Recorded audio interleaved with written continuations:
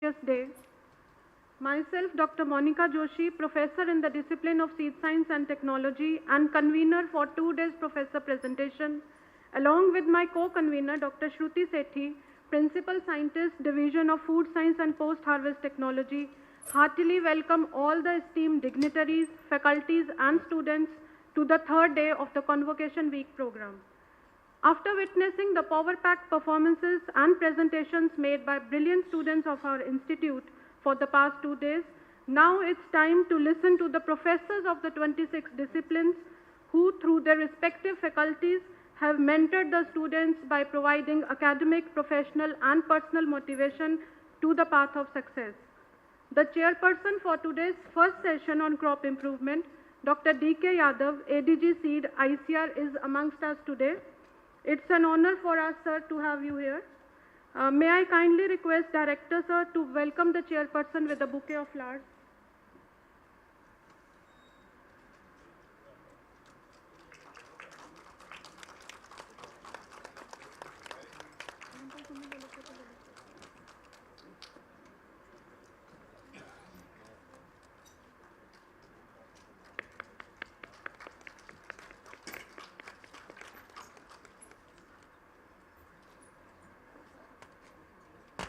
Thank you, sir. May I now request Dean Madam for her welcome address, please.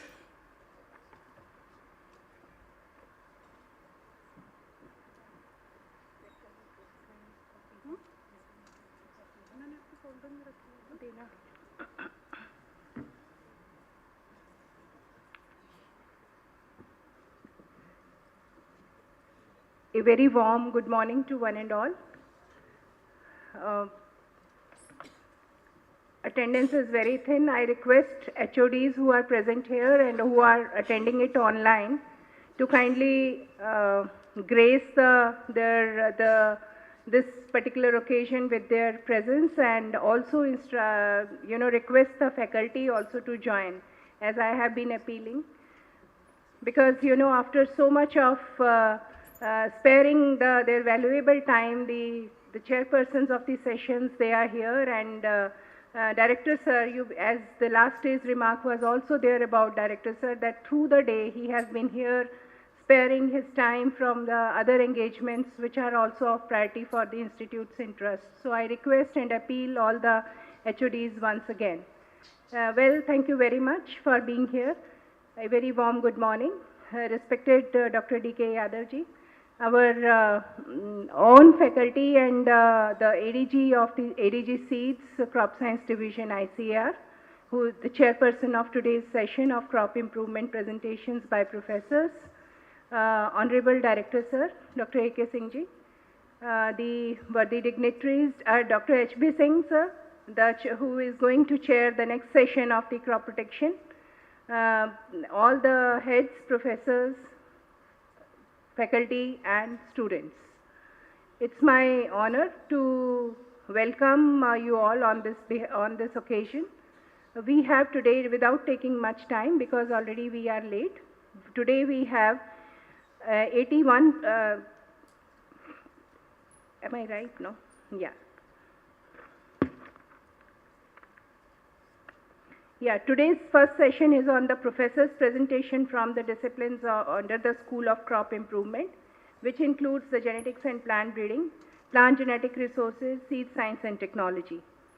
And this will have around, I am told that this will have 81 thesis highlights comprising 35 MSc and 46 PhD theses.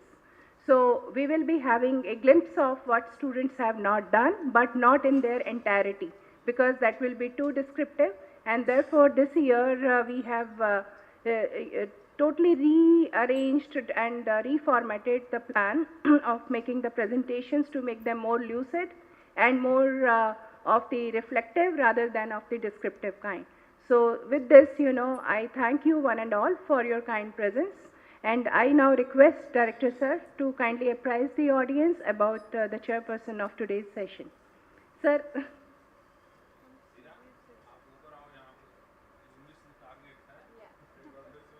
आपको 9 बजे ही रहना चाहिए था ना, आप late है इतना. हाँ sir.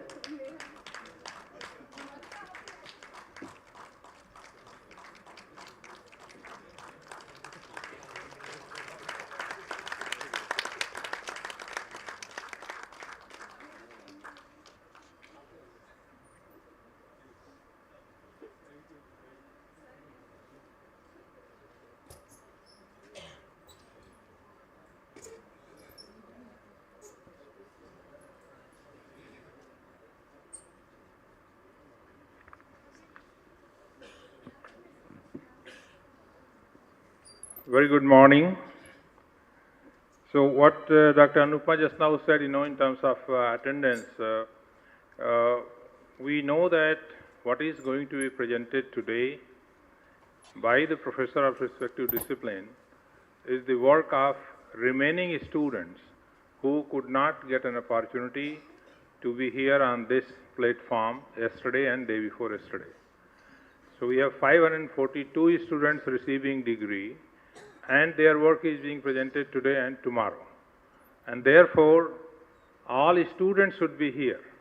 Professor, faculty is fine, but why those students are not here whose work is going to be presented here? It is all the more important that each one of them is here. And I think the student representatives union should be informed accordingly, and they should be here.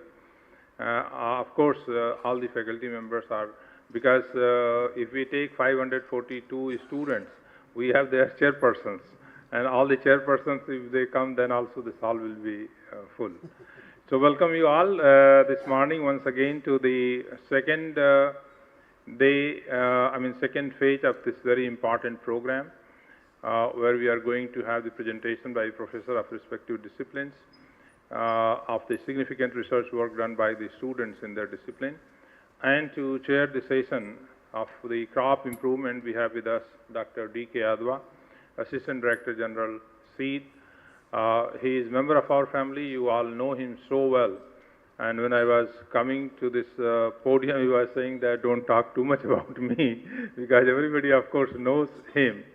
But to say that Dr. Yadav is, currently he is serving as Assistant Director General, Seed, and he has been a distinguished brassica breeder at this institute, has developed more than 20 varieties of mustard. The first canola type variety, which has low erucic, low glucosinolate, which is a hallmark in the, in terms of Indian context, because we have been importing quality oil, what is called canola, from other countries, particularly Canada. And we have now Brassica juncea varieties, which are in the canola background, and credit goes to Dr. Yadav and his team. And in addition to that, several varieties for early seeding, for timely seeding, for late seeding, and it's a kind of revolution in mustard breeding. Close to 42-45% of the total breeder seed indent in the country of mustard comes from the varieties that have been developed by Dr. Yadav and his team members. So that's a great achievement. He served in this institute as, of course, mustard breeder, principal scientist, and then as head division of seed science and technology. And he has several accolades to his credit. He is a fellow of National Academy of Agricultural Sciences, and then National Academy of Sciences, India. And he is recipient of a number of prestigious awards, including Rafi Ahmad Kidwai Award, and also ICAR Recognition Award, Dr. K. Ramaiah Award, Dr. V.P. Pal Award, and it's all for the outstanding research contribution that he has made to the research program, and also in the capacity building, human resource development. He is a very good finance manager at ICAR, because crop science division is the biggest division. And when it comes to, preparing the EFC allocation of budget, it's a Herculean task, and many times he always moves with his computer and the hard disk with the entire financial management system of the ICAR Institute related to crop science. And in that role, he also plays a critical support to IRI in providing financial support wherever there is an opportunity. So I'd like to extend a warm welcome to you, Dr. Yadav, once again. And we look forward for this excellent presentation by the respective professors of the discipline. and I'm sure students and the faculty members will join soon. Thank you all very much, and welcome Professor H.B. Singh, a great teacher and great researcher, and I have seen him as a role model from my student days when I was doing my BSc Agriculture, and he was doing PhD with Dr. U.P. Singh in Banaras Hindu University in plant pathology. And many times I will find him writing his thesis and research paper sitting in the Kashi Vishwanath temple on the platforms. Those memories I vividly remember. And finding him working so hard in the off hours, it used to give some time impression that doing PhD is possibly a very difficult thing, and it is not our cup of tea. So that was the inspiration from Dr. H.B. Singh, and I will introduce him later when his turn comes. Thank you for joining for this session as well. Thank you very much. Thank you, sir. With the permission of the chair and as convener of the professor presentation, I would wish to apprise the House regarding the modalities of this School of Crop Improvement.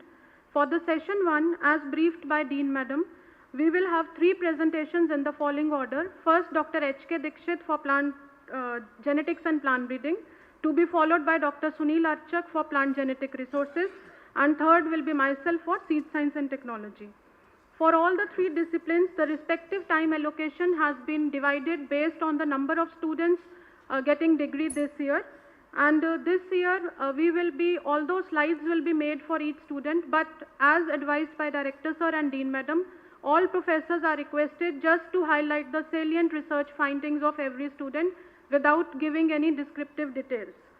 For the ease of the presenter and as an indication for wrapping up the presentation, yellow light will blink 2 minutes prior to the allocated time. The allocated time has already been conveyed to all the professors, and red light will blink at the end of the time. So with this, I now hand over the session to respected chairperson for conducting further proceedings of the session. Thank you.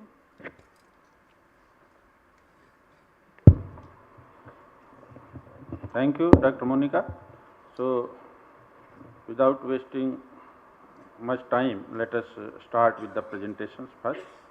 So, I also welcome you all for this very important session on the presentations, students' presentations, significant achievements of the students by the professors of the crop improvement discipline. So, as mentioned by Dr. Monica, that we have to take care of the time. So, first of all, I invite Dr. H.K. Dikshit for presentation of the discipline of genetics and plant breeding. Dr. Dikshit, please.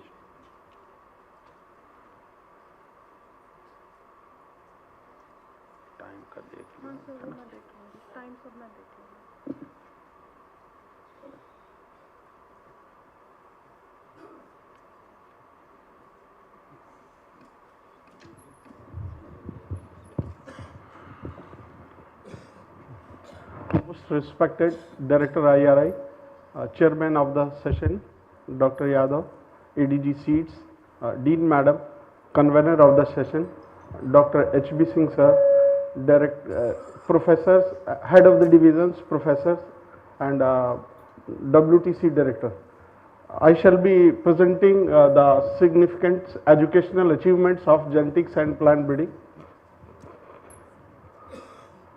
In discipline of genetics and plant breeding, we have 74 faculty members, 15 division of genetics and 20 from hubs. And then total students in the discipline are 92, 30 MSc students and 62 PhD students. 20 MSc students will be awarded MSc degree and 24 PhD degree. Major themes in which student research activities are carried out are breeding for higher productivity, breeding for resistance to biotic stresses, breeding for resistance to abiotic stresses, and breeding for enhanced quality. So, MSc student working under the theme breeding for high productivity. I will start with this. Baijuri Divya, she worked on genetic and molecular characterization of allocytoplasmic near isogenic lines of Pusa Sugandh 5. 50 allocytoplasmic lines developed from cross Pusa 5 and Pusa 6b. They were evaluated at multi locations, and 4 of these lines were found to give high stable yield with good panicle exertion.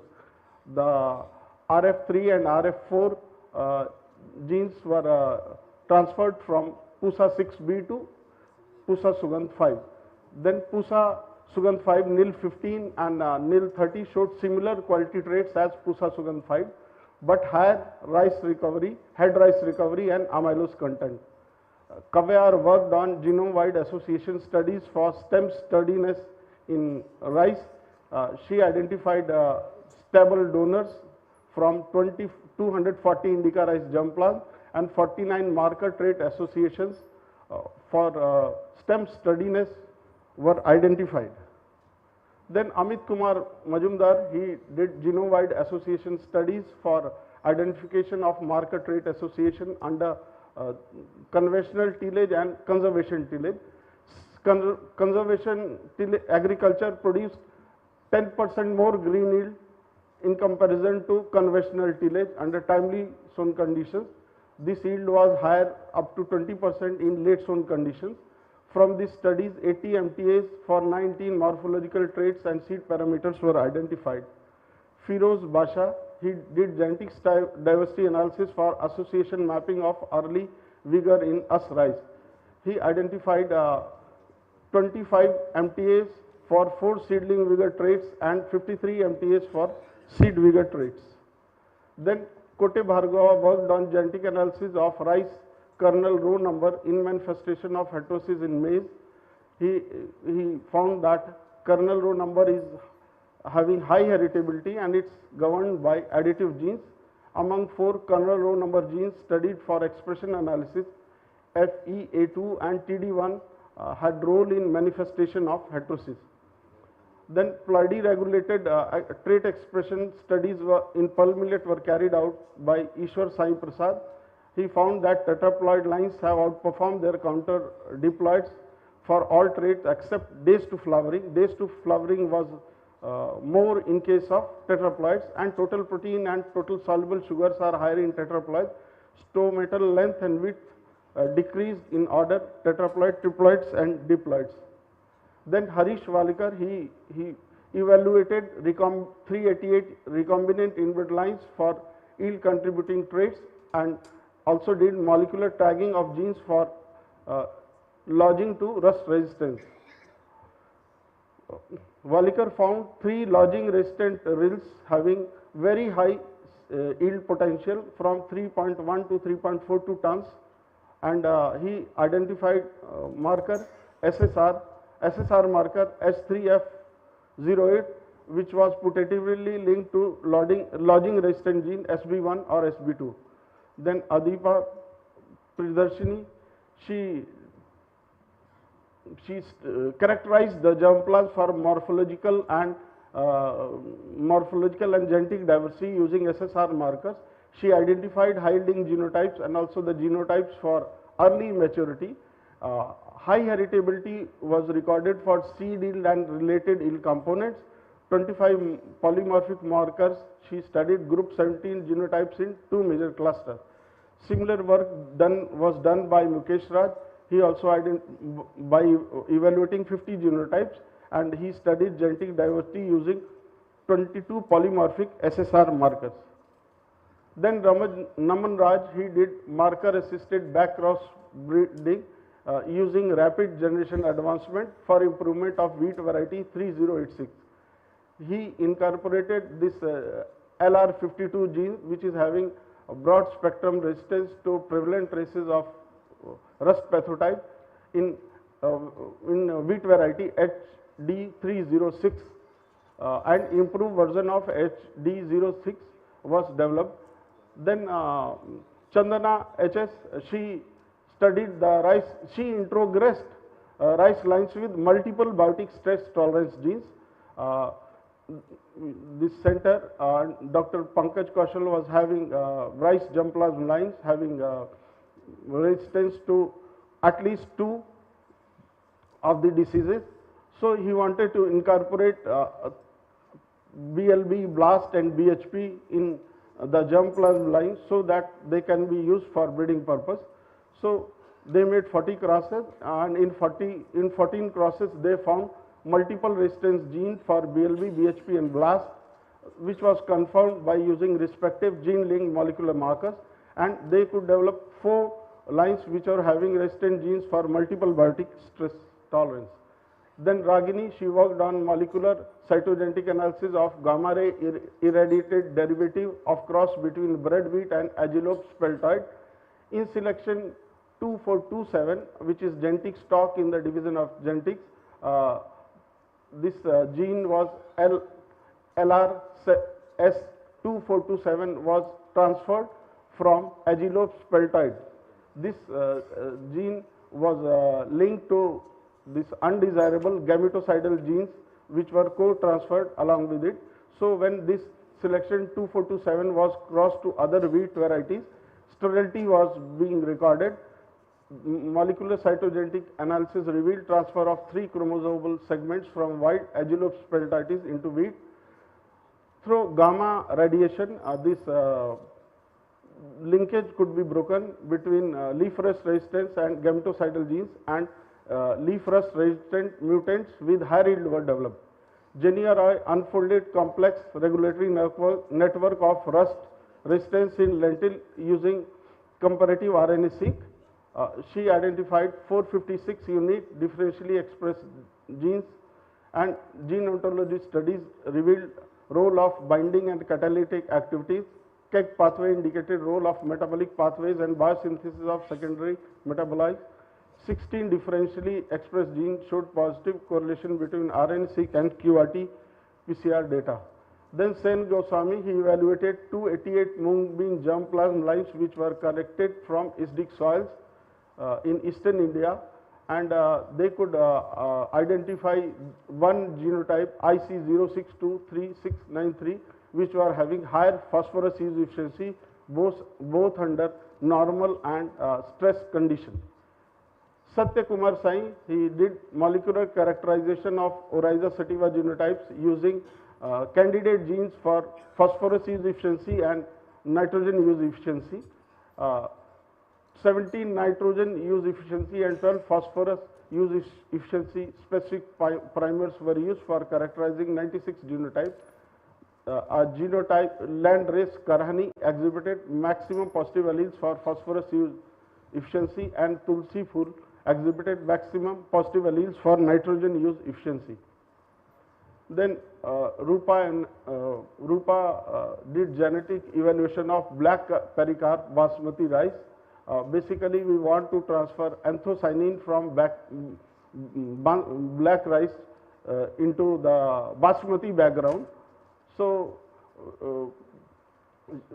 there were 69 black pericarp basmati genotypes. 23 were at par in yield with Pusa basmati 1121 and 509, and 7 genotypes were identified with minimum basmati quality traits and high anthocyanin, and they were resistant to both blast and BLB. Further cycles of improvement can increase this anthocyanin concentration in basmati varieties, and we can have basmati rice with anthocyanin. Molecular mapping of aroma in improved Kala Namak was carried out by Satyam. He identified a backcross inbred line ASG SPS4 which was having 2-acetyl 1-pyrroline of 1997 parts per billion, and QTL seq pipeline identified novel QTLs and 52 candidate genes for aroma, regulating 2-AP metabolism and aroma in Kala Namak. Then Kota Palli Jaya, she characterized rice germplasm for yield and quality traits. She identified BAU 21820 elite line having low phytic acid, and she also found that nutritionally important traits like iron, zinc and phytic acid did not show any undesirable association with yield attributes. Uday Bhanu, he did genome-wide association studies for quality traits in Immer wheat. He identified 15 marker trait association for grain quality traits and 1 pleiotropic SNP regulating 1000 grain weight and protein content. Dharavati Hathiram, he evaluated pigeon pea genotypes for yield components and nutritional quality traits, and he identified ICP 4715 as high yielding genotype with high protein, and Another important genotype identified was ICP 12410. Now coming to PhD presentations. First work is from Abhijit. He developed heterotic pools in basmati rice. For this, 107 restorers and maintainers were developed. They were evaluated. 143 they confirmed grain quality for basmati types, and they were also tested for BLB and BLAST using the gene-based markers. Genome-wide association studies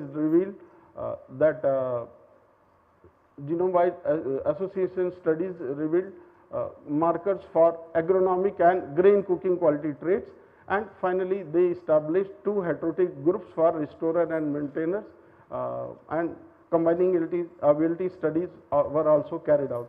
Nand Kumar, he did genetic mapping of flag leaf and panicle architecture in rice from RIL PR121 into NPT34.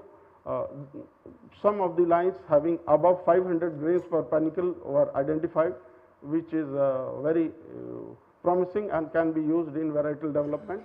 And Nand Kumar identified 25 QTLs for various traits, including 2 novel QTLs for grain number and primary branches, and he identified 17 QTLs for flag leaf length and width and area. Amaresh S, he did fine mapping for deciphering the basis of zebra leaf trait in zebra 18. Pusa zebra 18 is a distinct and novel mutant, and QRT-PCR among candidate genes revealed gene encoding tetratricopeptide repeat containing proteins was involved in manifestation of zebra leaf trait in PZ18. This gene was mapped on chromosome 2. Suman Datta, he did molecular characterization and utilization of matrilineal gene for in vivo haploid induction in maize. Significant outcome from this study was the development of locally adapted inducer line, optimization and validation of hyperspectral imaging based differentiation of haploids and diploids. Novel genetic stocks generated from this study could be utilized for double haploid line development, mapping complex traits and editing novel traits. Sunana Yadav, she worked on inheritance and mapping of cream grain color and gene action for quantitative traits in pearl millet. Cream grain color in pearl millet was found to be under monogenic trait, and BSA detected 2 SSRs on linkage group 2. Most of the yield and quality traits were found to be governed by both additive and non-additive type of gene action. Zinc content was governed by additive and dominance into dominance. Manjunath, he did association mapping for agronomic traits influencing yield in mung bean, and he could identify 12 candidate genes for regulation of phenological and yield associated agronomic traits in mung bean. Then Manoj Kumar Patel, he worked on genetics and marker trait association for seed yield and quality. He identified that brown trait was dominant over the yellow and was controlled by 2 genes, and for seed size generation mean analysis revealed additive, non-additive and additive into additive gene action. 2 stable SNPs were identified for 1000 seed weight. Genome-wide association studies identified 25 MTS for yield quality and agromorphological trait.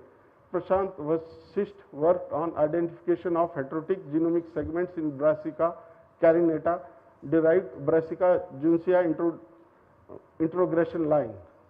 Introgression of genomic segments from carinata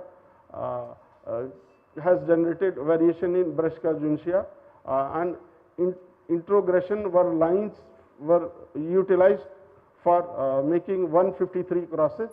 61 exhibited heterobeltiosis, and SNP from identified heterotic segments led to discovery of potential candidate genes, and overdominance was observed for major genetic basis of heterosis in Brassica carinata derived Brassica juncea lines. Chandana worked on identification of genomic regions for nodulation traits through genome-wide association mapping in chickpea. And she identified genotype ICC1172, which had highest number of nodules and significant and stable MTAs.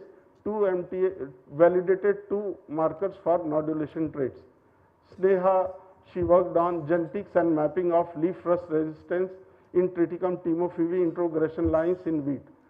41 Triticum timophoebe introgression lines were screened against rust pathotype 77-5 and 31 exhibited resistance. Out of these, 2 lines, Triticum timophoebe IL793 and 638 exhibited high level of resistance to 19 races of Puccinia triticina.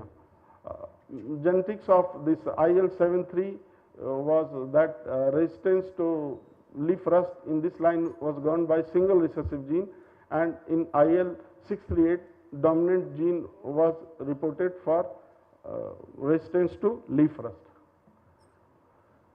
Suresh Yadav worked on mapping and transfer of rust resistance gene derived from Triticum turgidum durum trinacria. Based on the genetic studies, it was identified that this gene is governed by this resistance is governed by single dominant gene, and LRTRK was located on short arm of chromosome 1b, and closest SNP was also identified. Later this gene trinacria was transferred to HD3086 and foreground selection was carried out using linked marker for LRTRK, and 6 needles with leaf rust resistance were reported were identified in BC2 F2 generation. Ramesh worked on identification of candidate genes for leaf rust resistance in Triticum timophoebe IL selection G12.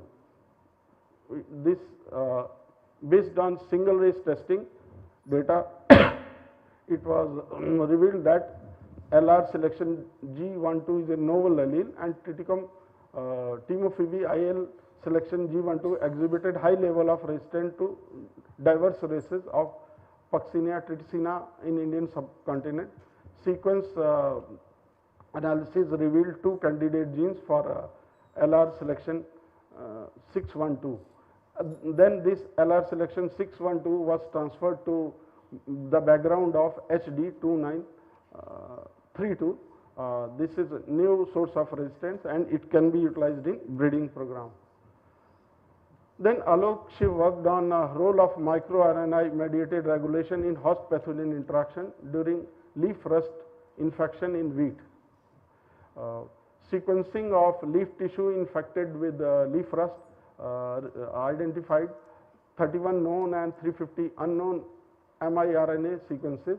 Out of these, 21 were unique differentially expressed miRNA sequences. Unique miRNA were identified in resistant plant targeting virulence gene of pathogen. Then Sunil Kumar did marker assisted improvement of wheat variety HD3062 for leaf rust and moisture stress. For leaf rust and moisture stress, donors selected were DBW43 and HI15000. So 7 introgression lines were identified in backcross population which were better over HD3086 under moisture deficit stress conditions, and 8 introgression lines were performed well under moisture deficit and for leaf rust for cross HD3086 into HI1500. So from this second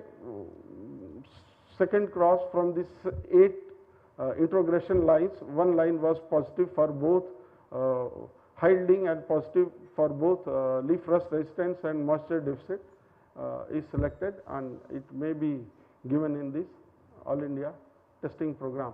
Nikki Kumari, she worked on identification of QTLs imparting resistance to MYMV infection and earliness in mung bean. 7 stable QTLs were identified for MYB resistance, and for days to first flowering, 5 candidate genes were identified. Sonu worked on genetic mapping of iron toxicity tolerance in rice, and she identified 7 MTAs for bronzing response, flowering time, grain, iron and zinc content under stress. 4 QTLs were validated. Then Narayan Bhatt, he worked on genome-wide association mapping and genomic selection for drought and heat tolerance. He identified 29 MTAs under drought stress and 45 under heat stress, and genomic selection is implemented in practical plant breeding for prediction accuracy of for different traits. Prediction accuracy percentage varied. He also identified 25 lines based on genomic estimated breeding values. Then Karthik Kumar mapped QTLs for combined heat and drought tolerance. He identified 47 stable QTLs, of which 31 were major QTLs, 12 QTLs were validated, and candidate genes encoding different activities were also identified.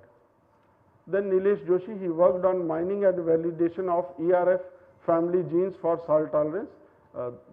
He identified tolerant donors and 40 MTA associations, and RT-PCR expression confirmed that salt tolerance in chickpea is due to higher expression of ERF and HKT genes under stress. Similarly, Dana Kumar did allele mining for heat tolerance in chickpea. He also identified donors and significant MTAs. RT-PCR confirmed the role of CAP2 and HSFA2 genes. Then Limkar, he worked on mapping QTLs for drought tolerance in Brassica carinata derived Brassica juncea introgression lines. Then Harisha R, he did assessment of compositional factor and chapati quality, and marker assisted transfer of glutenin alleles to Indian wheat. He found that 41 diverse genotypes were evaluated for 41 traits, quality traits at different locations. Then it was revealed that PPO is major cause of dark brown discoloration in wheat. For this, for low PPO, BAA and BDA alleles were identified, and for high chapati quality score, combination of glutenyl subunits were also recommended. 4 glutenin alleles were transferred from C306 to SD2967. Then Ashwini Kumar, he worked on analysis of genetic variability, molecular characterization and marker assisted enrichment of kernel oil in maize. He identified inbred based on multi-location testing for high oil and high PUFA, and he worked out genetics of embryo size and weight related traits, and marker assisted backcross breeding introgressed progenies with 30% high kernel oil and 35% reduction in palmitic acid. MTAs were found for tocopheromanol and phenols. And Aikurti Gopinath, he worked on popcorn, and he enriched an enrichment of lysine and tryptophan, and popping quality was governed by additive genes. Meta QTLs were identified for popping quality, and MABB introgressed OPEC2 and OPEC16. IELs increased lysine and tryptophan over the original. Then coming to the awards, 3 students got 4 awards, and 4 scientists got 6 awards in division of genetics. Then 3 training were organized. Then coming to the research publications, totally from discipline, 46 research publications were there. About 7 were having above 12 NAS rating, and 10 were having 10 to 12, and another 10 were having 8 to 10, 6 to 8 were 14, and less than 6 were 4. These are the publications. I convey my sincere thanks to Director IRI, Dean, the Graduate School, Joint Director Research, Joint Director Extension, Head Division of Genetics, Associate Deans, faculty members, Dr. Vignesh, he helped me in every stage, Dr. Rama Prasad, students, and my staff, Sri Ishwarji and Sri Lalji.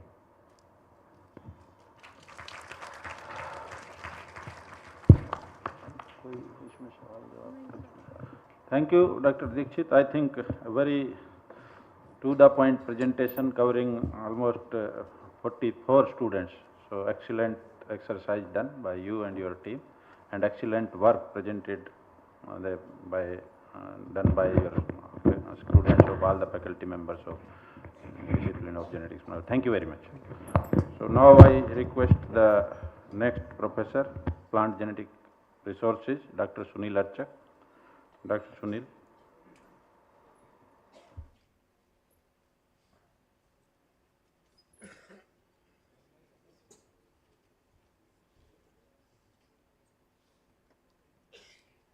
सभी गुणीजनों को नमस्कार.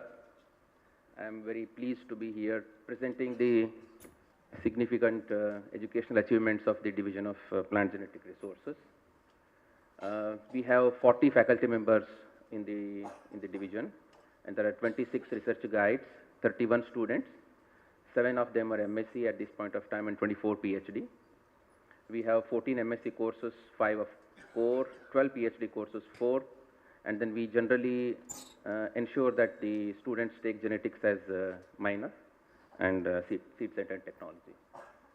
These are the thematic areas under which the research of the students are classified: ecogeography and systematics, genetic diversity analysis, germplasm conservation, and genomics of PGR. And at the outset, I would like to apologize to the students and guides that I am going to be very, very brief in my presentation, and this won't reflect the depth and width of the research and the efforts that have gone into that. There are 7 MSc recipients this time. This is the list, and the work is as follows. Under ecogeography and systematics, Mr. Vivek Kumar, under the guidance of DP Saimwal, used GIS tool to map the diversity of copy accessions from the gene bank and prediction of the habitats. Whereas in the area of systematics, chemotaxonomy was used by Ms. Shraddha Mahavar under the guidance of Dr. Malik, using essential oil profile for taxonomic classification of citrus from Northeast. In genetic diversity analysis, Ms. Jyotsna Verma, under the guidance of Kuldeep Tripathi, identified black gram germplasm exhibiting pre-harvest sprouting tolerance. In the area of genomics of PGR, Ms. Champa Saha, under the guidance of Sherry Jacob, identified significant marker trait associations for in the trait seed longevity, which is very, very important for conservation. And on the other hand, Mr. Jitendra Yadav, under the guidance of Amit Kumar Singh, worked on a panel of durum wheat to identify QTNs for leaf rust resistance. In the area of germplasm conservation, 2 students worked on in vitro conservation aspects. Mr. Kunal worked under the guidance of Dr. Sangeeta Bansal on effect of metatopolin on in vitro propagation of rubia, whereas Ms. Likhita worked under the guidance of Sandhya Gupta, Dr. Sandhya Gupta, in optimizing the in vitro propagation of for the conservation of jackfruit. There are 11 PhD recipients, and this is this list here.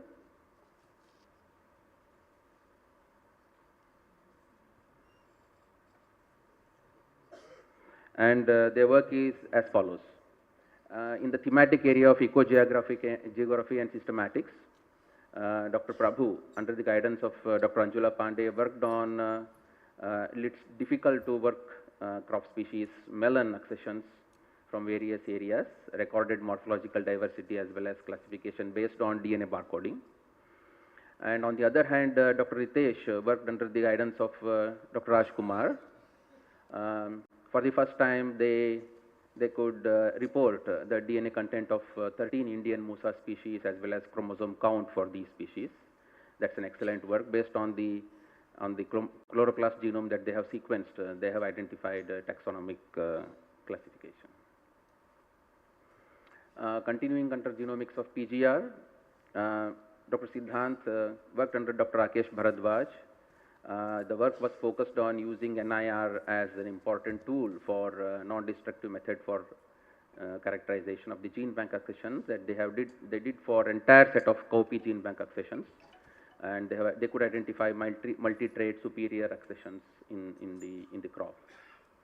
And Dr. G. Abhishek, working under the guidance of Dr. Silyachalam, they could sequence complete genome of the copy virus, and they deciphered the sequence, and they identified the promising germplasm of copy resistant to yellow mosaic disease, and that they could do with both field as well as artificial screening.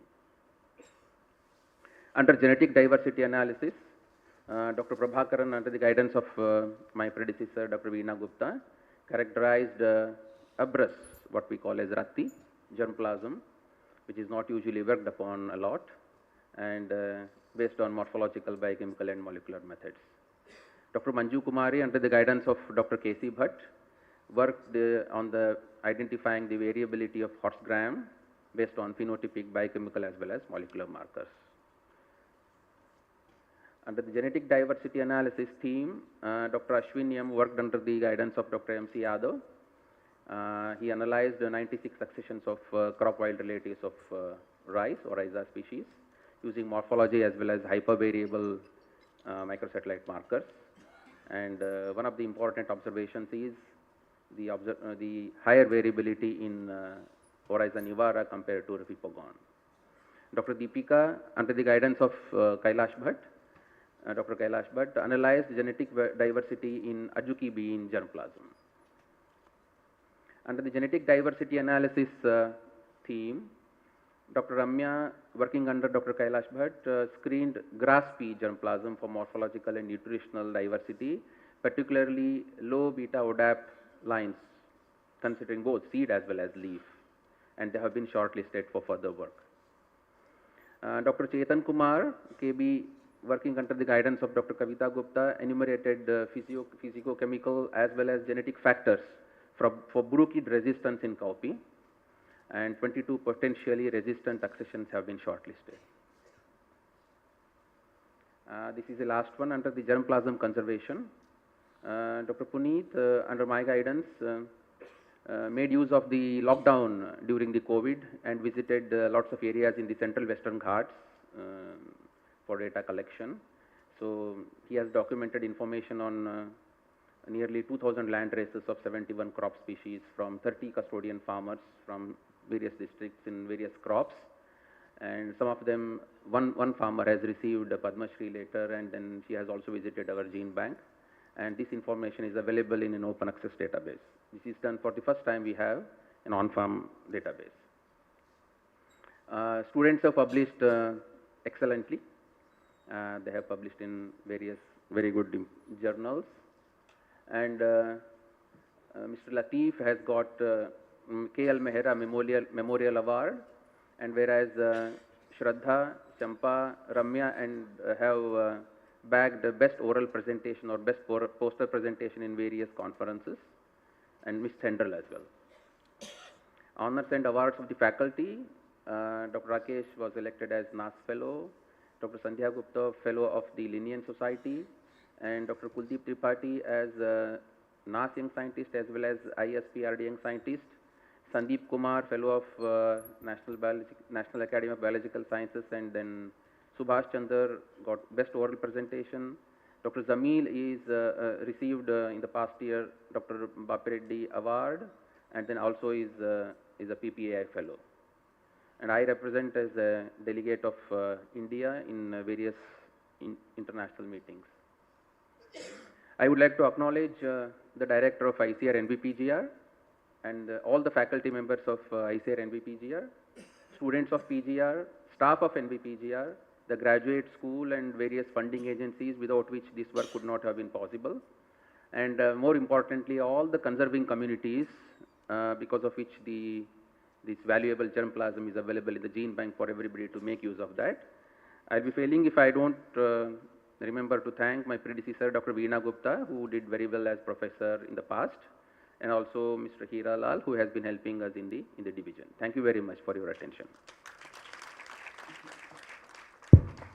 Thank you, Dr. Sunil, for giving a snapshot of the work carried out by the students in the discipline of plant genetic resources. Thank you. nice presentation. So now I request Dr. Monica for the presentation of the discipline of seed science and technology. Dr. Monica.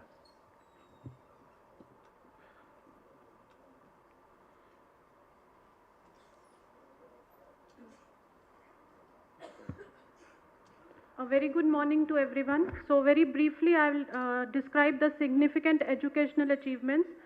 At the foremost, like Dr. Archak, I would like also to apologize, but I will try my best to highlight the significant research outcomes. So we are a total of 22 faculty, well represented across the nation. New Delhi, NBPGR, Karnal, Bihar, Wellington and Jharkhand, and 15 MSc and 11 PhD research guides are there. For the seed science technology students, students are 51, 14 MSc and 37 PhD, and 19 are the degree recipients for this particular year. This is a list of the MSc degree recipients. I would like to take the names Sandeep, Tanya, Shreya, Tuhina. I am very proud to announce that yesterday she won the MSc Merit Medal from our division. Then Yalawa, Nan, Khatun and Makur from IRI Jharkhand. For the PhD degree recipients, we have Niranjan Prasad, Dilshad Ahmed, Preeti, Jayashri, Archana, Ramappa, Shobharani, Shruti Kumari, Sahil Kumar, Deepak Rao and Mrinalini. For the MSc research outcomes, the 8 theses have been divided into 3 theme areas, 4 for seed quality enhancement, 1 for seed pathology and 3 for seed storability and longevity. The first in the seed quality enhancement, Shreya Patil worked on the studies on effect of salinity stress on seed quality parameters and its elevation through seed priming in wheat species, and she found that ascorbic acid and KNO3 gave better results. For Tuhina Ghosh, she worked on the effect of zinc oxide nanoparticle based priming on seed quality enhancement in tomato, again under salt stress, and she found that a rate of 750 ppm for 6-hour soaking duration was found to be most effective. Then we had 2 theses from IRI Jharkhand. Ms. Mujtahida Khatun worked on the evaluation of seed coating with microbial formulations for enhancing seed yield and quality in chickpea, wherein she found that cyanobacterial consortium was found to be best. A similar kind of work was carried out by Mr. Sayan on wheat, and he found that biofilm was the most important microbial formulation here, and it resulted in 25% nitrogen saving in the microbial formulation treated plots. Under seed pathology, we had 1 MSc student, Mr. Sandeep, working on evaluation of organic seed treatments on seed quality and seed health status of chickpea, and he found that these organic products can be used as an alternative of chemical fungicides, and seed treatment with Bij Amrit was found to be the best amongst the 3.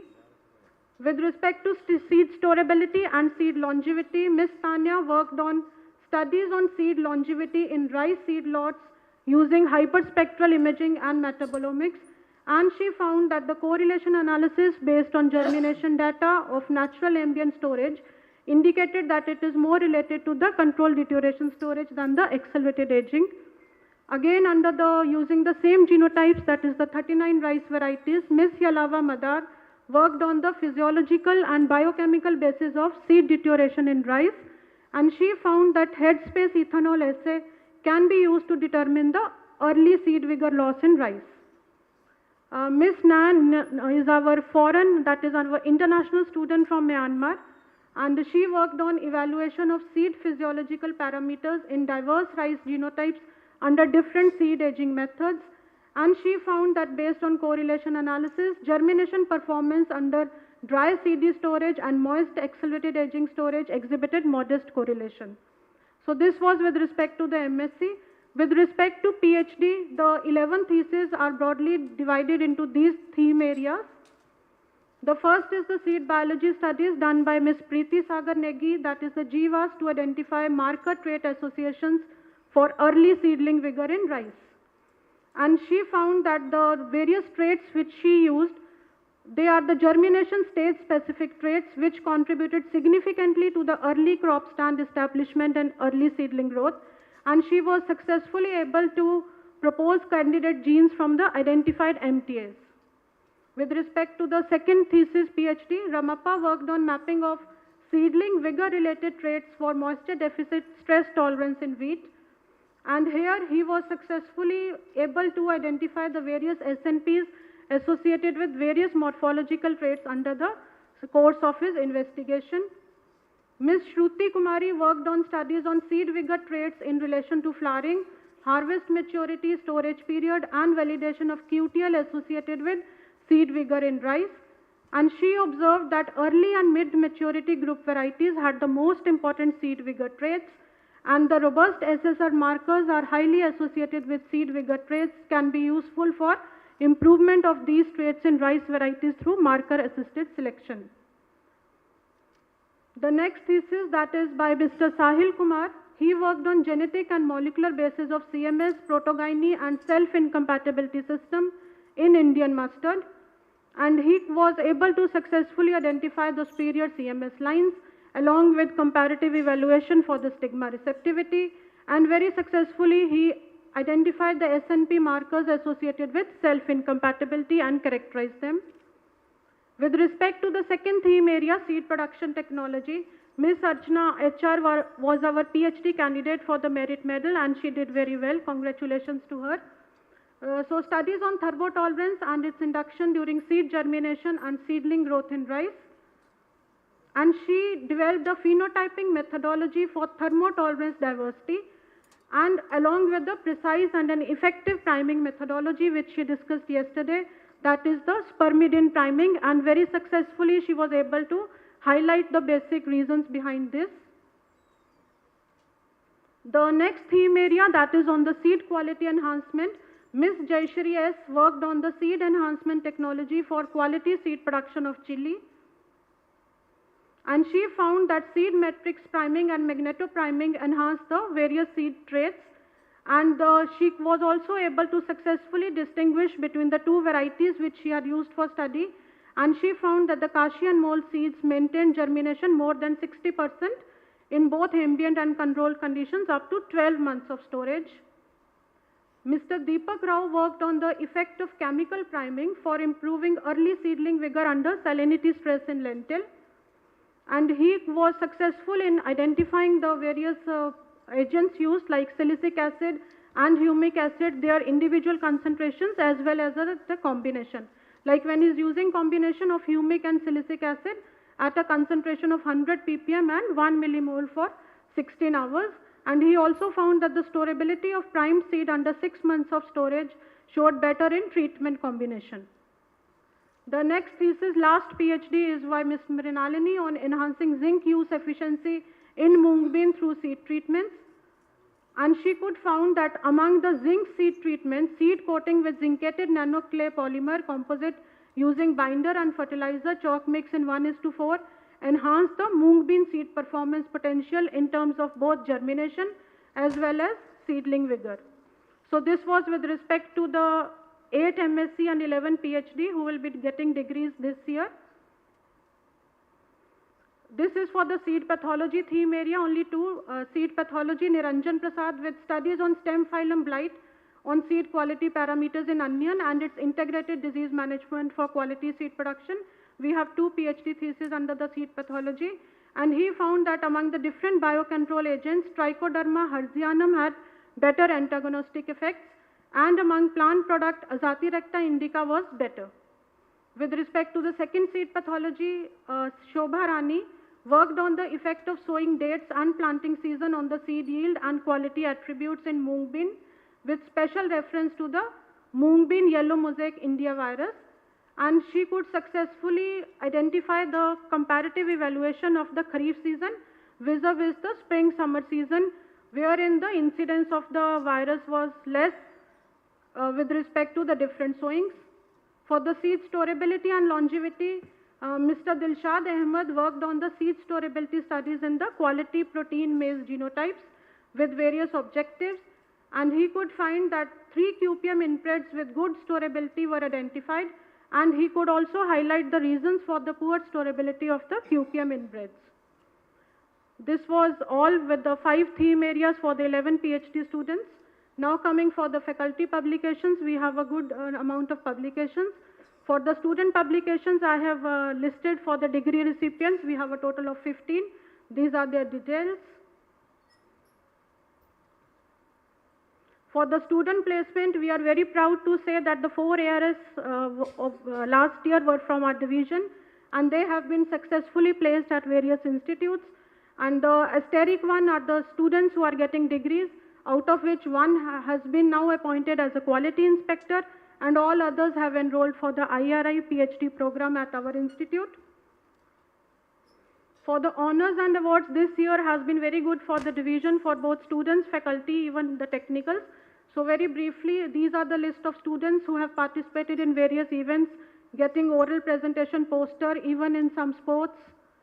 And one of our student, Hina Kausar, she had the opportunity to visit US as an international training program organized by NAHEB Caste. Then our MSc students have also brought laurels to the division.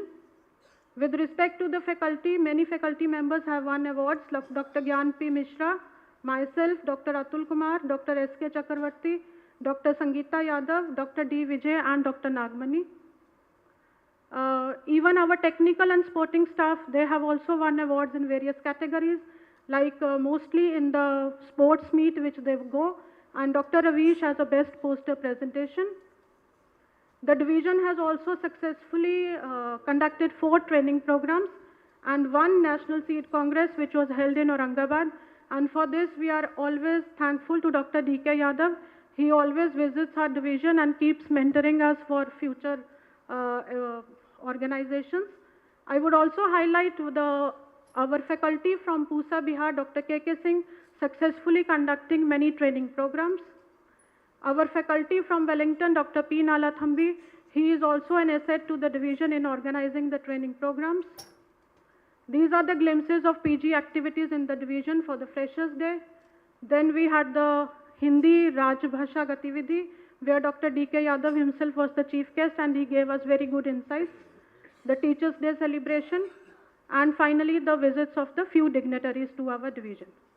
With this, I would like to thank each one of you, the chairperson, the director, dean, joint director research, extension, admin, associate deans, faculty, students and staff, the graduate school.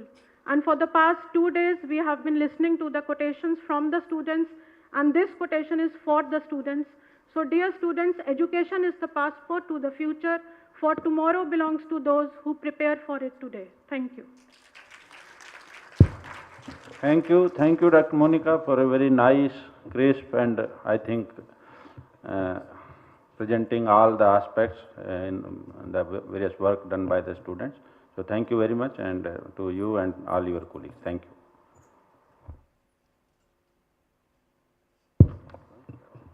Thank you, sir. May I now request the chairperson to give his kind remarks, please?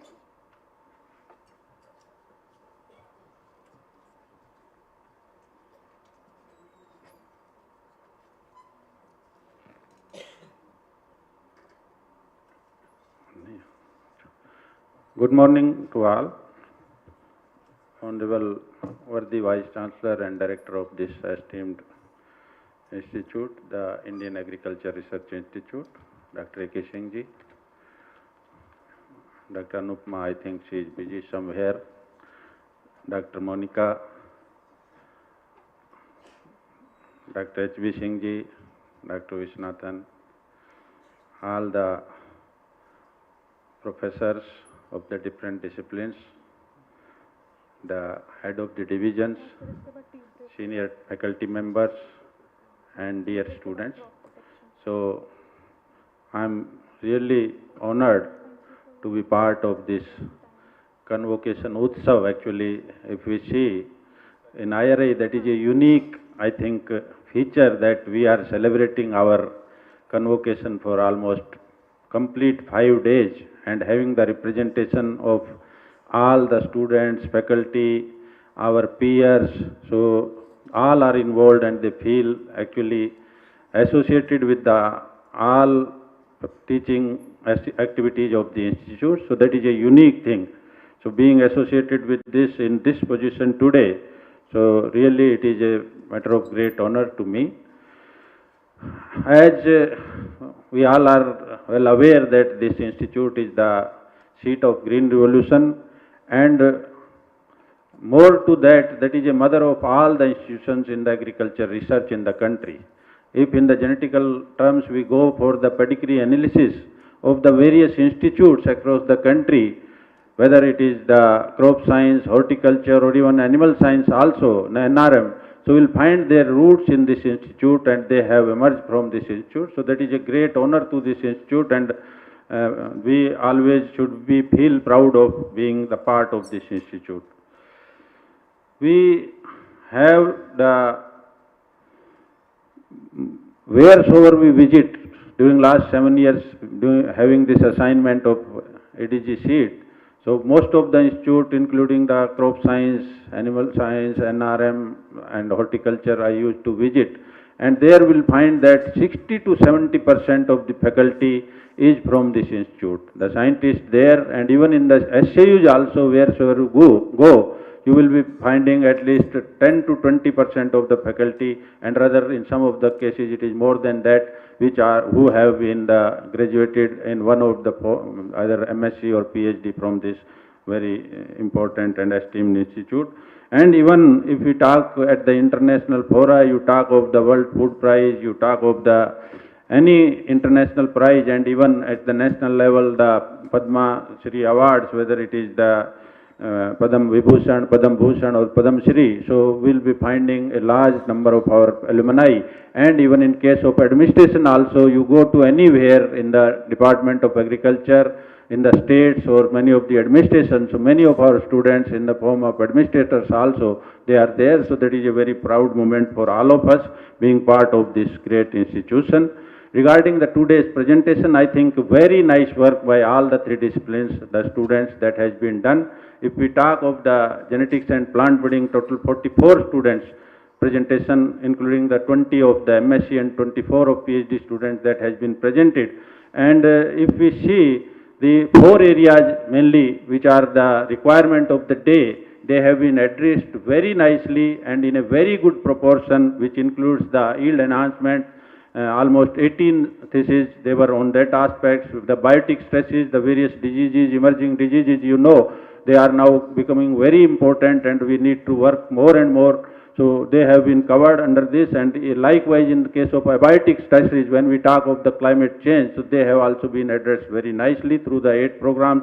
And then quality, today malnutrition has been discussed very widely. So to address the malnutrition, the quality aspects, the basic as well as the applied part, that has been addressed very nicely.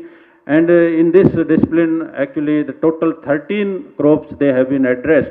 And however, the emphasis has been more towards the wheat and rice. Almost out of the 44, 24 theses or the students, they have worked on wheat and rice.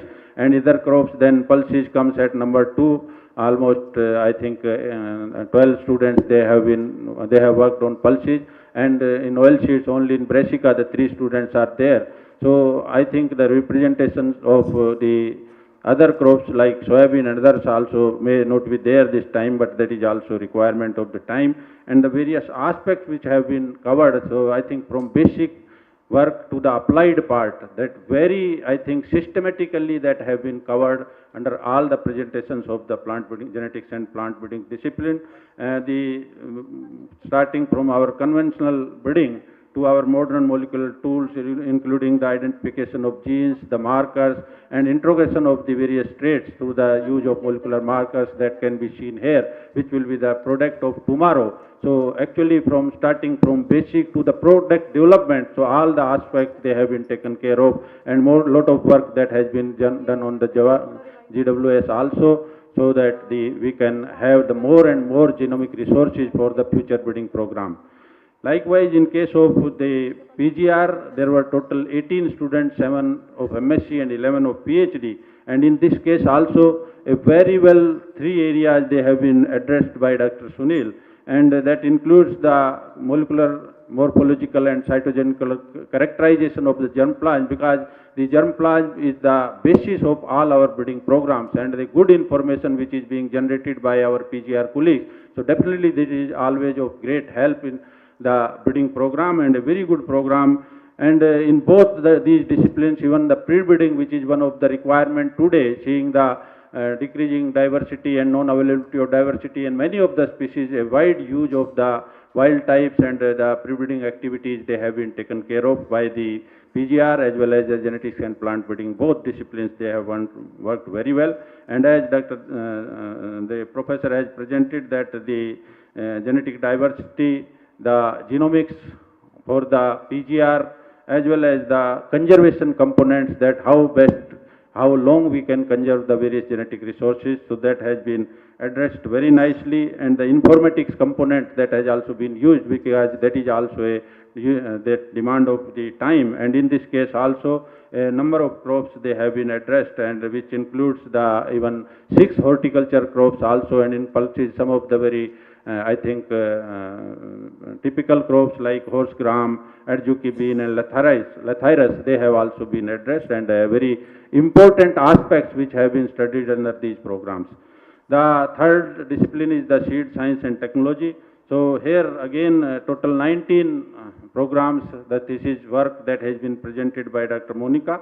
And in this case also I think the areas, essentially required areas, the basics of the various components related to seed, whether it is the your pelleting, coating and priming. So what is the basis of the advantage of these technologies when we are doing this? So what are the basics behind that? So lot of basic work has been done. Seed health has been addressed very nicely, and the vigor and viability, and even the hybrid program in case of some of the crops like brassica, the various CMS systems analysis and all these points, they have been addressed very nicely. So total 78 work that has been done in case of seed science and technology. Again, I think a good number of crops they have been covered, including rice, wheat, chickpea, mung bean, vegetable crops, tomato, onion and chili. And so that is actually representation of almost 28 crops across the 3 disciplines which has been done. And all these 3 disciplines are very closely interrelated. Up to until we don't have the good genetic resources, our breeding program cannot go. And up to until we don't have the good seed technology program in terms of the maintenance breeding as well as the seed production, so we cannot go ahead and we cannot take our product to the farmers. So all the 3 disciplines, they are very closely related, and all the aspects related to the PGR, related to the varietal improvement as well as the seed system, they have been addressed very appropriately and very nicely. Colleagues, that is a wonderful work, and I think in the beginning also the professor as well as the director sir, they have pointed out about the presence of the students. So I think we should try that the student, because the work of those students which is being presented, if they are there, so that is always a good thing. So that is one point I think we should ensure that.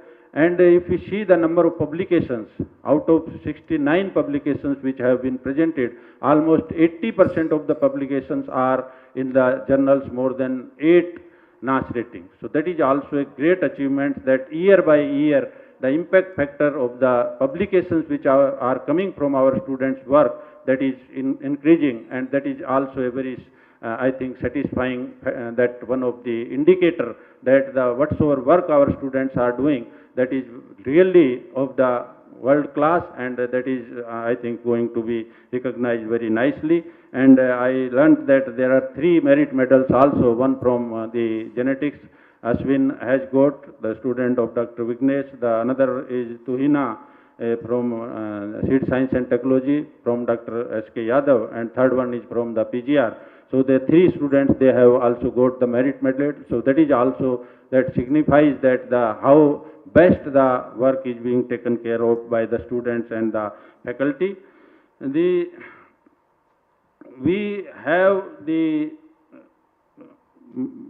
in fact, IRI, in addition to the present activities with the introduction of the education hub, we have total 16 hubs now.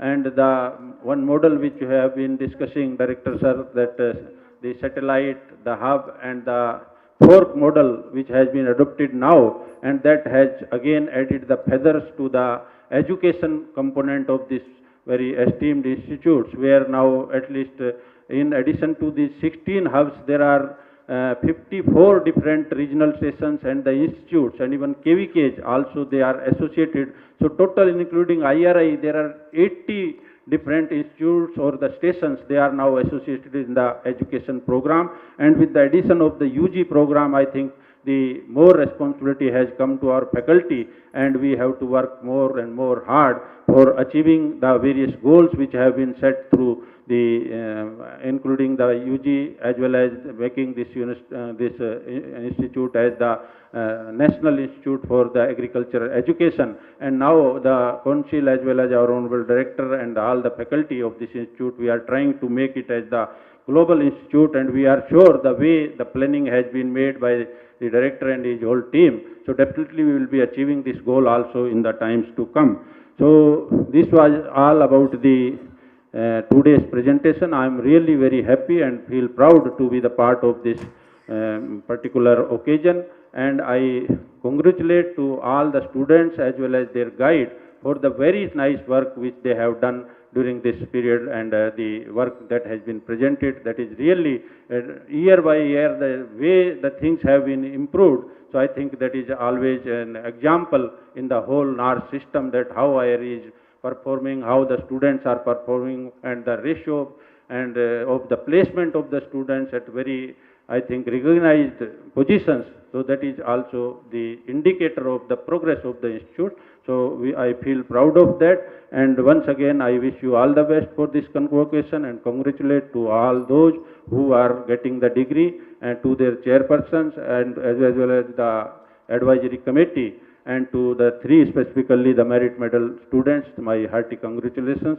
And once again I am very highly thankful to the director sir and Dean madam for giving this opportunity to me. Thank you very much. All the best. Thank you so much, sir. It's now time to felicitate the chairperson. May I now request Director sir and Dean madam, please.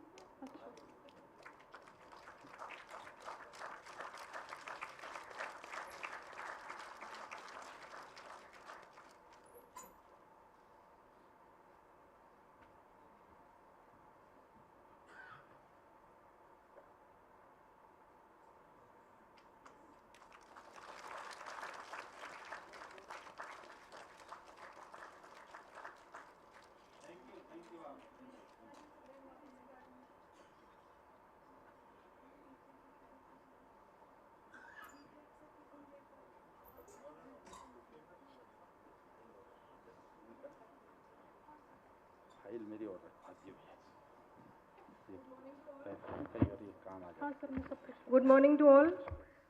We have come to the conclusion of the session 1 on significant research achievements of the School of Crop Improvement.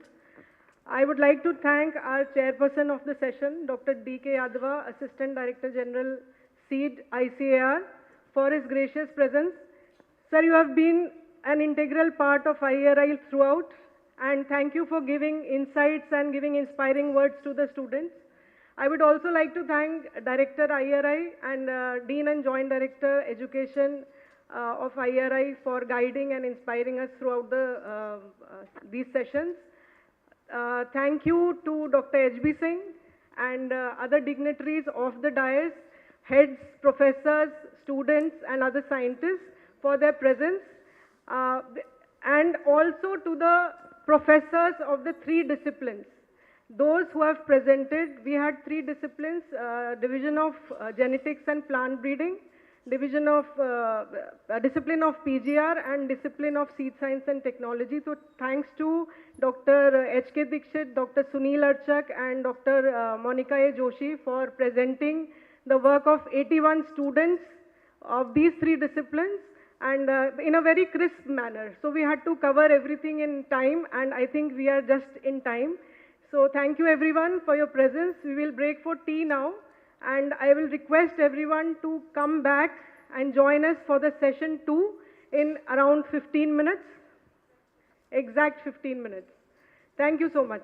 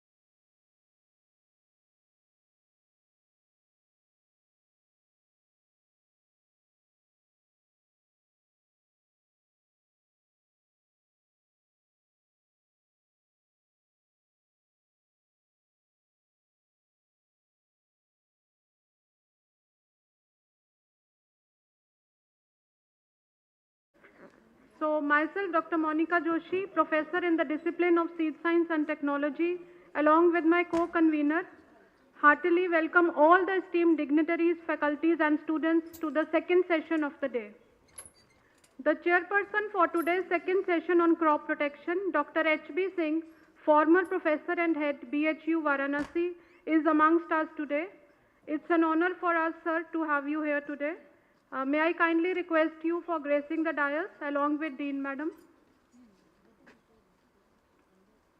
I also welcome our former Dean, Dr. Rashmi Agarwal. Thank you, ma'am. I request Director, sir, to grace the dais, please.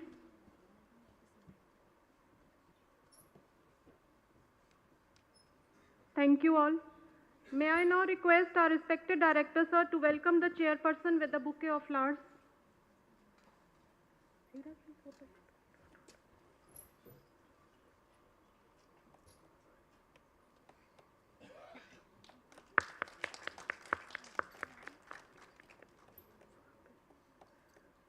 Thank you.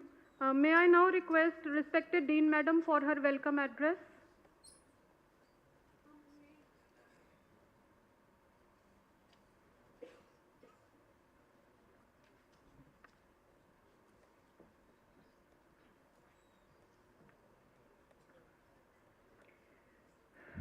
Thank you very much to one and all for reassembling after this post-tea session. My indebtedness to Dr. H.B. Singh ji for agreeing to our request to chair this very, very important session related to the postgraduate achievements of the School of Crop Protection.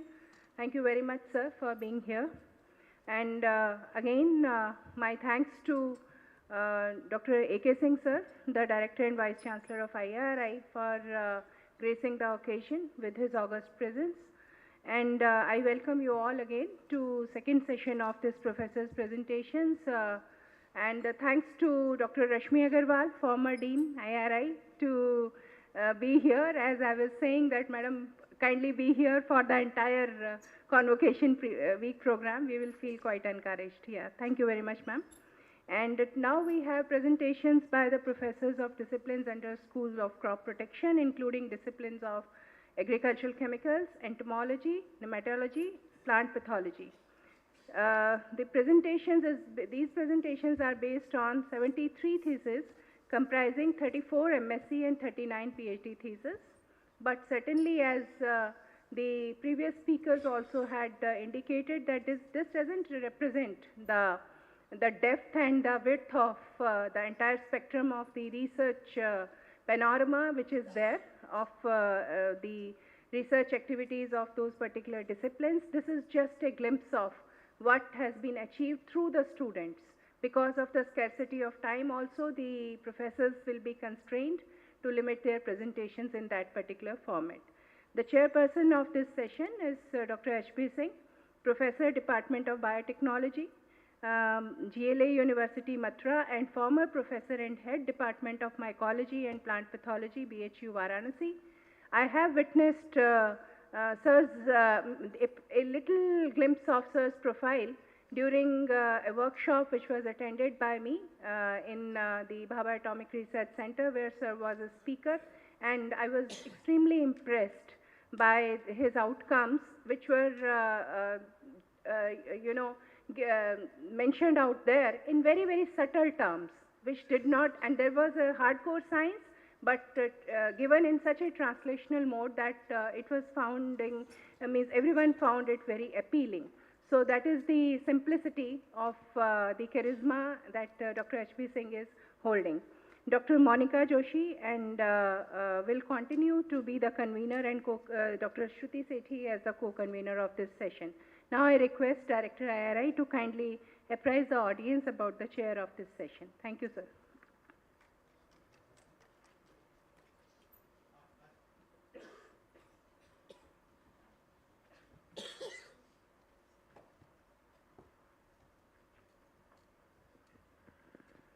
Once again, welcome each one of you. And this session is chaired by Professor Harikesh Bahadur Singh. someone whom I have known for very long. I joined my bachelor in agriculture in 1979 in Benares University, and he was doing PhD, and we had very close interaction. And he has been a sort of a role model for many of the students of his time like me. Professor Singh, as it was told, that he holds the chair of professor in Department of Biotechnology at GLA University, and he has served as the professor and head Department of Mycology and Plant Pathology at Benares University, a great center of research in mycology, plant pathology with very eminent scientists like Professor Paugi. Dr. Singh was mentioning, Dr. Paugi was such a figure that sitting in his room itself was an honor. And Professor H.V. Singh was telling when he became professor, his one goal and objective, and in form of that a blessing, that if he could get an opportunity to sit in the same room in which Professor Paugi had his office. So that was the kind of respect for such senior professor. Really great plant pathologist, mycologist of his time. Dr. Singh has spent almost 40 years of committed service in the field of plant pathology at different institutions in different capacities. And he is one scientist who has made many very practical contributions benefiting farmers and society. And that includes a number of formulations containing microbes like Pseudomonas, Rhizobium, Bacillus, Trichoderma, which can be used as biofertilizers, biostimulants, biopesticides. Commercial production of some of the biofertilizers in 17 biofertilizer laboratories and in 9 IPM laboratories which are run by government of Uttar Pradesh. So it's not just doing research, identifying a product, but taking it to a logical conclusion through upscaling production and making it available to the clientele. That's very important, and that kind of contribution always goes a long way in one's career. He has guided 24 PhD students, 29 MSc students, and has 19 patents to his credit, including the patents filed in USA, Canada, and several PCT, 7 Indian patents, commercialized 5 technologies, has published 296 research papers and 96 book chapters and 44 books. Now you can imagine someone writing 44 books is something really incredible, the kind of contribution that he has made. It's only a committed teacher and researcher can do it. So we are indeed pleased to have Professor H.B. Singh as chair. It's an inspiration for the faculty members, for the scientists working here, and for all the students, that you have someone as a role model that you can aim to achieve in your future life when you are working in the field of plant protection. Once again, I would like to welcome you, Professor Singh, for accepting our invitation to be here, and also I would like to welcome Dr. Rasmi, who has been kind to be here with us, and Dr. Promila, she is with us for this particular program, otherwise she is based in Chennai nowadays. And yesterday her student also made presentation for gold medal. So thank you all once again, and please pass on message to your students, those who are not here, whose work is going to be presented. They should come here, their chairperson should be here, should know what all is happening, and their work is being presented amidst this great audience. Thank you all very much. Thank you. Thank you, sir. As convener of the session and with permission of the chair, I wish to apprise the House regarding the modalities of the presentation. For this second session, we will have 4 presentations from the professors of the following disciplines in the following order. First, agricultural chemicals, then entomology, followed to be nematology, and then plant pathology. For all the 4 disciplines, we will continue like in the first session. The time allocation has already been conveyed to all the professors, and I would like to request you all to briefly highlight only the significant research outcomes so as to finish the session in due time. For the ease of the presenter and as an indication for wrapping up the presentation, a yellow light will blink 2 minutes prior to the end of the allotted time and red light at the end of the time. With this, I now hand over the session to respected Chairperson Dr. H.P. Singh sir for conducting further proceedings of the session. Thank you. Thank you, ma'am. Good morning, everybody.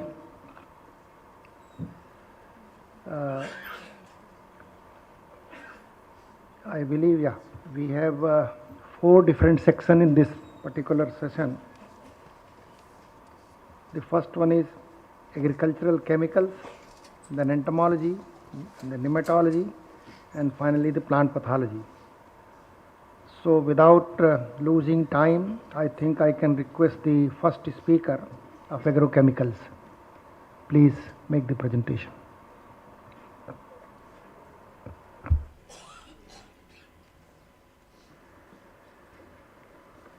Very good morning to all. Respected Chair of the session, Dean Ma'am, worthy faculty and dear students.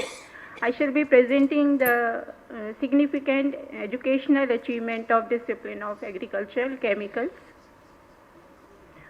Division have 4 mandates, 13 faculty members, 11 research guides and 37 students on roll. Out of 6 MSc students, 4 MSc theses submitted by Deepshikha, Riya, Ashutosh and Saurabh address the theme area development of agrochemical formulation, while thesis of our Indam and Sai Kumar address the theme area assessment and management of contaminants. Deepshikha explored the dragon fruit peel for developing the natural food colorant. The method for extraction and formulation was standardized, and these formulations can be used as a natural colorant in the food. Riya explored the indozolil chromones as a fungicide for control of Sclerotium ralstii and Fusarium oxysporum. 20 compounds were prepared and characterized, and in vitro and vivo bioefficacy evaluations were conducted. And we can see that the compound 6T and 6R, they are quite effective, and among them 6T is the more effective as it has is showing the comparable activity with the standard.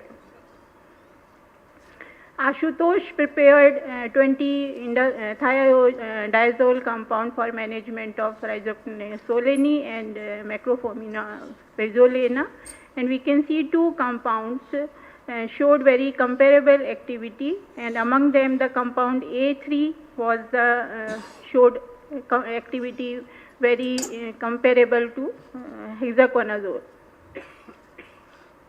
Then Saurabh explored the Maida lakdi or Litsia glutinosa for the storage pest control. The method for extraction was standardized, and among the 4 extracts we can see the chloroform extract was the best. It was chemically characterized and it can be further explored against storage pest.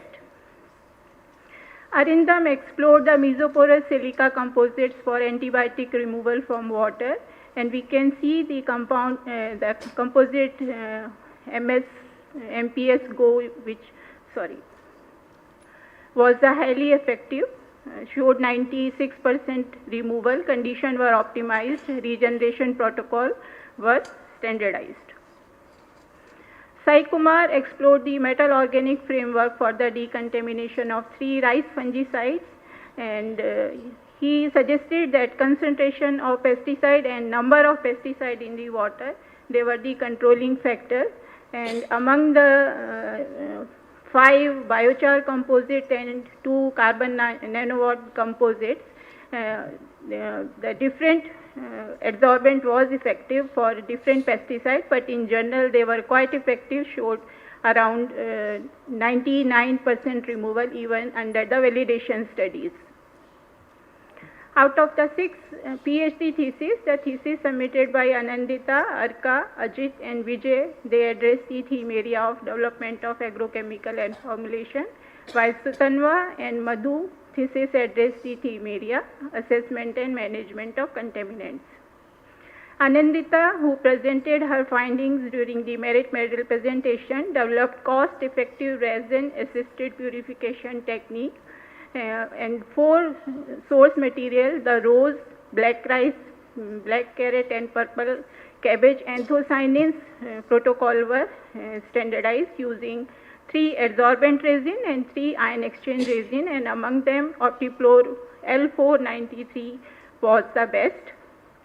Then method parameters and the kinetics adsorption mechanisms were standardized, and column assisted bulk purification method was standardized, where she can achieve the purification up to 243% for black carrot. Then ICAR developed the EPN formulation using Sternonema abasi for the control of Galeria melonella. The virulence and the survival efficacy of the formulation was studied, and the prepared formulation, they were quite effective for prolonged storage also, we can see here. And then in vivo activity were performed in the wheat and chickpea for control of the termite, and in the sugarcane against white grub. And we can see the formulations, the SAF formulation which he prepared, they were quite effective and even better than the chlorpyrifos. He was a PM fellow, so his technology has been transferred to industry partner Insecticide India Limited, and a patent has been filed. Ajit explored the natural plants for the nematicidal activity, and he taken 3 plants, the Citronella geranium and Ananas comesa seeds. The extracts were characterized chemically and pure compounds were isolated, and they were tested in vitro, and we can see some of the highlighted compounds, they are quite effective as the chemical control, and even the pure compounds showed good activity. In vivo activity studies, we can see the pure compound as well as the few formulations, they are as effective as carbofuran and vellum prime, so they can be further explored. Vijay explored the piperlongum and neem as biopesticide and bionematicide, and the essential oil as well as the extract, they were chemically characterized, and even the compounds highlighted in red, they were purified.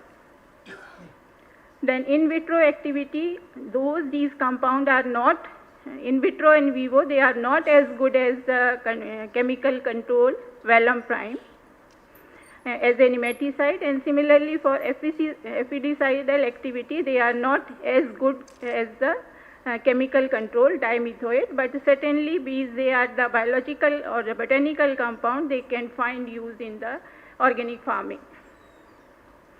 Sutanva studied the fate of endocrine disrupting chemicals in the soil and water, and basically she developed a method and analyzed 42 soil and water sample for 11 EDCs, and we can see river water, soil and groundwater sample, they are contaminated with most of the EDC she studied.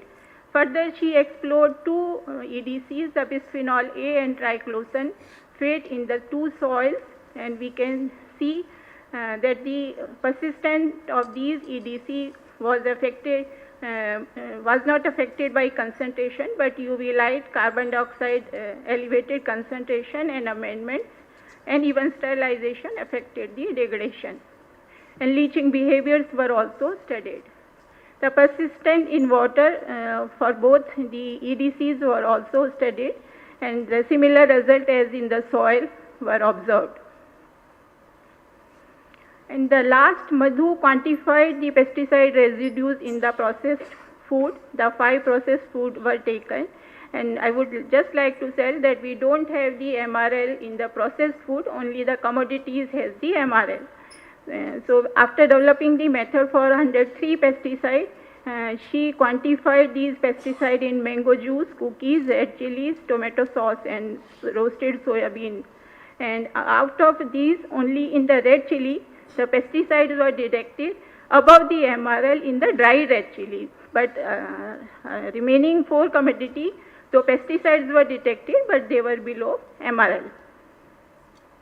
Then effect of processing was also studied, and we can see that during processing, the concentration of pesticide take place, because most of the pesticide are lying below the blue line. And same here, when convert the fresh red chilies to red chili powder, the concentration takes place. So there is a need to fix the MRL of pesticide in the processed commodity also. 57 research paper for faculty, but 15 for student paper, and the highest rated, last rated paper was from the student thesis in coordination chemistry review. Other important paper in industrial crop and products, frontier in chemistry, biomass conversion, biorefinery, biocatalysis, and agricultural biotechnology. These are the detail of those 15 students' paper. Student participated in symposium and seminar during last 1 year. One symposium, the 15th IUPAC International Congress, was organized by the faculty, and one training program for the technical person was organized. Rohan, Rajni, Saurabh, and Deepshika, they were honored for their academic and extracurricular activity. Dr. Supradeep Saha was selected as Fellow of Royal Society of Chemistry, and Dr. Aditi Kundu received H.K. Jain Memorial Award during last convocation. 7 of our students were placed during the year, and they all have joined their job. Since in the end, I would like to thank all administrative support from the IRI and my faculty and students. Thank you very much. Thank you, ma'am, for a very nice, crisp and excellent presentation. Thank you, sir. Now, I request the other next, entomology, yeah. Professor of entomology. On time चलना ही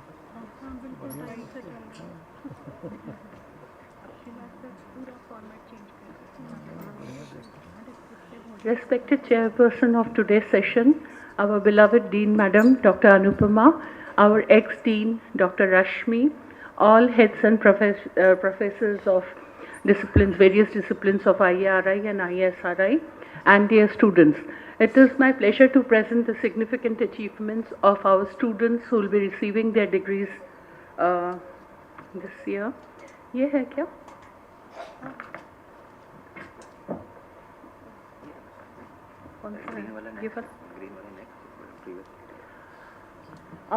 These are the divisional mandates to conduct basic and strategic research, and we have 32 students, 13 MSc and 19 PhD, who will be receiving their degrees this year, and roughly this is the breakup of the students. We have 4 theme areas: systematics, pest management, insecticide toxicology, and insect physiology, and all the research is aimed at fulfilling the divisional mandate. In insect systematics, we had 1 MSc and 5 PhD students. So, Ashik Pun, he worked on the family Totricidae from northern Kerala. He compiled a checklist of 71 species from Kerala, and 1 new species was described and established 2 genera and 8 species recorded new to India. And for Kerala, he established 25 geographical records.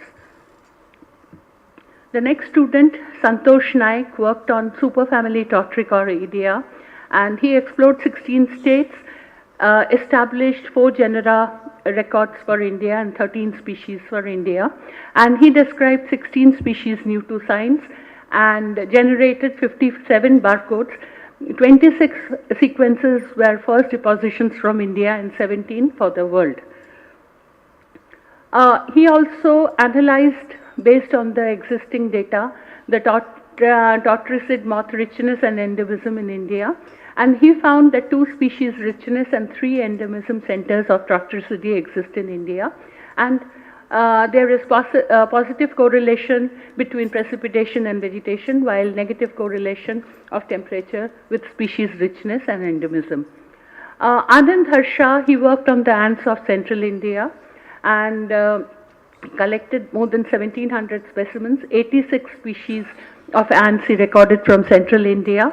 One new genus record was established, that of Agalomermix, and one new species record again for India, Gardiocondyla, and he described 7 new species and 29 DNA barcodes, most of which were new for the Indian species were generated. These are the new species which were described.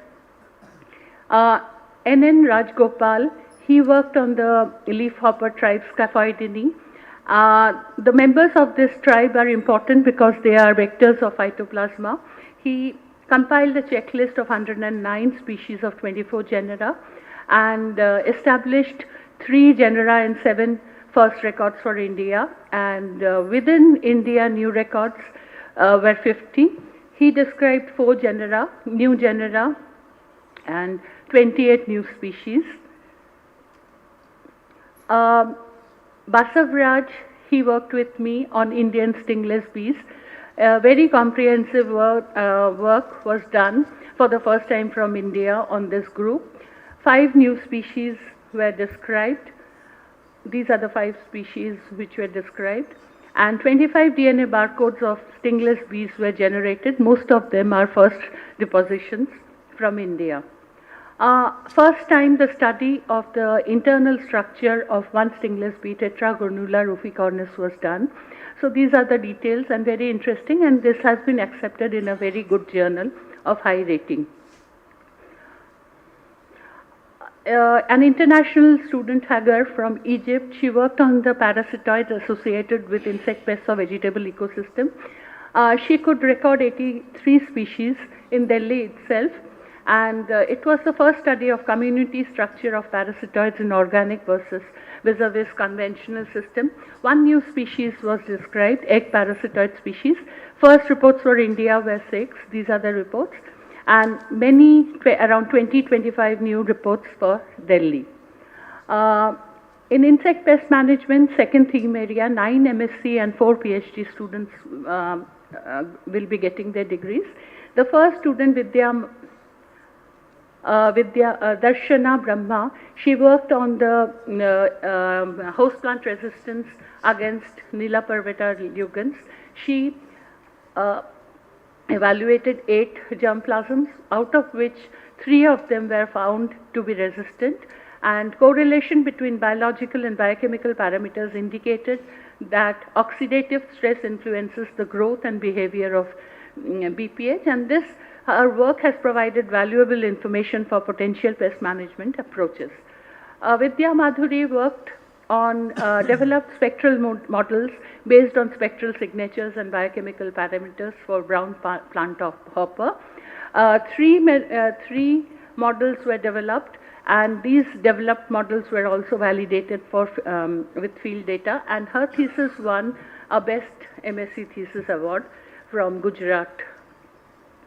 Elika Pavan Venkata Kumar, he studied the pollination of bottle gourd, and he could record 66 insect species, of which Haptonchus coleopteran was most abundant, and nocturnal pollination contributed more for the bottle gourd.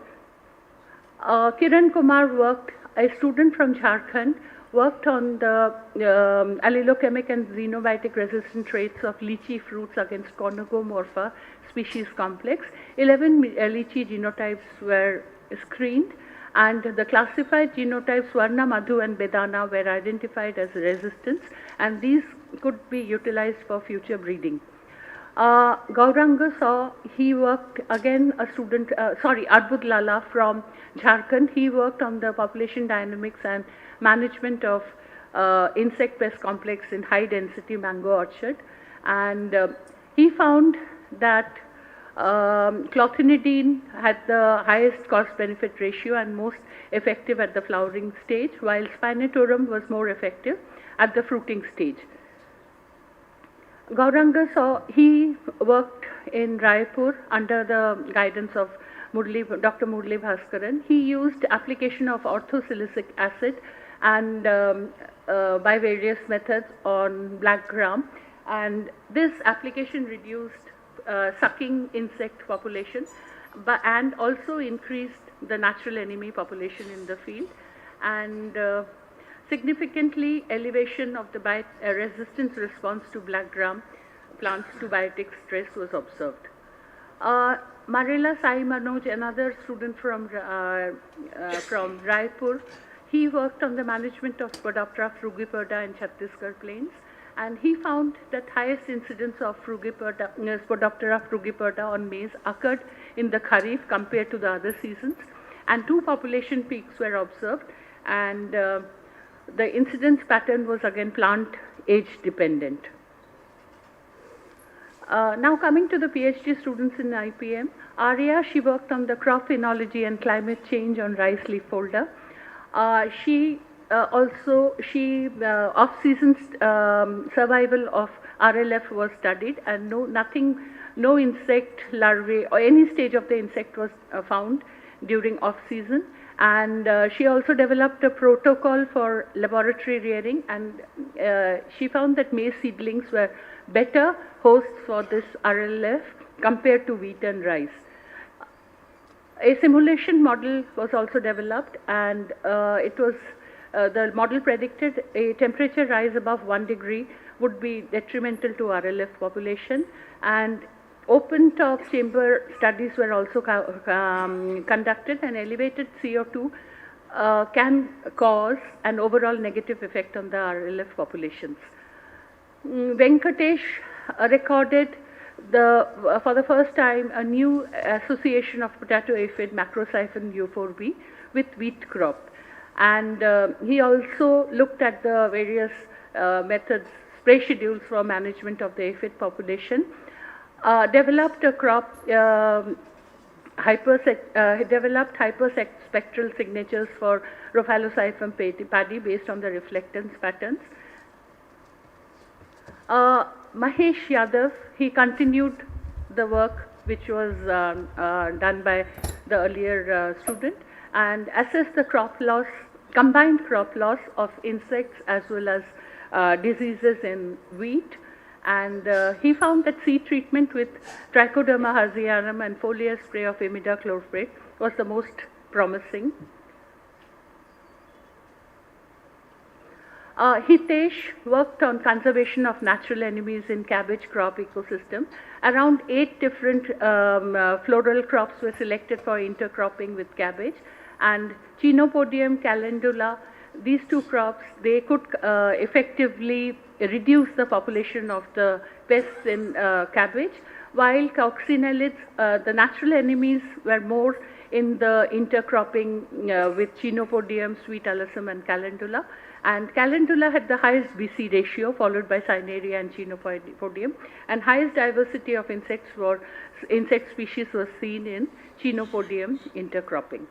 Toxicology, we had 2 MSc and 3 PhD students. The first student, Asmita, she worked on a compound carboxol, a natural phenolic compound which is found in various plants, and it was found to have multiple anti-insect properties, and the study concluded that carboxol to be a promising phenolic monoterpenoid with fumigant, ovicidal, oviposition inhibitory, and repellent activity against pulse beetle, Callosobruchus maculatus.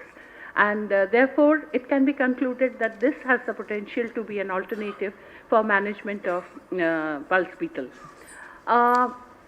Jessa Joseph, she worked on the toxicity of phosphine and carbon dioxide against drugstore beetle, Stegomium panaceum, and the conclusion of this thesis was phosphine and carbon dioxide mixture can be used as an alternative for better management option against drugstore beetle, Stegobium. Lanisha worked on the worked on, did certain toxicological investigations on Leucinodes orbonalis. She standardized a very simple mass rearing method for this Lepidoptera.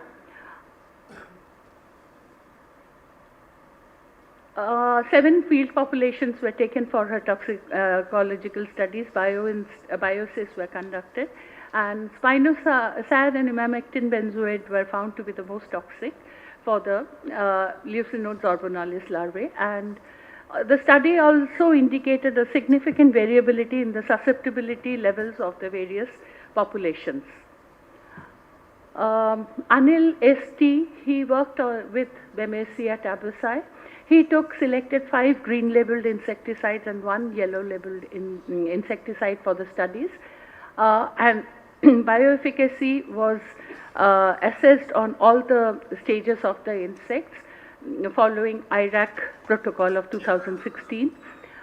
While it was seen that Spinotorum, clothinidine and novaluron, they are not currently registered for the management of whiteflies, both in tomato and brinjal, but they showed promising nymphicidal and adulticidal effects. Therefore, they can be considered for label extension after field evaluations. Nikhil Raj, again, he selected certain recommended label claim insecticides, 6 of them, and he established a better protocol using agar cube, and temperature toxicity studies were conducted, and it indicated that Bemesia tabusi adults showed significant tolerance against insecticides at 31 degrees centigrade compared to 27 and 35 degrees, and results revealed that these formulations could be recommended at the current field recommended dosages on rotation basis. Insect physiology, again, we have 1 MSc and 7 PhD students. The first student, she received IRI Merit Medal yesterday, and she studied the post-mating transcriptional changes in the female moths of Spodoptera frugiperda, and she identified certain genes which are involved in key physiological process, and this would be a novel target for sustainable management of this fall armyworm. Diksha worked on the metabolic enzymes and energy transfer systems in Tribolium castaneum. 7 populations from India, various parts of India were collected, and activity of several of these enzymes and also DLD and COX genes were seen, and the biochemical basis of Tribolium castaneum for energy transfer in resistant population was interpreted with the activity of the respective gene expression, and the results indicate that the resistant Tribolium castaneum population has undergone metabolic reprogramming to survive phosphine-induced stress. Ranjit, he worked on the molecular characterization of DLD in the North Indian populations of lesser grain borer, Rhizopertha dominica, for assessing phosphine resistance. 7 populations were taken, and these are some of the unique SNPs in the DLD of the populations which were found. Then specific activity of antioxidant enzymes in different populations was also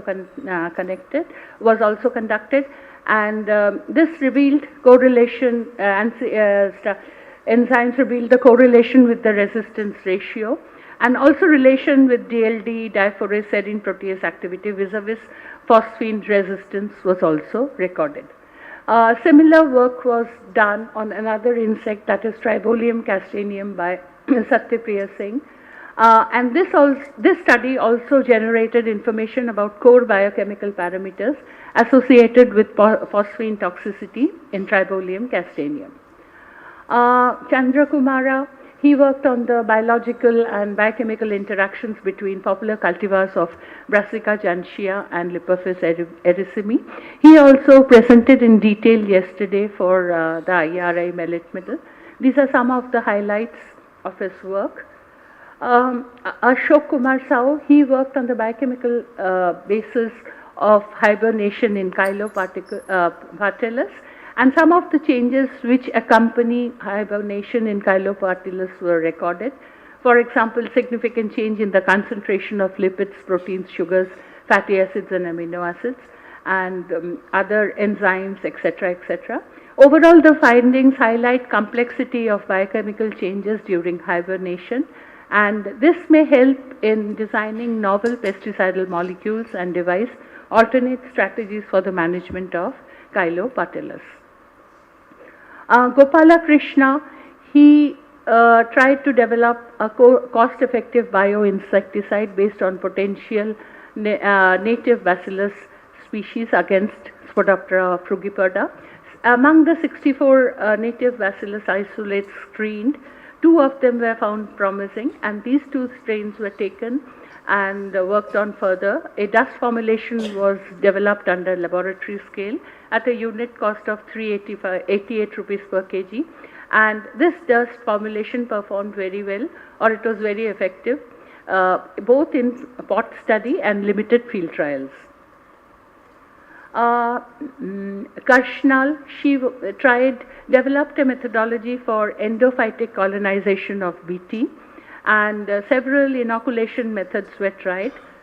49 native BC isolates were screened. Virulence biopsy was conducted for some potential isolates, and successful colonization of BT, BKK in 5 different maize cultivars was seen, and this was again verified by GFP tagging. And establishment of BT as an endophyte in maize plants, complemented with insecticidal approach, could possibly be another innovative approach for the management of Spodoptera frugiperda. These are some of the training courses in which scientists of our division were involved. Faculty position is 28, but many transfers and retirements have occurred, so very few number are still there in the division. And research guides, 14 plus 4 from Raipur and 1 from Jharkhand, induction of 1 and superannuation of 1. So last year 93 students were in our division, including 32 of the outgoing students. So it's a huge number we are having. And 2 of our faculty members, they went on deputation abroad. Even our students, they also went on NIGP CAS, 2 of them they went. And lot of recognitions and awards have been won by our students. Last convocation, both MSc and PhD, 2 medals came to our division, and many of the theses have received Best Thesis Award in various, so a lot of them. And 8 of our students were selected in ARS last year. In fact, most of the 90% of the students have won symposium awards, oral presentation and poster presentation. Awards recognitions are won by the faculty. And this is the status of employment of the students. Almost all of them outgoing, almost all of them are employed. And student publications was 44 in number, and 31 of them were above 6, and faculty publications where students were not involved, we had 38 of them, and 32 of them were above 6 NAS rating. So I acknowledge the help received from all the authorities, graduate school, administration, and students and other supporting staff of the division. Thank you.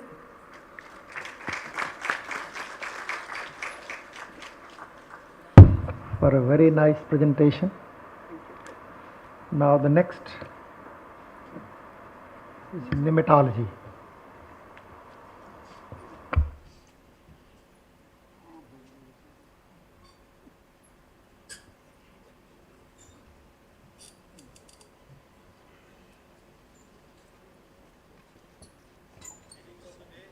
To the members, esteemed members on the dais and coveted audience here, I present before you some of the highlights of the research works conducted by our students in the Department of Nematology. We have around 26 students with us in PhD and around 8 in MSc.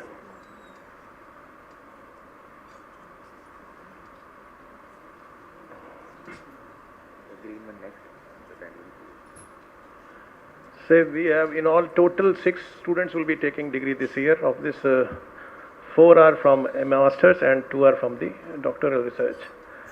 In the theme of nematode management,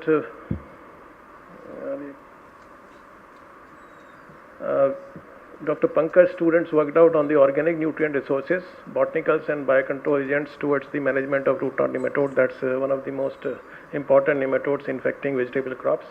And in this they worked out with different compositions and different treatments, which can be listed on the left side, which can be seen there.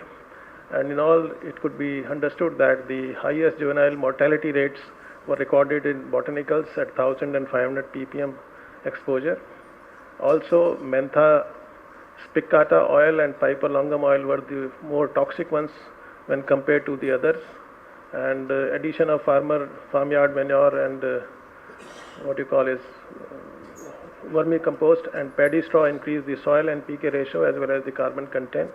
So that impacted the general growth of the growth parameters of the plants and the crop, as well as that impacted the nematode reproductive patterns.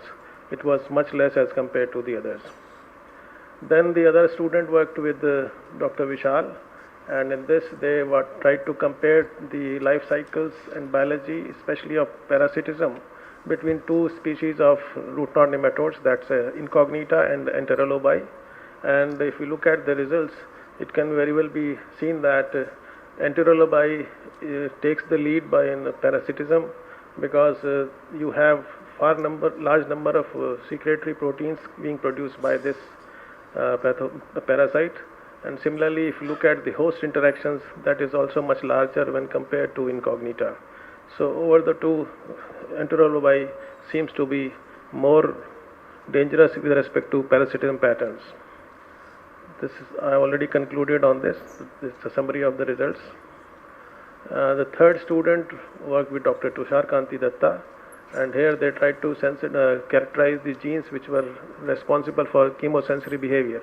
Nematodes basically get attracted using the chemical cues to the host plants, and that their communication is also chemical based. So it's important that we understand the chemosensory genes so that they can also be used as targets for management. In this process, it was found that some of the genes are responsible for chemo reception, and they are listed down there as MGODR1, MGODR3, MGTEX2 and MG. So they are responsible for attraction to the host. So this was a great finding. Another was from Dr. Rashid's lab. Here the student worked for looking forward for some new entopanogenic nematodes which were native to the southern Rajasthan and especially in maize crop. And there she found out that these strains of the Steinanema and osseous could be reasonably well for management of lepidobaran insects. So that was a finding from this thesis. Now coming to the PhD degree recipients, 2 of the students will be taking degree in PhDs, Neeraj and Vaishali. As far as the work of Neeraj is considered, he is one of the first students to work with CRISPR-Cas in our department, and we came out with results with respect to 2 genes. In case of nematodes, it's the parasitism genes which promote parasitism, so they can be the targets for editing. As a result, then the promotion of parasitism can be restricted, and possibly genetic engineering can be done towards enhancing the resistance. Considering this, we identified 2 genes from literature, and they were basically from KRP6 and Virki, and using blocking them or say disrupting them by mutation using CRISPR-Cas, we found that there was an increase in resistance to around 62%, and in the gall formation of nematodes. Similarly, that impacted the root knot nematode females, their egg mass productions and all that. So ultimately, this could be a technology which can help us. This was one of the first experiments, so it could be considered as a proof of concept of CRISPR for managing nematodes. And now our division is basically working with tomato. 3 of our labs are using CRISPR technology to generate or say engineer resistance against root knot nematodes. One of the last thesis is of Vaishali. They are basically looking forward for community analysis and diversity of nematodes in systems where they are trying to work out, compare in the open cultivation or say greenhouse cultivation, drip irrigation and the normal irrigation. So this is a different kind of nematode populations which they have identified, and when we compare, it could be found out that there are differences in nematode community compositions. Higher abundance of plant parasitic nematodes is there in protected systems, and whereas higher abundance of free living nematodes is there in open cultivation systems. And similarly, if you go by irrigation systems, drip irrigation system supports more density of plant parasitic nematodes as compared to the surface irrigation systems. So these are the results, highlights of the students. Now we had around 15 publications, of them 4 are above 10, 8 to 10 4. The majority are in high impact factors. So that is it. And one of our students went for NHAP International Exchange Program. Then these are some honors and awards which have been devoted onto our faculty. This year Tushar goes for what you call is Fulbright Fellowship. I thank Director and the other authorities in the administration of IRI for their support, as well as the faculty members and students for helping the division grow. And with this, I conclude my talk. Thank you so much for hearing me. Thank you. Thank you, Professor Sirohi, for a nice presentation. Thank you, sir. Now the last speaker is plant pathology Professor Gagoi.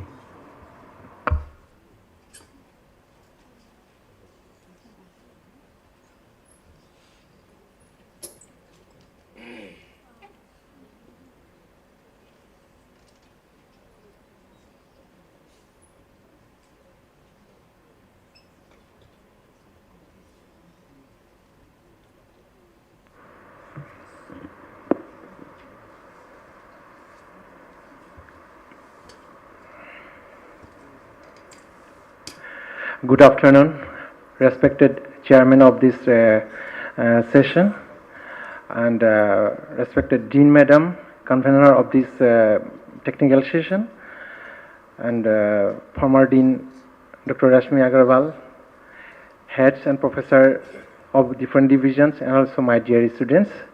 So now I am going to highlight the significant achievement generated by our divisional students from both MSc and PhD. So these are three major mandates of our plant pathology division. And with respect to the faculty and student strength, so faculty we have total 25, so including one faculty from NIBSM Raipur, and student so on roll 24 in MSc, and extra the 11 students are going to receive the degree in this convocation, and in PhD 65 students are on roll and 15 students are going to receive the degree. So here, so 11 students who are going to receive the degree, so I am highlighting, and the red letter Polami Basak, I am proud to here announce that she received this merit medal in MSc section, and total 15 students under PhD cadre going to receive the degree, and Pankhuri Singhal also received this merit medal in PhD category. So under 4 theme areas, so I am going to present the achievement made by the students. This disease diagnosis and pathogen characterization, host plant resistance, disease management, host pathogen interaction. Let's come to the first MSc students. Netra, under the guidance of Dr. Diva Kamil, did more of the molecular characterization of Fusarium solani species complex, and also developed some rapid this diagnostic technique. So here briefly I am just highlighting, so in LAMP-based assay developed and standardized, and the sensitivity of the lamp detection technique is 10 femtogram per microliter. And Polami Vasak, the recipient of Merit Medal in MSc, did research under the guidance of Dr. Malkhan Singh Gurjar. So she characterized the isolates of bipolaris sorokiniana, and also transcript profiling was done. And this bipolaris sorokiniana, it is the causal agent of spot blotch disease of wheat and barley, but she did in barley. And interestingly, she found cross-infectivity of these barley isolates of this bipolaris infecting this wheat very aggressively. On the other hand, barley isolates can infect wheat, but it is not that much of aggressiveness. And the transcriptome of the resistant and susceptible genotypes of the barley variety, so upon infection of bipolaris sorokiniana, was also this unfurled using the RNA-seq approach. And this ISO Siddiqa, she is from IRI Jharkhand, and did research under the guidance of Dr. Dinesh Singh. She characterized and diversity analysis of the Clavivector michiganensis, subspecies michiganensis, which is the causal agent of bacterial canker of tomato, was done in detail. And Manoj NS, so he hailed from this NIBSM Raipur, did this research under the guidance of Sanjay Kumar Jain, and he screened the finger millet germplasm and also applied potential biocontrol bacterial bioagents to control the Rhizoctonus solani causing seed blight disease. But based on the screening, he didn't find, none of the germplasm was highly resistant. However, 8 accessions were categorized as resistant and 29 were found as moderately resistant. And Ambalavanan did research under the guidance of Dr. G. Prakash. He identified and also characterized this NLR candidate genes in pearl millet. So for blast disease caused by the Magnaporte, this Grisia. And total 146 NLR genes could be mined from pearl millet this genome, and out of that 2 NLR genes showed significant fall in this increment in the resistant lines. And Manoj PN, he did research work under the guidance of Dr. M.S. Saharan. So he screened a number of this wheat germplasm against Fusarium graminearum, which is the causal agent of Fusarium head blight, and also applied some of the biocontrol agent to manage this disease.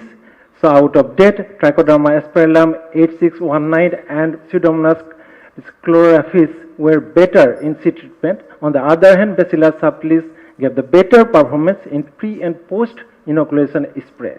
And none of the genotypes were found to be resistant against foliar head blight disease. And Elora priodarsini, so did research under the guidance of Dr. Andi Kumar. So she characterized this functional metabolome extracted from the Phylobacterial consortium. And that metabolome so induced this MAMP triggered immunity to the host plant to check against the rice blast disease. And while characterized 2 compounds majorly, cyclohydroprolinil and also cyclovalphi were exclusively present in the metabolome. And Pratibha Murmu so exploited the use of the yeast isolates, and under the guidance of Dr. Amita Das, she did identification and also characterized the metabolites from the biocontrol strain of yeast, that is Hanseniospora ovarum. And majorly volatile these VOCs were isolated, an important one characterized as andicanol in the volatiles of yeast isolate. And biocontrol potential of Beauveria bassiana tested against the soil-borne disease of chickpea by Cheruku Rosni. So she hailed from IRI Jharkhand, did research under the guidance of Dr. Tusarkanti bug. So the biocontrol potential of 4 isolates of Beauveria bassiana were explored, and out of that, so this Beauveria bassiana BBR2 so were found to be highly effective in controlling sclerotial pathogen, that is Sclerotinia sclerosium, out of the other sclerotial fungi tested like Rhizoctonia, sclerosium, then Sclerotinia. And Prajwal Rai also hailed from IRA, this Jharkhand, did research under the guidance of Dr. Lakshman Prasad. So he did histopathological biochemical changes and expression of defense genes in Brassica zoanthia infected by white rust fungus, that is Albuga candida. So among the screening, from the screening experiment, 9 genotypes were found to be immune response against this white blight fungus. And with respect to the gene expression, so he found PR1 and PR2 genes were having this governing role in this resistance in the mustard. And Lokesh Azzi, so he also hailed from IRA Jharkhand, did research under the guidance of Dr. Basarbas. So he did investigations on the morphobiological and biochemical alterations as influenced by the groundnut, bud necrosis, orthosporoviruses in tomato plants. And it's during the time of this infection, significant reduction of the content of biochemical macromolecules were recorded, and total chlorophyll, total carbohydrate, and soluble proteins were also recorded, that too less as compared to the healthy plant. Coming to the PhD research achievement, so Lokesh Babu did research under the guidance of Dr. Dinesh Singh. He identified, and also diversity analysis was carried out for the Xanthomonas associated bacterial leaf spot, and developed the multiplex PCR for seed-borne bacterial pathogens of tomato as well as this pepper. So he identified 4 majorly this species of Xanthomonas, that is Xanthomonas U vesicatoria, perforans, and Xanthomonas citri, Pethovar mangiferi indica. And race profiling was also carried out by utilizing specific markers, and he developed uniplex PCR, duplex PCR, as well as triplex PCR, and standardized for the detection of this bacterial leaf spot, bacterial specks, and bacterial this canker pathogens. Gopi Kishan, under the guidance of Dr. V.K. Baranwal, so did virome this analysis in the grapevines, Vitis vinifera, and also detected important grapevine viruses by using rapid and specific assay. So he found out that total 18 viruses of 5 virus group were identified. Those are vitivirus, empalovirus, clostridovirus, phobevirus, maculovirus, nepovirus, and meldovirus. And of these, this grapevine virus D, grapevine virus H, grapevine leaf roll associated virus 7 reported for the first time from India.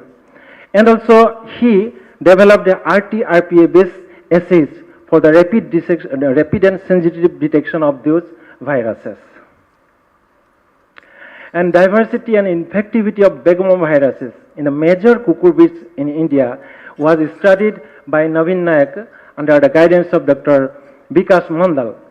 So among that, so here tomato leaf curl Palampur virus and tomato leaf curl New Delhi virus are present mostly in the tomato infecting the tomatoes.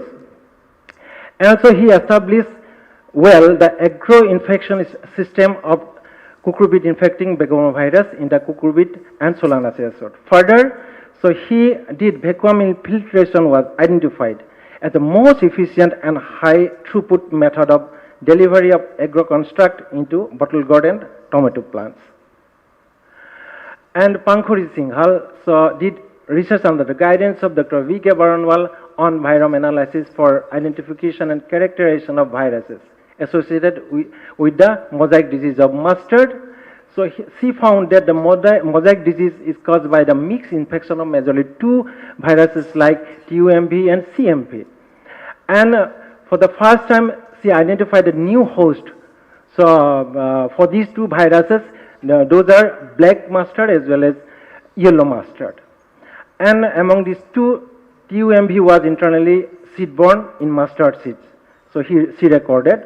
And so while both these viruses are present together and they cause mixed infection of the mustards, so they lead to the highly detrimental effect on the plant growth and also yield. And because of that, she found out that early sowing or advancement of the sowing date of the mustard can escape to affect impact of this mosaic disease of mustard. And Hemavati Ranebenur did research under the guidance of Dr. V.K. Arundal again. So she did whole genome sequencing and molecular analysis of Phytoplasma associated with the Sesamum phyllodes. So, but two different groups of this 16SR1B, 16SR2D were found to be associated in this Sesamum phyllodes. And also, while this whole genome sequencing was carried out, and also found that the temperature, critical temperature is 22 plus 2 degrees centigrade, is the most critical one to cause the highest disease severity. And whole genome sequencing of this cowpea mild mottle virus was also sequenced, and the resistant gene was also identified utilizing the series of SSR markers. Bimal Kumar C, under the guidance of Dr. Parimal Sinha, he developed some of the models by doing research under the headings Assessment of Rice Seed Rot Epidemic for Prediction of Disease Risks under the Current and Future Climate. So that infection model was developed based on the critical weather factors, and also one protocol for disease distribution mapping was successfully established. And a simplified predictor for climate change impact on seed rot disease caused by Serocledium oryzae in rice was also developed. Lam Dorji, under my guidance, he synthesized this essential oil grafted copper nanoparticles and also applied to manage the maize diseases, importantly to maize leaf blight and banded leaf and seed blight diseases. And after estimation of the technique, he found higher efficacy of these copper nanoparticles to manage these two diseases, MLB and BLSB disease. And also this copper nanoparticle is a micronutrient supplement the crop health, increasing all the plant health attributes. Sanmugraj, under the guidance of Dr. Diva Kamil, so DCPL and biocontrol mechanism of Trichoderma asperellum, so tested against Sclerotium rauxi in tomato through gene expression this analysis. So here from this Trichoderma, this bioagent asperellum, so identified some of the antifungal metabolites through GCMS techniques, and so characterized with the specific molecules present there. And so various genes involved in jasmine and ethylene pathway were highly upregulated, which provided the resistance to this host plant against Sclerotium rauxi. So that resistance was achieved through the application of Trichoderma asperellum. And Gangaraj are under the guidance of Diva Kamil. So he did a study with the title of Genome-wide Transcriptional Variations in a biocontrol fungus Aspergillus niger with response to the guava wilt pathogen. As we know that Aspergillus niger AN11 is popular in the name of this Calicena that was traded by the Kedila company earlier. So in the to generate some more information, so Gangaraj did this research, and what are these chemical compounds secreted by Aspergillus niger were characterized like GCMS analysis revealed the most of the identified chemical was found in the novel management options for Burkholderia gloomy, which is of novel management options for Burkholderia gloomy, which is the causal agent of panicle blight of rice. So she characterized 21 this Burkholderia gloomy strains using 16S rRNA and the GARB gene. Also, she sequenced the 8 major virulence associated genes present across the genome of this Burkholderia gloomy BG1. And based on the in vitro and in vivo study, she found that nanocopper at the rate of 100 milligram per liter can reduce the disease severity. And Oidam Washington did research under the guidance of Dr. Vikas Mandal. So he did determine the efficacy of this plant surface applied nanocarrier conjugates RNA against begomovirus infection. So this is the first information and also demonstration of the protection of this chili plant against chili leaf curl virus infection through the exogenous application of double-stranded RNA. So initially he identified 4 different types of double-stranded RNA prepared, and he made cocktail and then applied. And Amrita Lakshmi, under the guidance of Dr. Kalyan Mandal, analyzed the upregulated rice transcriptomes involving type 3 secretory system effector mediated this pathogenesis by Xanthomonas oryzae during this bacterial leaf blight disease development. So C determined the subcellular localization of differentially expressed genes in the chloroplast, nucleus, cytoplasm, plasma membrane, and also extracellular spaces. And she identified plant defense related 42 transcriptome factors and 10 peroxidated genes, LRR genes, transposons, serine threonine protein kinase, PR proteins, cytochrome P450, secondary metabolites, etc. So with respect to the publication, so this total 65 publication we could have in the last year. So in the 2 books, then training manuals 8, and paper presented in different symposia and conferences 47, and manual as well as book chapter 20. And out of the 65 research paper published, so more than 10 NAS rating, so carried out by this 40 numbers of research paper, and 12 research paper had more than 8 NAS rating. That way, students are also not lagging behind with the faculty. So from student side, so we had 21 publication of this. This above NAS rating is 14, above this 8 NAS rating, 4 papers. These are a list of the students' publication of the 21 papers. And honors and awards received by our students, like last year Rahul Kumar Tiwari got the gold medal from ICAR. Polami Basak and Pankhuri Singhal, both are this MSc and PhD recipient of the merit medal this year. And also other awards also received by Dharma Pachavan, Mehuli Sarkar, Firuz Mandal, Pothiraj, and also Lam Dorji. And Lam Dorji also recently received the very prestigious award, this Professor M.J. Narasimhan Award, this conferred by Indian Phytopathological Society. Similarly, Pankhuri Singhal also for Best Thesis Award received last year. This was conferred by Indian Society of Plant Pathology. And honors and awards received by the faculties, the different types of awards received by our faculty, starting from Nikita Gupta, Amrita Das, Vishnu Maya Beshal, Diba Kamil, Amalendu Ghosh, Sumaila Sahid, then Malkhan Singh Gujar, Anirban Roy, Kalyan Mandal, Dr. M.S. Sahan, myself.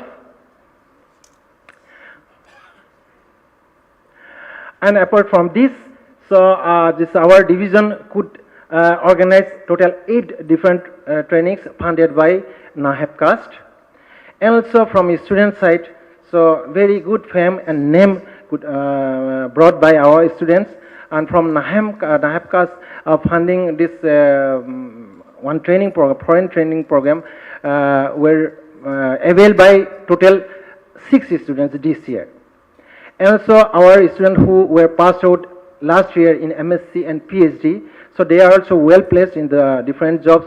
So right from this our ICAR system, SAU system, CAU system, Central Shield Board, and also this Forest Research Organization, etc. So at last, I would duly acknowledge our higher establishment of this institute, and also funding agencies, and faculty and scientists of the division, as well as our beloved students and also supporting staff. Thank you for your patience listening. Thank you, Professor Gogoi, for a very exhaustive presentation. I think the last. May I now request the chairperson, sir, for his kind remarks?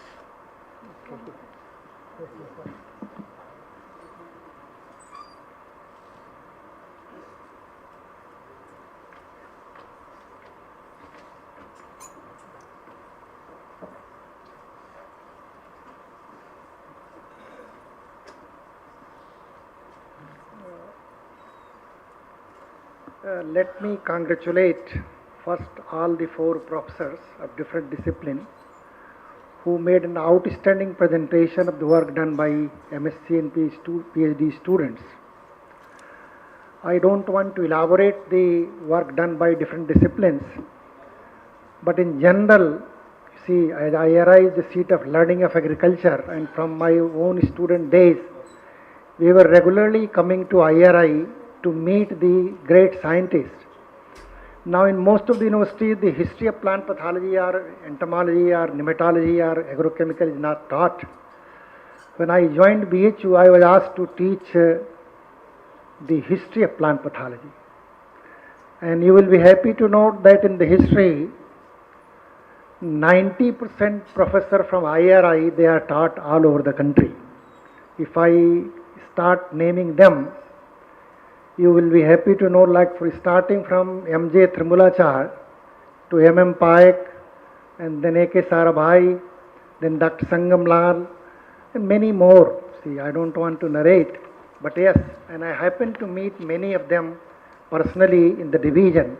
And once you meet, yeah, you inspire that, yes, these are the luminaries from where we should learn something.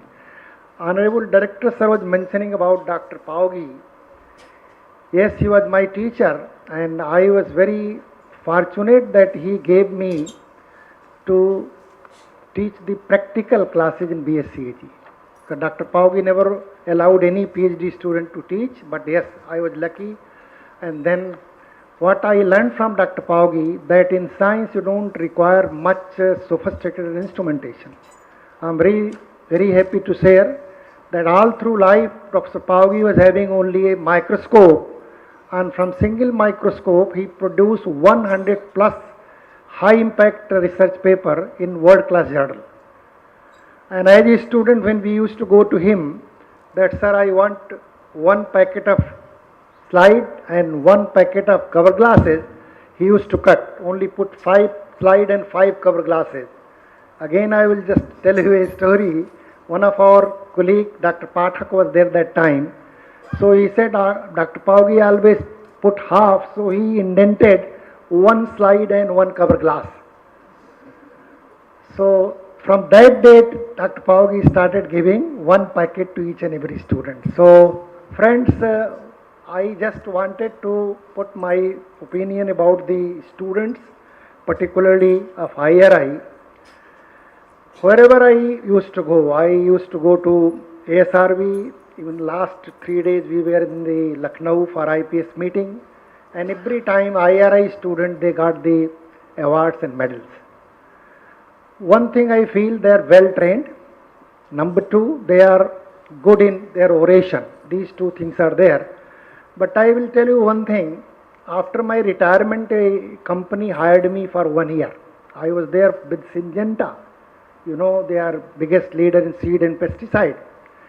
And they gave me an assignment that give me 4 or 5 scientists and few technicians, and we want to start biopesticide unit in India. You all may be knowing that many multinational companies now, they are coming to India to start the biofertilizer, biopesticide and biostimulant production. Earlier they were not there. And this has happened only because of the present government is willing to promote IPM and promote organic farming or natural farming. So I believe that research is going on in any institution must twain with the requirement of the government, requirement of the industry, and requirement of the end user, that is our farmer. What I can see here from the presentation, excellent publications are there with wonderful basic science, but many publications, they should have done patents. I specialize myself in patent. While reading my CV, director mentioned I have 20 US patents and 30 Indian patents. I believe an institute like IRI can give at least 250 patents every year. And from these 4 disciplines I can mention the plant pathology, entomology, nematology and agrochemical. These are the areas from where we can produce n number of patents. Yes, there are few, not that number. But I think the director, I request you, sir, to promote IP culture in IRI.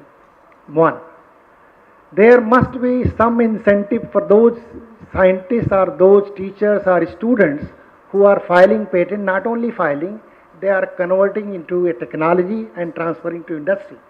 This is my humble submission to House, particularly the director, sir, that if that type of, incentives are given, I believe many students will come forward for filing patent. Dr. Rasmi ma'am, if you remember, she worked on a biocontrol agent known as chitomium. And maybe 50 times I told her, madam, why don't you commercialize? Till date, commercialization has not happened from the division. Likewise, when Pratibha ma'am was there, I was telling her, go for commercialization of trichoderma. And here, sir, I want to mention, there is an ICAR institute known as Indian Institute of Horticultural Sciences. It is located in Bangalore. And if you see the website, they have commercialized 550, technologies are only 20, but 550 odd companies, they have taken licenses from IHR Bangalore. I don't personally like that type of thing because this is something like monoculture in crop. So only one type of microbes are cultivated all across the country and they are popularized, and one day there may be some problem. So the institution like IRI, I believe we must do something for the industry. We must do something for those industries, particularly MNCs, because their requirement is, when I took the global head to different institutions in the country for taking technology, the global head said, what is novelty in this technology? When I took that gentleman to IHR, he said, no, I'm extremely sorry, I will not take this technology. You got 550 companies already doing this.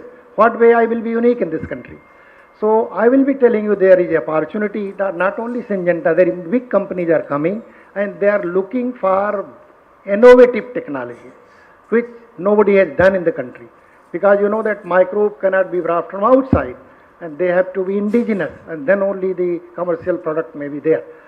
So this is my feeling, and as I told you, all the students, they have done commendable research, wonderful publication. I can see they have published publication in more than 8 or 10 NASA scores. So I compliment the faculty, the students, particularly the director, the most dynamic director of this institute, for guiding the students and faculty for doing this type of excellent work. So this is all exactly I wanted to share with you, sir. Thank you so much, and once again I congratulate you all for doing excellent work in the seat of learning, that is IRI. Thank you.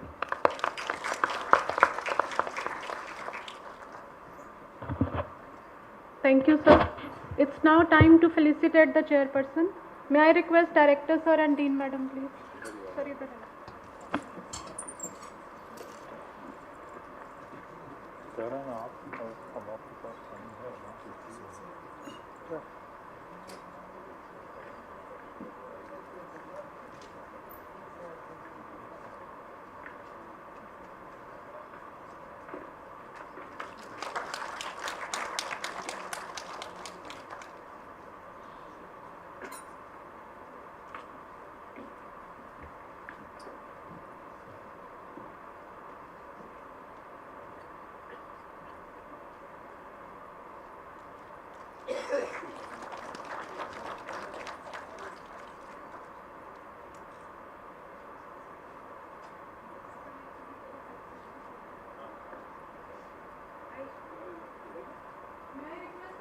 So as Professor H.B. Singh said, that the patent culture in agriculture and IP protection is very important, and I think we need to work hard in that direction.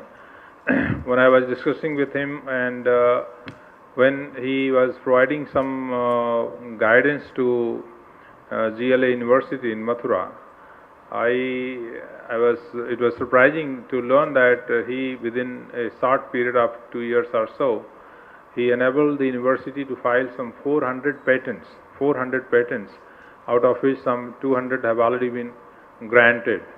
So I will request Dr. H.B. Singh, we will also request him to offer his services to IRI, and we will find out some ways and means by which we can take his services with the Zonal Technology Management and Business Planning Development Cell of IRI, so that we can expedite this particular area where we are lacking. One of the challenges that has been particularly is that, when we are looking at our patents which have been filed, which are not too many, granted one, maybe some, since the inception, not more than 30 patents. But the challenge which is there, that once you file, how to make them commercially viable, renewal, etc., that requires fee. So unless patent is linked with the commercialization and revenue generation, it really doesn't serve the purpose. So that's the area where I think we need to work together and see how, and have a very objective assessment as to which technology we should really go for patenting, which has a good commercial value, and the rest we can find other ways and means of commercialization.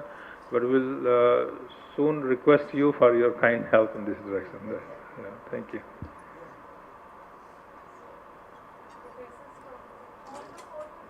Crop protection, please.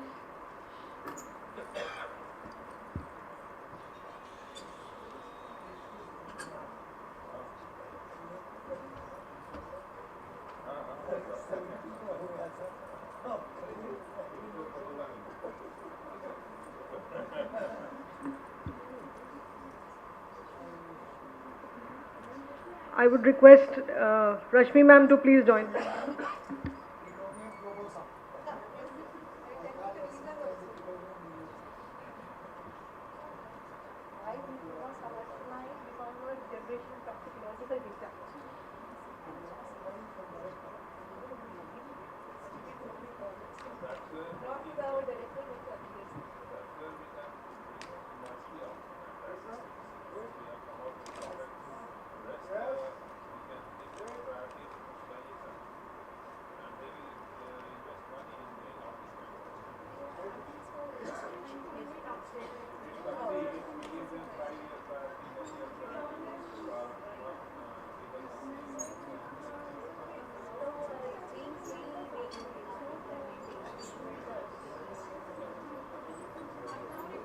Convener to propose a formal vote of thanks. So with this, we wrap up the second session of today's forenoon session, that is for the School of Crop Protection. And I would like to thank the chairperson of this session, Dr. H.B. Singh, who is the distinguished professor GLA University, Mathura. Since his arrival yesterday evening, he has taken keen interest in the research activities. He was participating in the PhD presentations yesterday, and today since morning he is here in the auditorium. So thank you, sir, for your gracious presence. And I would like to thank the director of our institute and Dean and Joint Director Education for their continuous guidance. And during this presentations, we had 4 disciplines that constituted the School of Crop Protection, that is agriculture chemicals, entomology, nematology and plant pathology. Thanks to all the professors who presented in a very crisp manner all the 73 student research achievements. Thank you so much. And although we have a bleak presence here of the scientific staff, but thanks to all who are present here in the auditorium and listened to all the presentations patiently. Kindly I will just request everyone to please communicate to all the faculty and the students to join us at 2 o'clock after lunch here, and we need a full auditorium, please. Thank you so much. Thank you. Sir आपका सारा सामान गाड़ी में रखवा दिया, it will be there in your room, है ना, book and everything.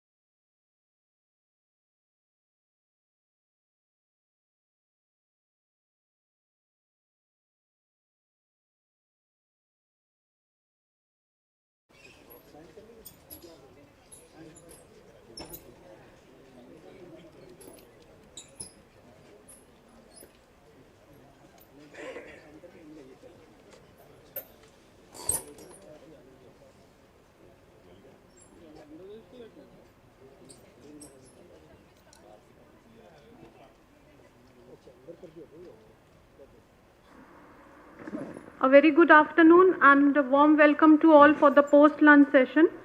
Myself, Dr. Monica Joshi, Professor in the discipline of Seed Science and Technology and convener for 2 days Professor presentation, along with my co-convener Dr. Shruti Sethi, Principal Scientist, Food Science and Post-Harvest Technology, heartily welcome all the esteemed dignitaries, faculties and students to the third session of the day.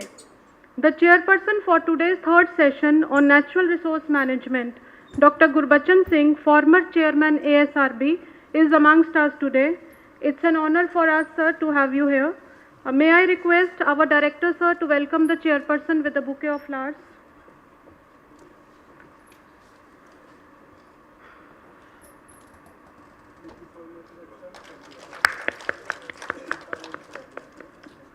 Thank you, sir.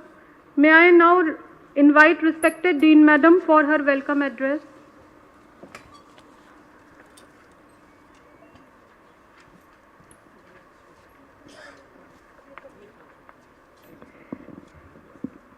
All present here in the auditorium, warm wishes for a beautiful afternoon session.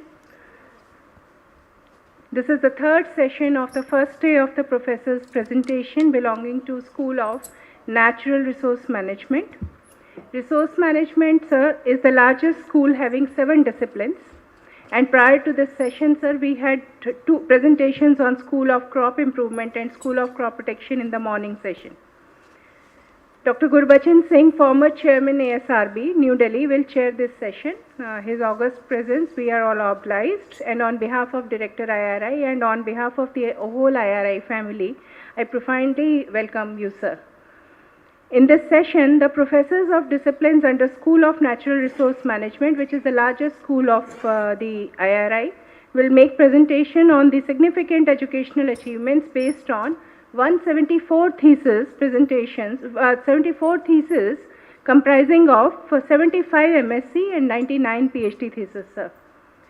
So, but there are many more students who are still working. So, as I always say in the concluding part of my welcome, that it doesn't represent, sir, in entirety the whole spectrum of the research which is going on.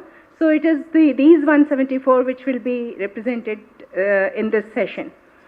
Dr. Monica Joshi, who is Professor of Discipline of Seed Science and Technology, and Dr. Shruti Sethi, the Principal Scientist in FS and PhD, they will continue as the convener and co-convener respectively for this session. And now I request Director IRI, Dr. A.K. Singh, sir, to kindly apprise the audience about the chairperson of today's session. Thank you, sir.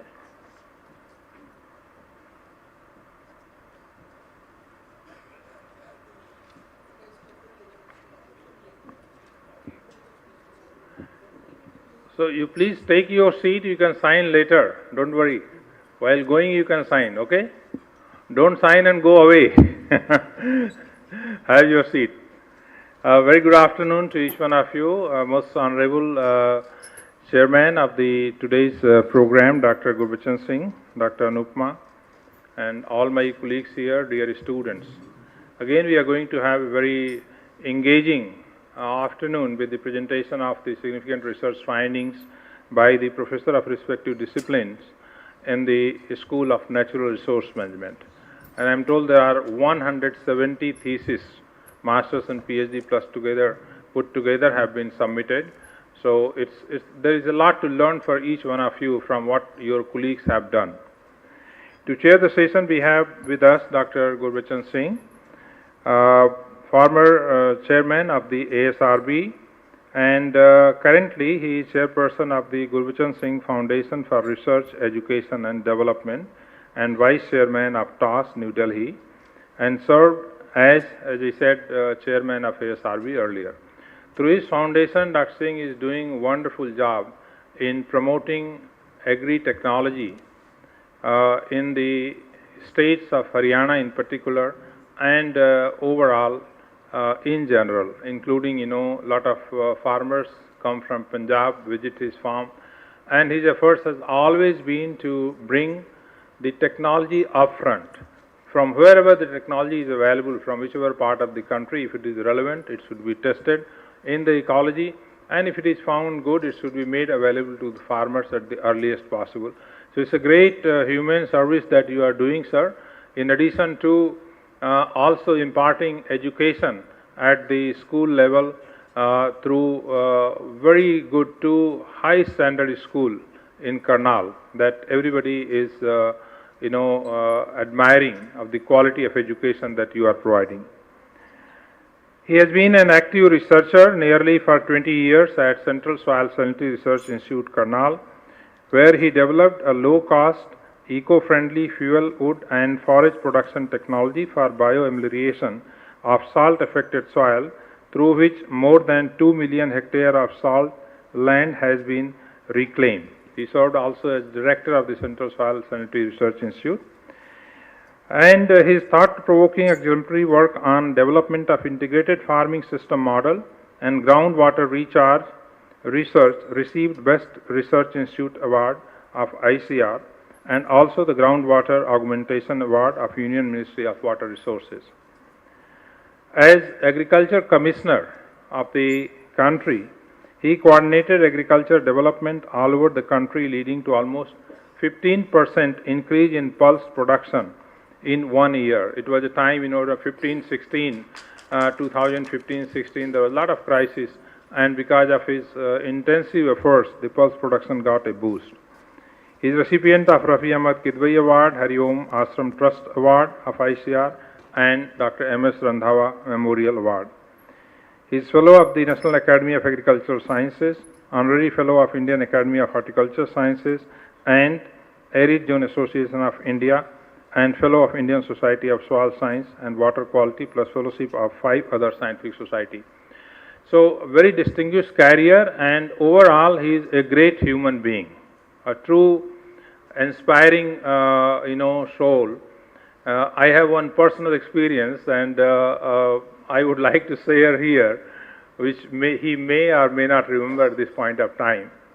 It was somewhere in 2012 or 13 when you were chairman ASRB, and 2012 I had developed a variety called Pusa Basmati 1509. Short duration, high yielding variety. It was identified but not yet released. So one day I got a call from him that if I could share about, say, 5 kg seed of this variety so that he can take up a demonstration on his farm and show it to the farmer that there is something in offering for you which is so good that will change the scenario of rice farming in Punjab in terms of bringing more area under rice, potato, rice, peas, and a different cropping system than rice, wheat. So I was enthusiastic, but the only thing was that the variety was only identified, it was not released and notified, so I was hesitant. And I went to him with the seed 5 kg, but I wanted him to give a undertaking that this seed will be used only for the purpose of demonstration, and it shall not be shared to anybody for any commercial activity or any farmer otherwise, unless and until it is released. I can understand his difficulty because once you grow it on the and his research farm is right in the farmer's field, it is very difficult to prevent. If somebody comes and sees that material is very good, somebody takes a penkill or two, it would be very difficult to exercise that in practice. And then he said, Dr. Singh, I think better than I will not take it. And I don't know, I walked out with that packet of seed. I did not hand over it to him. Just I think 3 or 4 months after, I had to appear for interview for head division of genetics. And I had a fear that I have done something to such a senior person on such a senior position, and he had asked it for all genuine reason. Probably it was not justified for me to have taken that kind of step. And I had this somewhere in the back of mind that this might have annoyed him. But such a great human being and noble soul, I would say, that during that time and even afterwards, it has always been a pleasure meeting, discussing and talking to Dr. Singh. As the Vice Chairman of TAS, we have had very frequent meeting, and it's always a wonderful experience to be with him. And his foundation is doing wonderful job for the service of the farmer. Thank you, sir, for accepting our invitation and being here as a chair of this particular session. Thank you so much. Thank you, sir. As convener of the session and with the permission of the chair,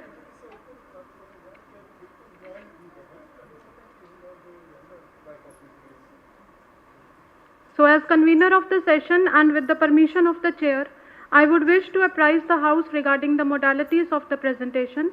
So we will continue like we were doing in the morning session.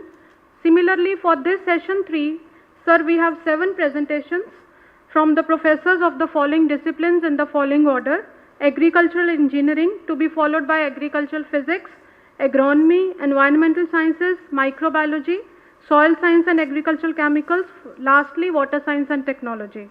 So for all the disciplines, sir, we have already communicated the allocated time to all the professors, and I would like to request all of you to please stick to the time limit given and briefly highlight only the significant research outcomes as we have been doing in the morning session, so as to wind up the session in a timely manner.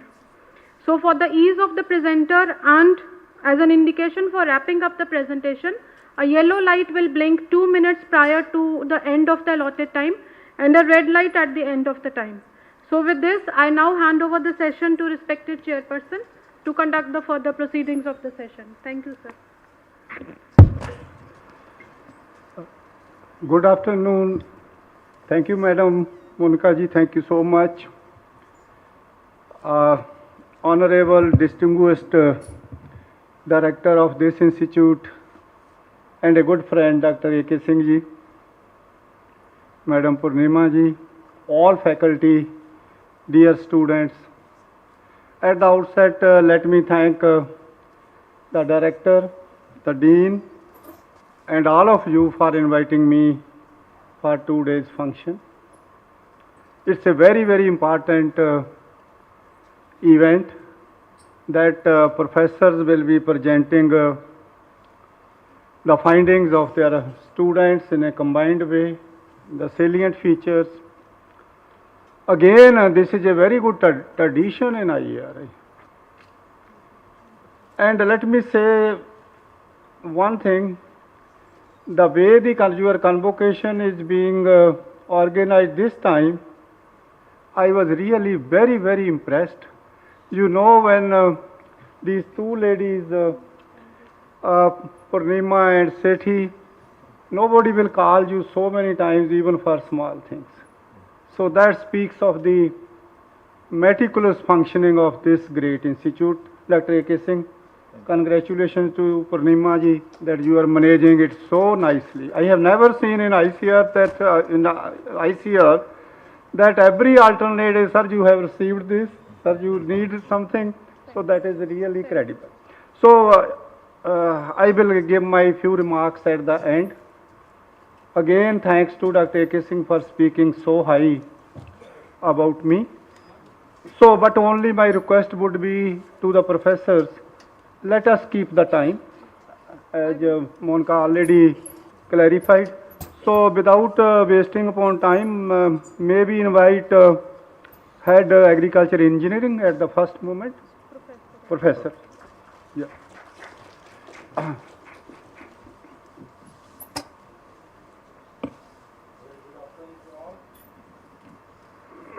A very good afternoon to all in presence. Honorable Chairman of the session, Dr. Gurbachan Singh ji, Honorable Director IRI New Delhi, Dr. A.K. Singh ji, Honorable Madam Dean and Joint Director Education, conveners and co-convener of this session, Honorable Project Director WTC, Head of the Division Agri Engineering, other Head of the Divisions of IRI disciplines and sister institutions, my dear scientist colleagues and student friends. I stand before you this afternoon to present the significant achievements of the students of agri-engineering for the year 2023-24. Agriculture engineering has three sub-disciplines, namely farm machinery and power engineering, soil and water conservation engineering, process and food engineering. The division is mandated to conduct advanced research and impart quality education and also effective dissemination of the technologies developed. Also to produce and supply improved agriculture implements and test the farm machinery and train the artisans. Our strength lies in our faculty members. At IRI, we are a total of 28 faculty. At CIE Bhopal, we have 46. One faculty member from ICAR Research Complex Patna is guiding our students, and two from NISM Baramati. On roll in PG, we have got 126 students, and this year 55 of them are graduating, 16 MTech and 21 PhD at IRI, 18 at CIE Bhopal. So this pleasant duty has been assigned to me to appraise you the significant achievements they have made. For the ease of dissemination, I have divided them into different themes.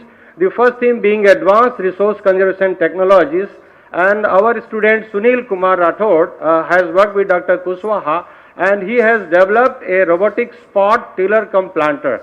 Now we are moving from crop husbandry to plant husbandry, especially eyeing minimum tillage, because the tillage is the one area which requires maximum attention and maximum cost is incurred in this one.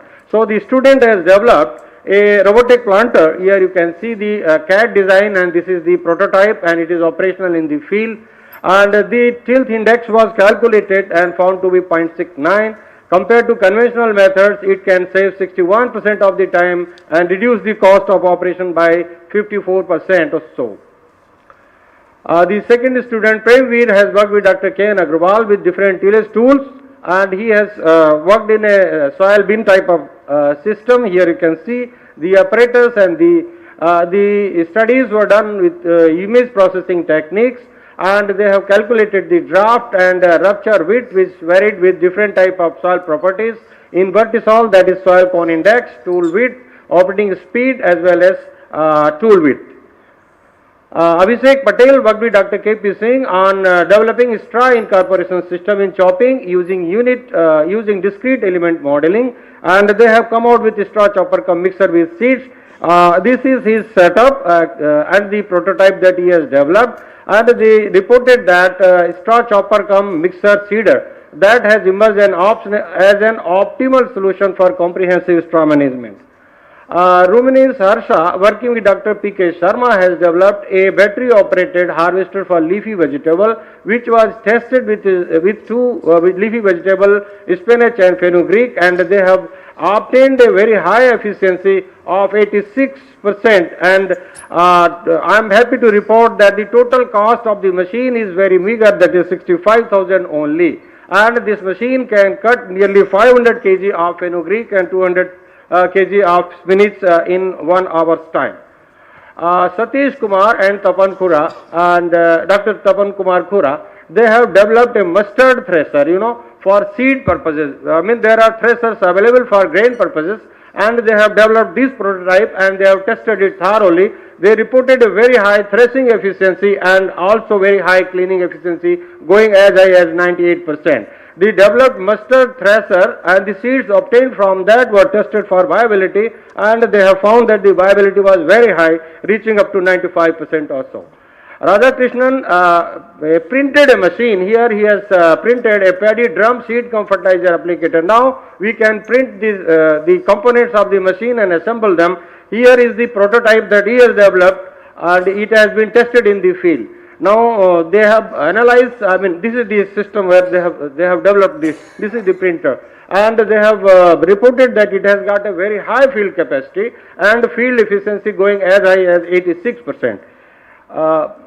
Saubhagya Sekhar, working with Dr. S.D. Lande, developed an electronically controlled metering system for simultaneous application of seed, granular fertilizer, water, and pre-emergence herbicide. All purpose machine. It's a multiple input application system. Now you can appraise that the electronics that has gone into this one. And this is a very beautiful system, a highly innovative approach, and machine that has come out with, I think, needs immediately needs patenting and multiplying and scaling up. Vijay Kumar worked with soil, and he tried to predict the soil properties using artificial intelligence technology. He has used the image processing techniques, and also the image processing, different methods have been used, AI models have been used, and they reported that the CNN model demonstrated commendable performance for predicting of soil pH and EC with a high accuracy and precision. Nalwade, working with Dr. K.P. Singh, optimized geometrical operational parameters of rotary trail blades in vertisols, and this is his machine that he has developed. It has been tested thoroughly, and now the test results are saying that the primary cause of blade wear was abrasive instead of impact in vertisol conditions, and also the optimal L-shaped blade was found reducing the it was found to result in the less power requirement as well as reducing the fuel consumption. Parmanand Sahu, working with Dr. Gangil to study the kinetics of step paralysis biomass using different properties such as retentive percent of fixed carbon content, methylene blue, activation energy, absorbency level and iodine number. He reported that step paralysis technology is producing thermodynamically balanced char products. Now coming to the second significant area, precision farm equipment and machinery, we had ICAR working with Dr. H.L. Kushwaha. We all know that lodging of rice and wheat, especially wheat, can create lot of production losses. So one machine was developed by our student, that is the handheld machine you can see, and the electronics component and the methodology are depicted before you. Now they are having affordable real-time visualization of the lodging and monitoring. This instrument can measure nearly 240 measurements per hour, and it's a very handy tool. Aman Mahore, working with Dr. K.P. Singh once again, tried to develop a microcontroller-based precise fertilizer dispensing system for a wide row crops. This is the prototype that has come out. This is the electronics that has gone into this one. It can save nearly, on cost, it can save nearly 97%. And also the machine has a potential to save, again I will emphasize, the machine has the potential to save 25,000 tons of fertilizer in India, and this is having a very high application efficiency, going as high as up to 98%, and the break-even period is only 2 years, less than 2 years, and this can start within less than a fraction of a second. And Bhagwan Singh, working with Dr. K. N. Agrawal, once again tried to develop a system for harvesting cabbage. This is his front-loaded machine that is on the right. You can see the high efficiencies for cutting, conveying and harvesting, etc. were observed, and also this machine can reduce the operating cost and time by 51 and 95% respectively. Of course, as compared to manual labor. Omkar Gupta tried to develop a alarming system. You know, a lot of accidents are happening when the tractor drivers are not careful. Now in India we have got an advanced, innovative, indigenous, low-cost safety device, and that can alarm as soon as the roll angle becomes more than 45 degree. They have used Hall sensors for slip monitoring, load cells for draft, and A3 axis gyroscope for roll and pitch angle monitoring. And you can appreciate the lot of electronics that has gone into this one. Pankaj Malkani and Dr. Indramani, they, our own ex-head of the division and now Vice Chancellor at Parvani, they developed a sensor-based bead detection and herbicide application system using a web camera. I mean, this is the machine that is being tested here. This is the prototype before you. A lot of test results are given, and they have been able to optimize well the webcam parameters and operating parameters and spraying parameters as well. Ajay Kushwaha developed a machine for precise intelligent cauliflower harvester. This is a machine developed using image processing tools. Again, it's having a very high precision of 99% and also the accuracy. The cost of the machine is only 50,000 rupees, and it can save 67% of the time and 26% of operation cost. Yamagar SC PhD scholar with Dr. Adarsh Kumar developed a multi-tool carrier amalgamating diverse operations and for practical utility under covered cultivation conditions. Now field efficiency of this machine is 50% or so. Now this innovation has eased out the problems of people who are having covered cultivation technology. This is a 3-in-1 machine. This is like a small tractor. These are some of the results. I think because of the paucity of time, I will not elaborate much on this one. Coming to the theme on third theme, that is ergonomics and operator safety in agriculture.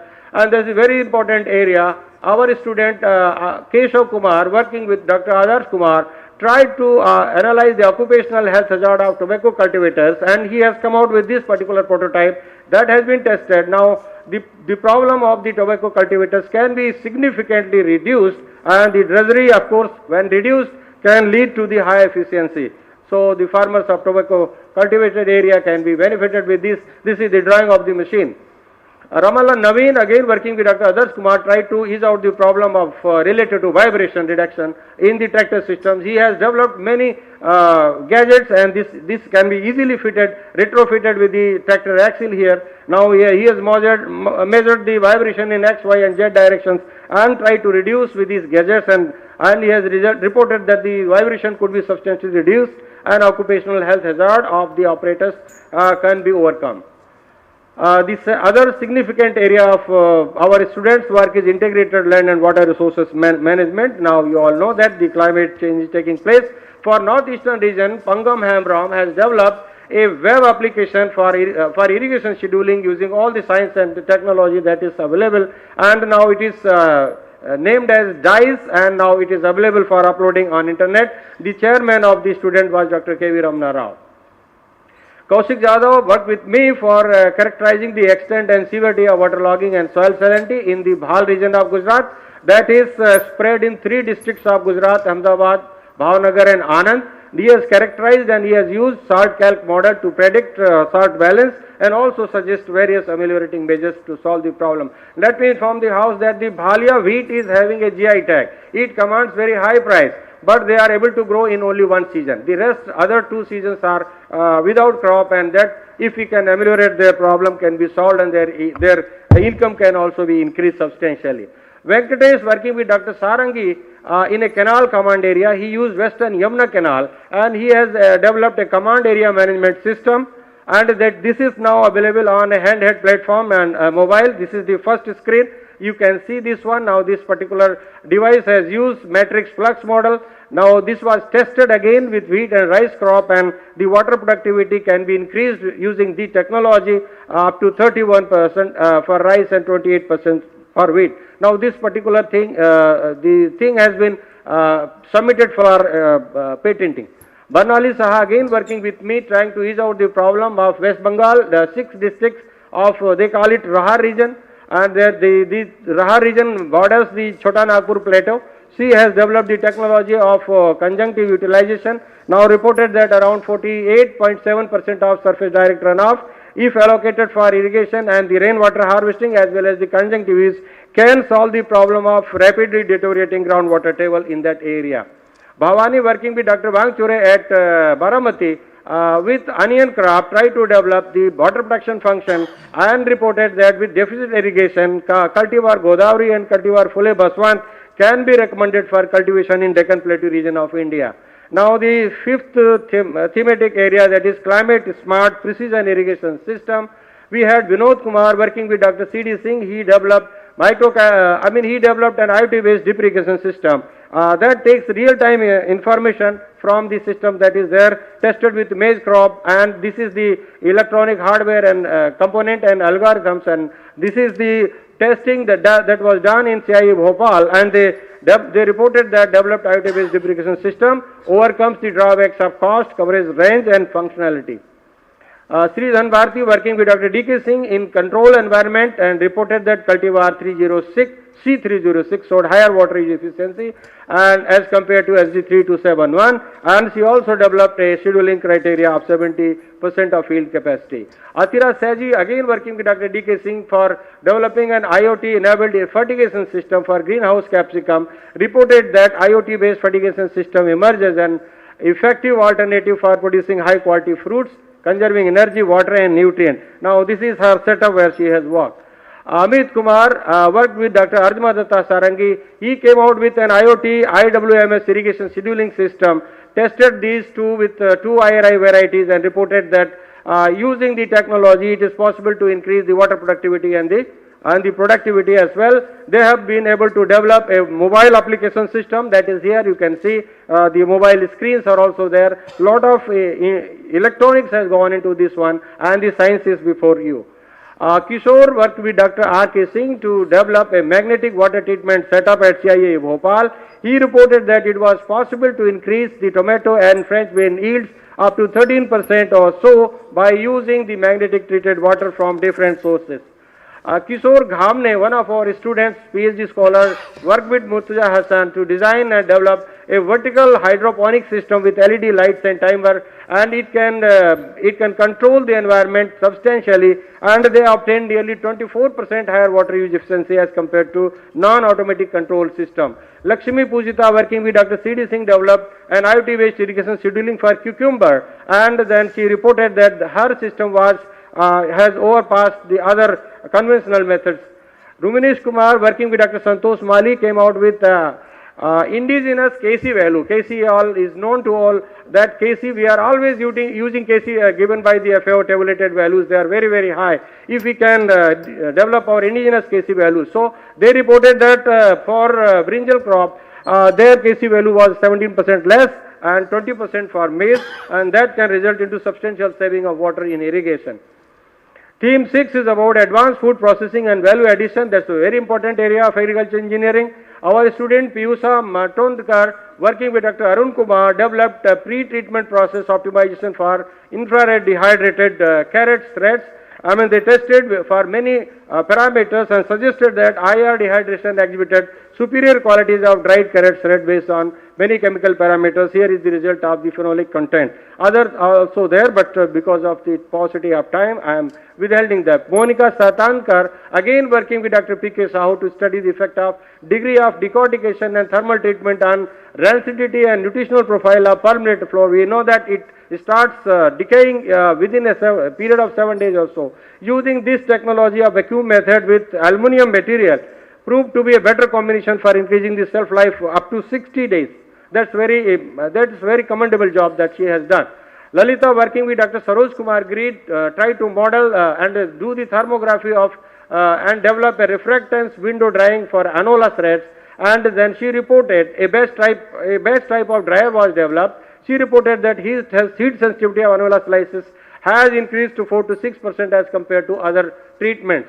Shilpa Mandal, working with Dr. P.K. Sahu, and she used machine learning based non-destructive system for pesticide residue detection in apple.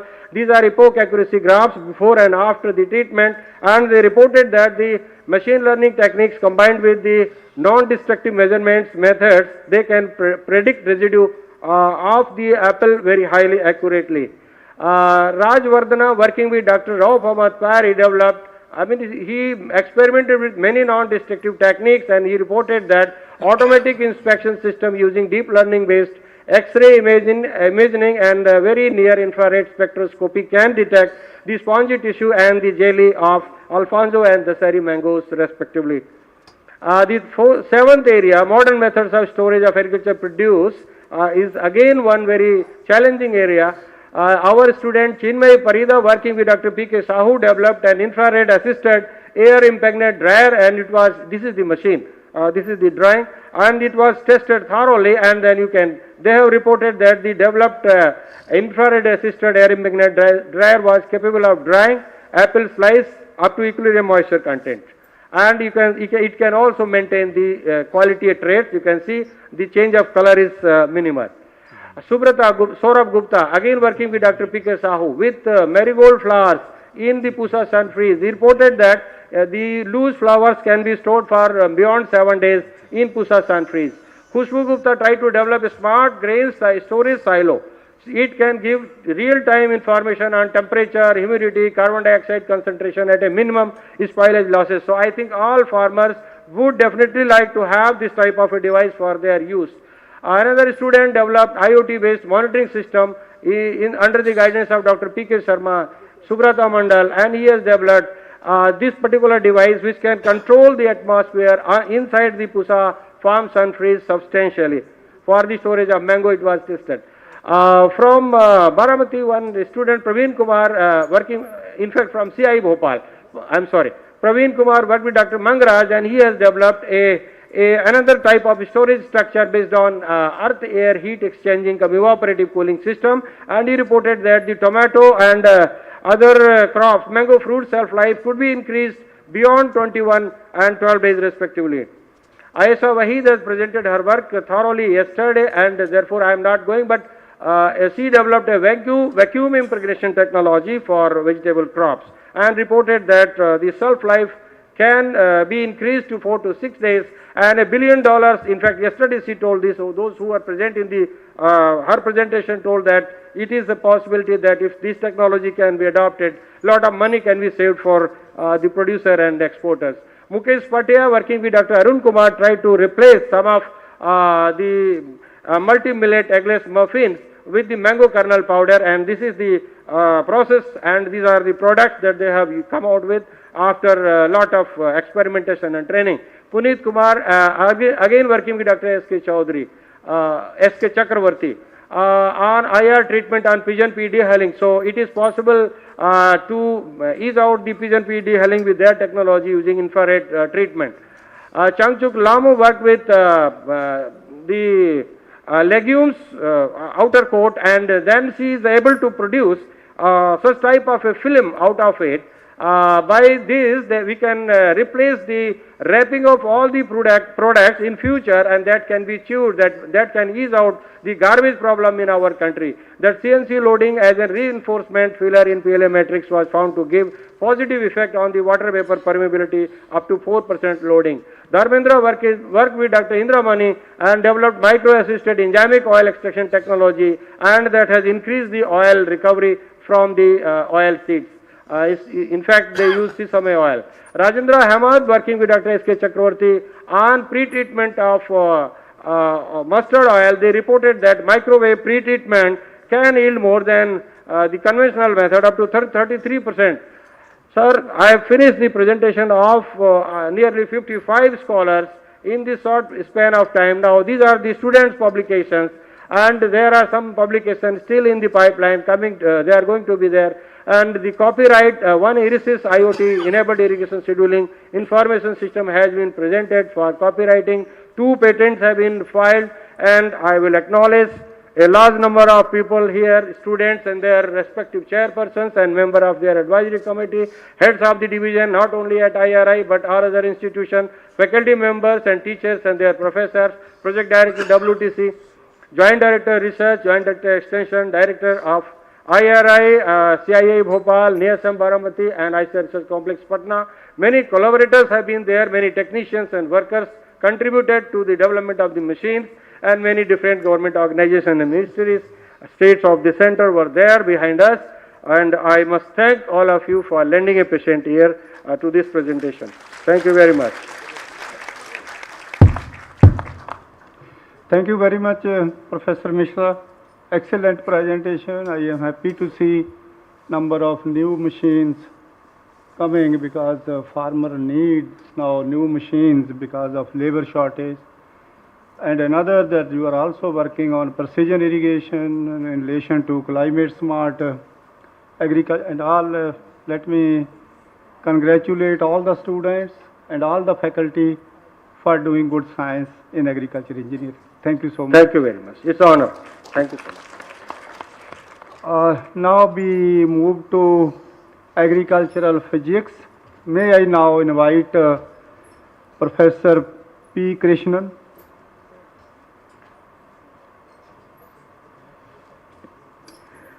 A very good afternoon to all of you, respected Chairman, Director, Dean, my senior and junior colleagues, and my dear friends. Today I am here to present a significant achievement from the discipline of agricultural physics. This discipline is a very small one with about 11 faculty at present, and 1 faculty is transferred and 2 of the faculties are on the deputation. During the year 2023-24, we have 8 PhD students graduating from the division and also 4 MSc students graduating. And coming to the significant achievement, we have classified the achievements in the different disciplines in terms like first theme 1 on remote sensing in agriculture. Sauramita Chakravarti, the student, has worked on the hyperspectral remote sensing of wheat yellow rust, and in her study she has characterized the wheat yellow rust using the hyperspectral remote sensing in about 10 wheat cultivars, and she has developed,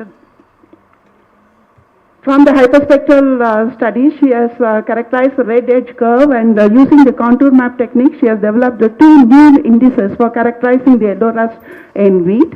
And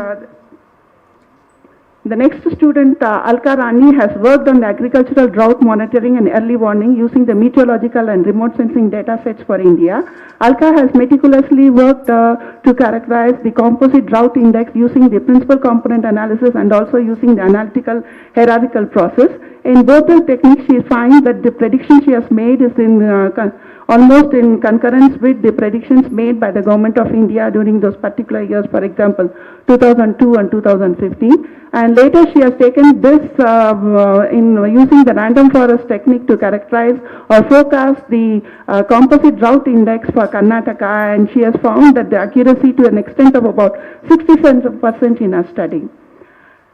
The next student, Ram Narayan, has worked on the assessment of wheat stripe rust and also the chickpea wilt through thermal and optical remote sensing. And he has characterized the remote sensing and also the optical images of wheat and chickpea and said diseases and also the biophysical parameters.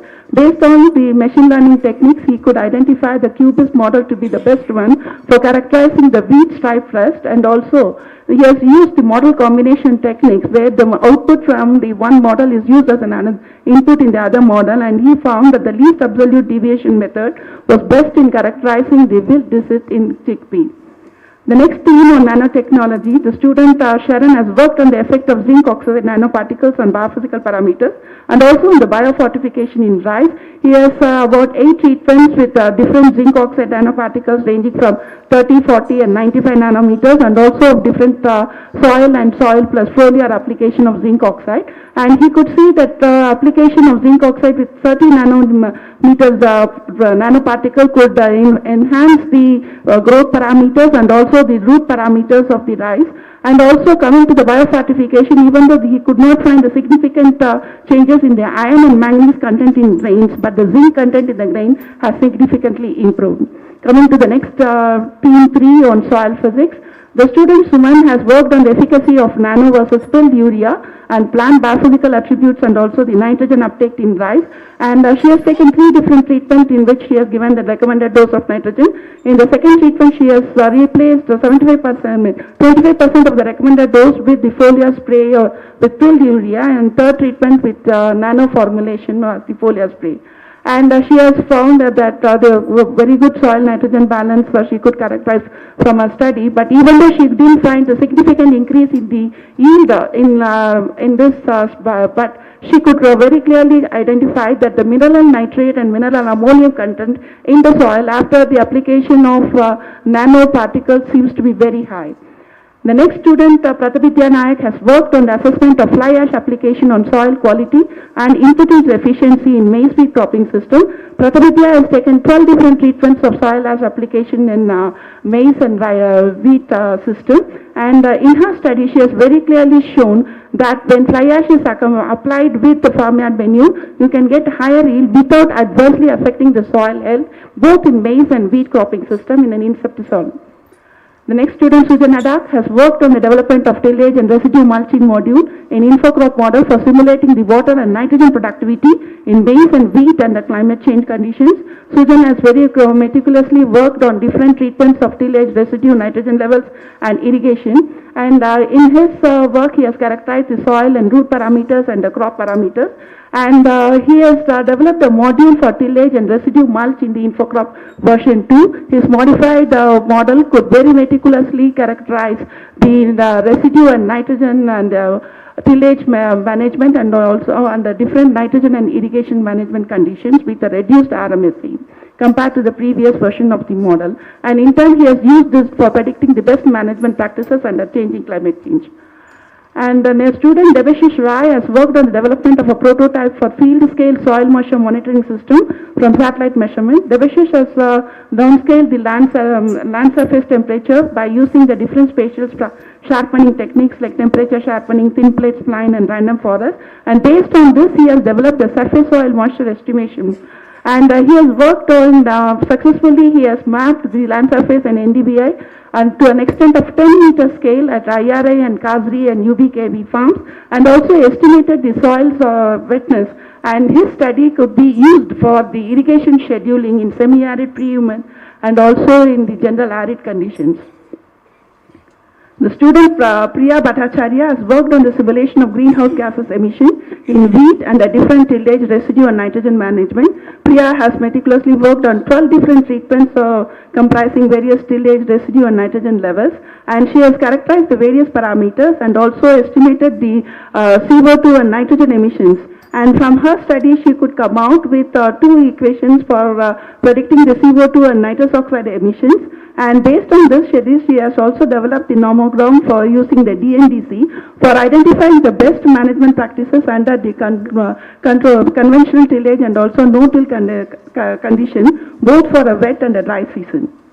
Student Tridev Ghosh has worked on the farm-scale irrigation scheduling based on evapotranspiration and soil moisture through open-source multi-sensor satellite data synergies. Tridev has worked on the arid, semi-arid and subhumid regions. He has taken into consideration 6 different energy balance models by having the satellite-derived and weather data as inputs. And he has developed a methodology for root zone soil moisture estimation to an extent of about 30-meter spatial resolution using the Landsat and also the Sentinel data.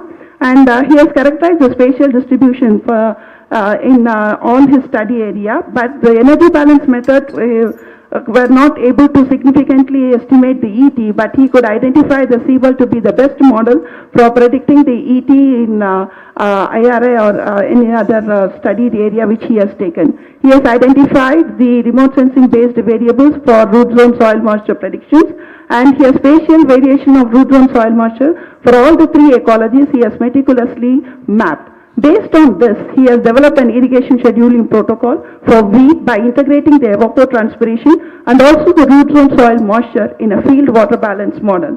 And through his study, he has shown that about 36% of water could be saved. And the next theme 4 on biophysics and image processing. Student Sona Kumar has worked on the thermal and visible image-based analysis of tomato genotypes to characterize the fruit growth stages, and he has characterized the 14 different fruit development stages of tomato using the optical and thermal imaging combined with the various biophysical parameters, and he has used the 7 different machine learning techniques. Based on this, he could identify the QBs to be the best predictor of different fruit developmental stages of tomato fruit, and he has also developed the tomato fruit stage index, which he could very clearly not only identify the immature green, mature green and ripening stages, even the 14 different stages which he has taken into consideration in his studies using the optical and thermal imaging. Coming to the theme 5 on geoinformatics in agriculture, the student Shafiq has worked on the geoinformatics of spatio-temporal trends in crop cultivation on pan-India scale. On the first time, he has taken the spatial and temporal data together and developed a space-time cube for analyzing the various crop parameters like area under cultivation, yield or production. And for 6 different crops, he has developed the hot and cold spot analysis.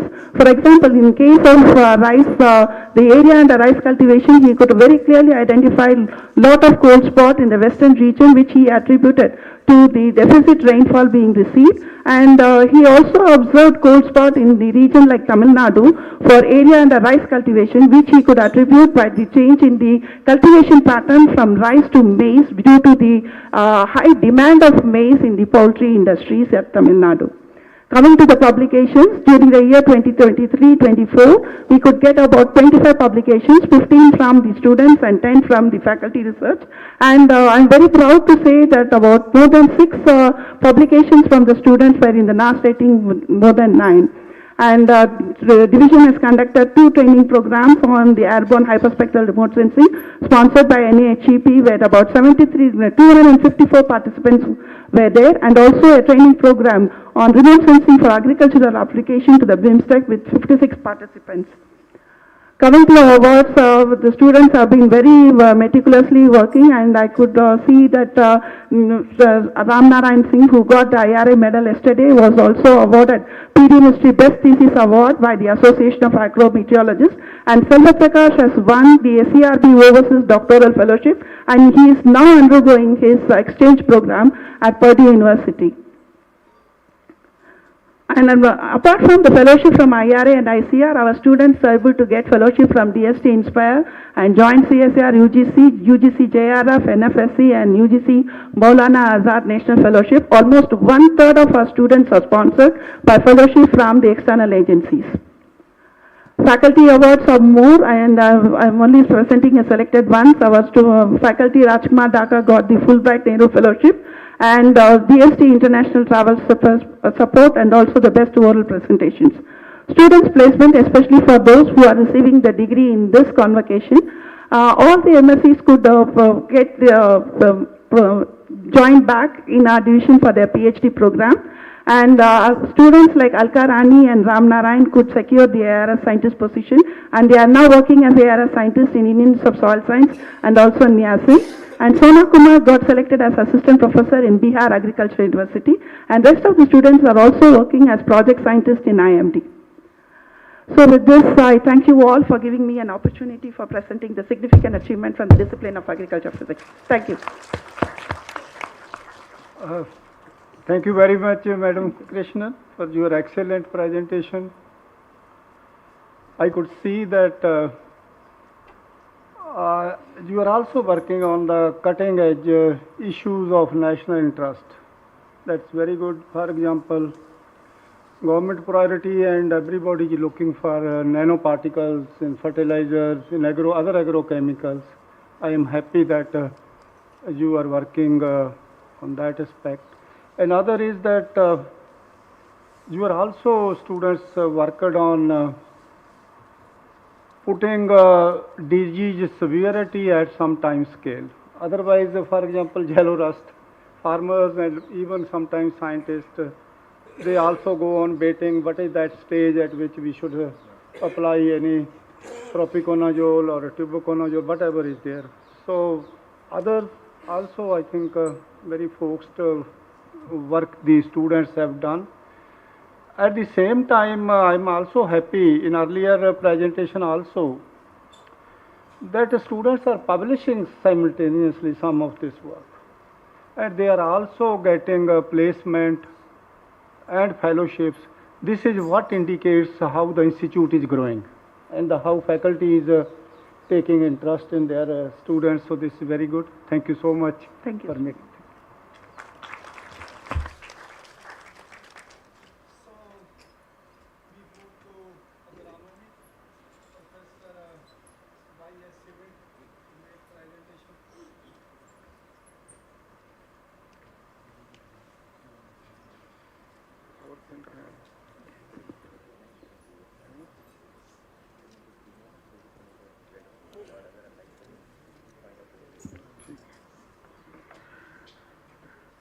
Honorable Chairman of this session, Director of IARI, Honorable Dr. A.K. Singh ji, Convener of this session, Professor Monica Joshi ji, senior esteemed colleagues, faculty members, students, ladies and gentlemen.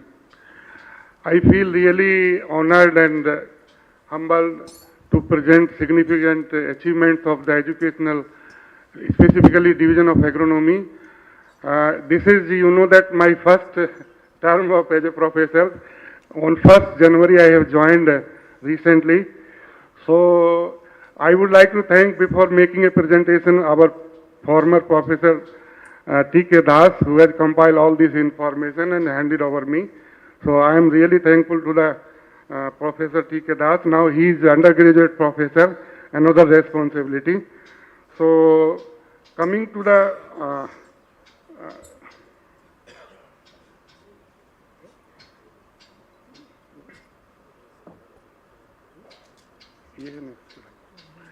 as you know that agronomy discipline is one of the oldest discipline, and we are having 3 mandates of this division, and among the 3 mandates, third one is the very important. imparting education, training, and human resource development for the UG now, and also previously PG and postgraduate students. At present, we are having approximately 26 scientists. Out of them, more than 50% are principal scientists, and all of them, they are involved in the teaching research guidance. And so far, more than 1,100 students have received their degrees, including associateship.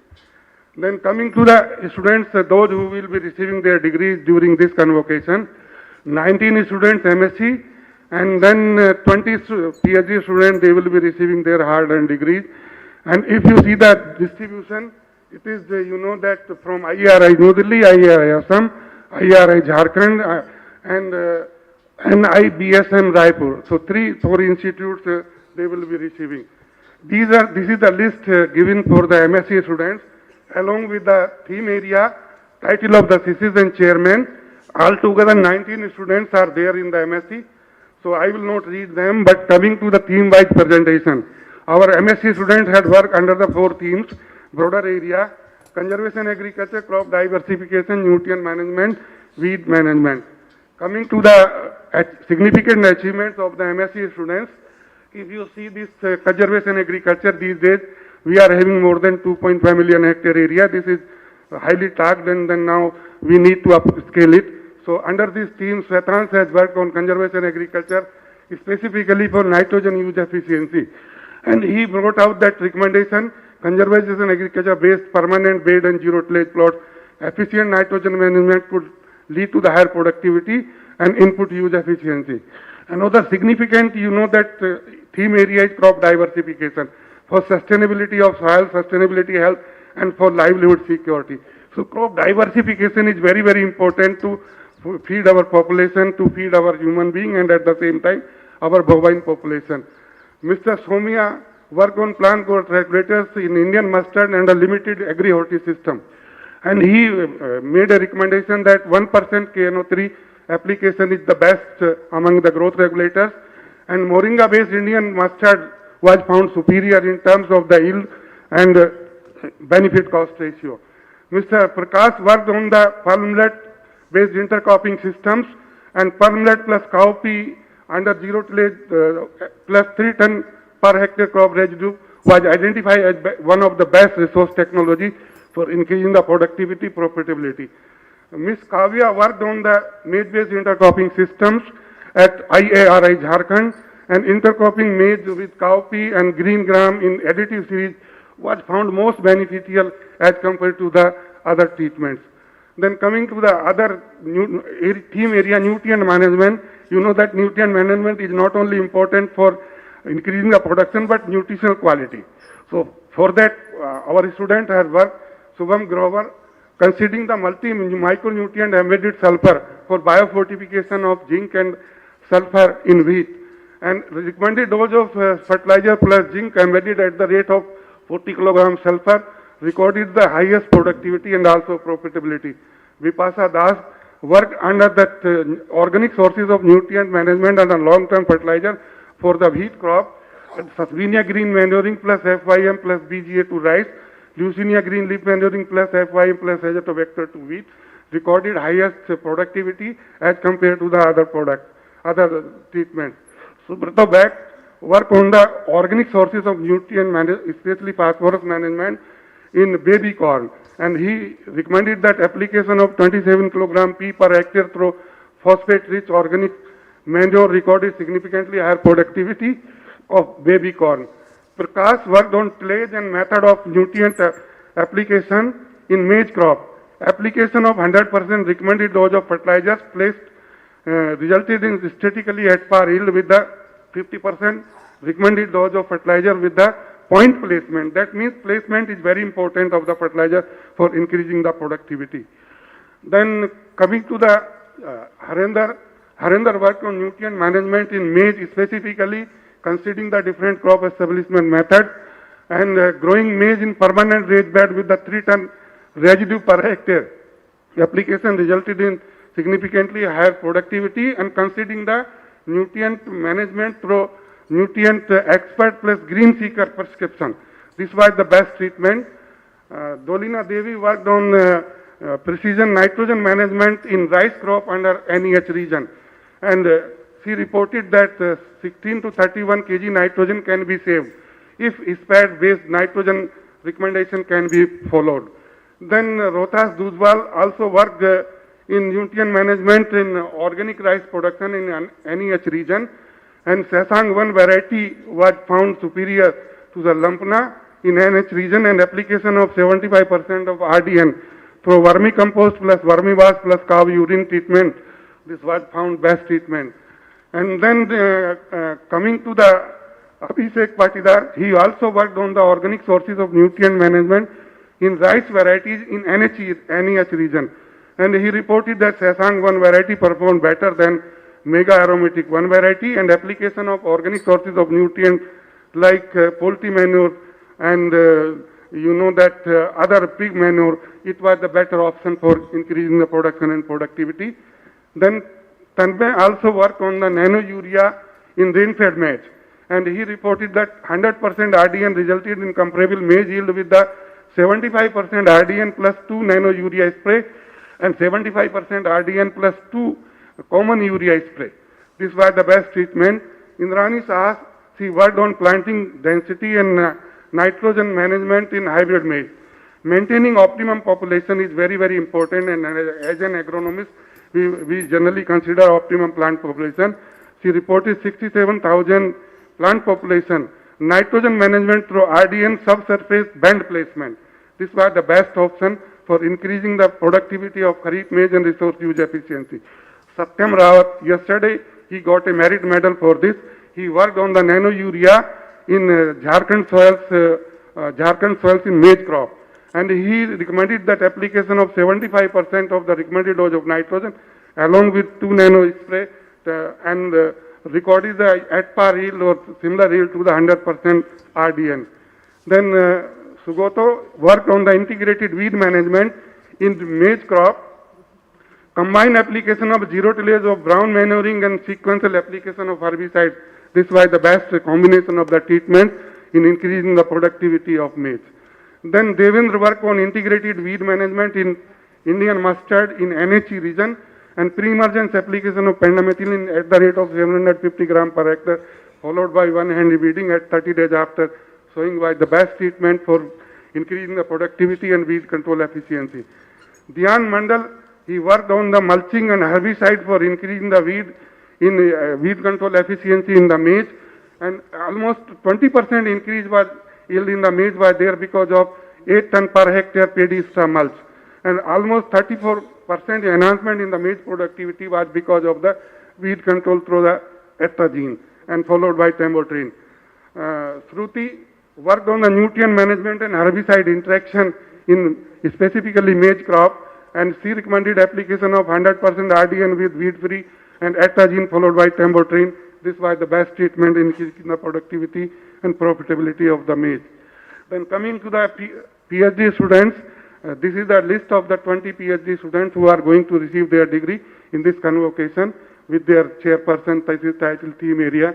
Again, our PhD students had worked under broader 5 themes, including weed management in addition to those which I have discussed: conservation, agriculture, crop diversification, irrigation, nutrient management. Conservation agriculture, yesterday Kamlesh Kumar presented his merit medal, for the merit medal, and he did well. And he, recommended that DSAT CSM model exhibited good accuracy in simulating the crop phenology, specifically leaf area index, nitrogen uptake under different nitrogen dynamics in conventional tillage as well as zero tillage. And then Akshay also worked on developing intensification options to enhance productivity in pearl millet mustard cropping system, and intercropping of pearl millet plus cowpea followed by mustard plus barley and pearl millet plus mustard and chickpea gave the aesthetically similar yield. And but however, that nitrous oxide emission global warming potential was, that in that zero tillage followed by mustard plus followed by pearl millet plus mustard plus chickpea. And then coming to the Smriti, he worked on the resource management, specifically nitrogen placement in mustard and its carryover effect in the mung bean. and he recommended that higher efficiency of subsurface band placement of nitrogen can save up to 20% nitrogen, and also gave 23% partial factor productivity of applied nitrogen as compared to the other treatments. Zero tillage per residue showed the improvement in the productivity and resource use efficiency. Suman Sen worked on the weed and nitrogen management under CA-based cropping system, maize, wheat, green gram cropping system, and zero tillage with the 100% recommended dose of nitrogen, sequential application of the different herbicides like atrazine followed by tambotrine in maize, pendimethalin followed by carbendazole in wheat, pendimethalin followed by imidazopyr in green gram appeared as a superior, you know that in terms of the productivity, economics, as compared to the other treatments of the herbicide application. Arka Pirbaro again worked on the nitrogen and sulfur management in the maize mustard cropping system under CA-based theme.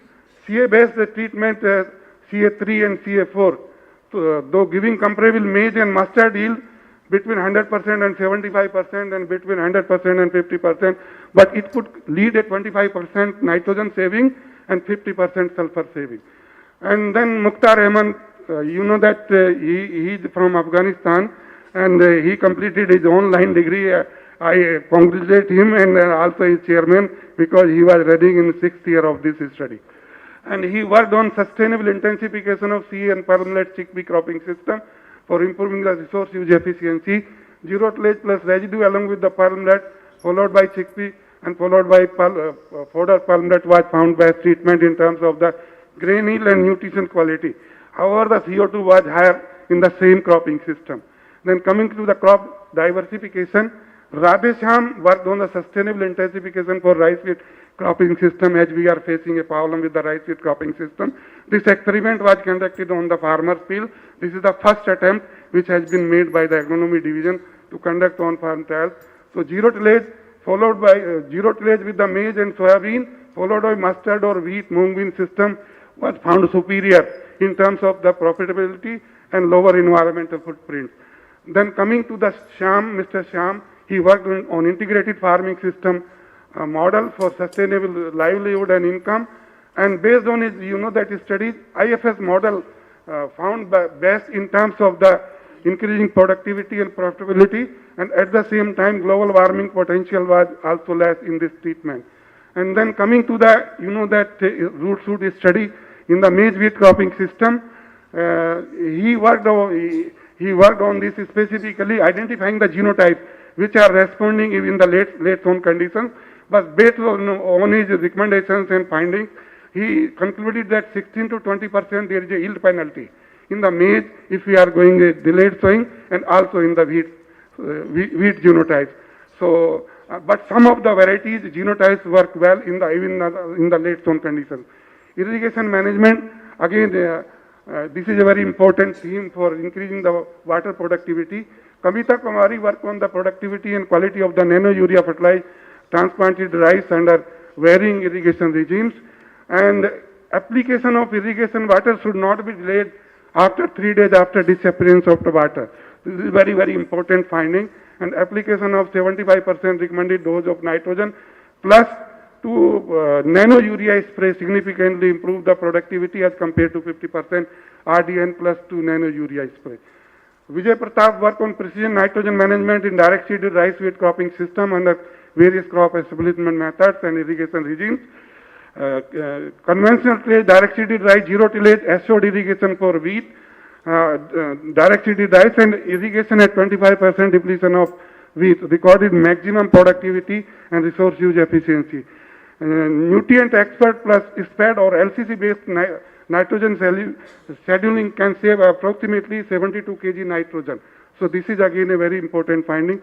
Mr. Sachin worked on the precision nutrient and irrigation management in soybean wheat cropping system, and precision nutrition and irrigation enhance the soybean wheat yield along with the profitability under SCI, system of crop intensification. Then coming to the nutrient management theme, Santi Devi worked on the optimization of nitrogen for contrasting genotypes of wheat and maize. Most of the wheat genotypes responded up to 150 kg nitrogen and 200 kg nitrogen in case of maize genotypes. Then Anita Kumawat worked on the organic farming of basmati rice wheat cropping system. Rice wheat, you know that under organic farming, the productivity of rice wheat Sasvenia was significantly better than the rice wheat moving system. And this system also increased the organic carbon content in the soil. Then Rahul Sadhu Khan also worked on nutrient management in direct shaded zero tillage wheat system. And he concluded that nutrient-based NPK treatment involves productivity, improve the productivity, profitability, and nutrient use efficiency, as well as reduce the environmental footprint under direct seed zero till system. Kirtiranjan Baral worked under my supervision on Sasvenia green manuring and nano zinc oxide coated urea under basmati rice wheat cropping system. Sasvenia green manuring in conjunction with the 0.2% nano zinc oxide coated urea improve the productivity and nutritional quality of basmati rice wheat cropping system. Mr. Manu work on the microbial mediated in situ residue management of rice in rice wheat cropping system, and combination of aerobic rice wheat along with the Pusa decomposer spray of 25 liter per hectare plus paddy strain carposition plus urea at the rate of 10 kg per hectare resulted in highest profitability along with the lower footprint and soil health. Then Sandeep Gavadia worked in evaluation of the rice and wheat genotypes for higher nitrogen use efficiency. And among the tested genotypes, he concluded that grain yield harvest index, grain yield efficiency index of Nidhi and their genotypes was better, and HD 3249 and HD 117 genotypes of wheat, they were most nitrogen efficient genotype tested. Then Sasmita Tripathi worked on the organic nutrient management in rain-fed maize, mustard plus chickpea intercropping system, and based on the analysis of the intercropping indices revealed that mustard plus chickpea along with the integrated application of FIM, leaf manure, microbial concertia, this gives the yield advantage over other treatments in terms of the productivity, profitability, and yieldiness. This is the last student. He worked under the supervision of Dr. Ramanjit Kaur under the theme of weed management, and integrated the effect of crop establishment methods and weed management options in maize wheat cropping system. Raised bed resulted in higher yield and profitability than the zero tillage and the conventional tillage. In weed management of maize, the combination of different herbicides in wheat and also in combination of different herbicides in maize wheat, they resulted better option as compared to the other treatments.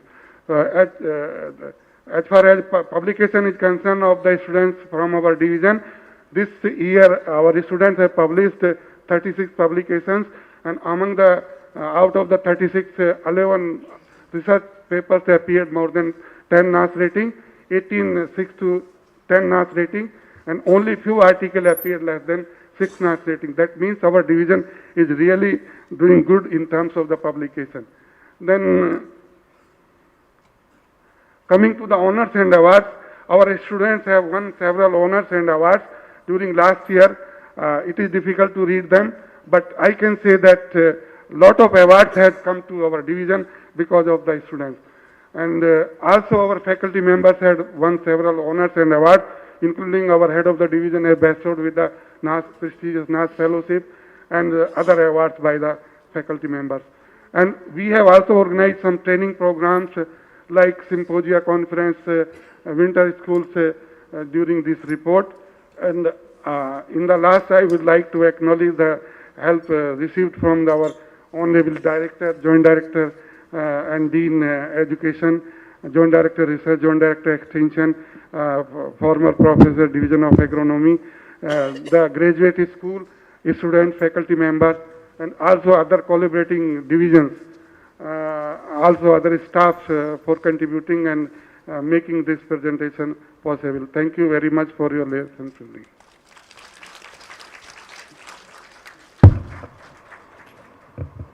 Well, Dr. Shive, thanks.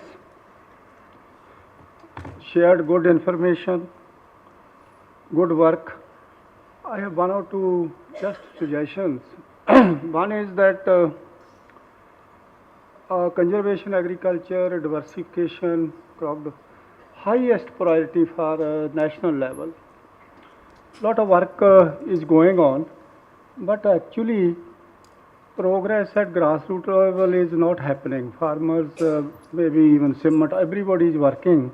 You may within the division think of, if you think what can be concluded and where we should now focus so that these very important research areas are ultimately become farmer friendly.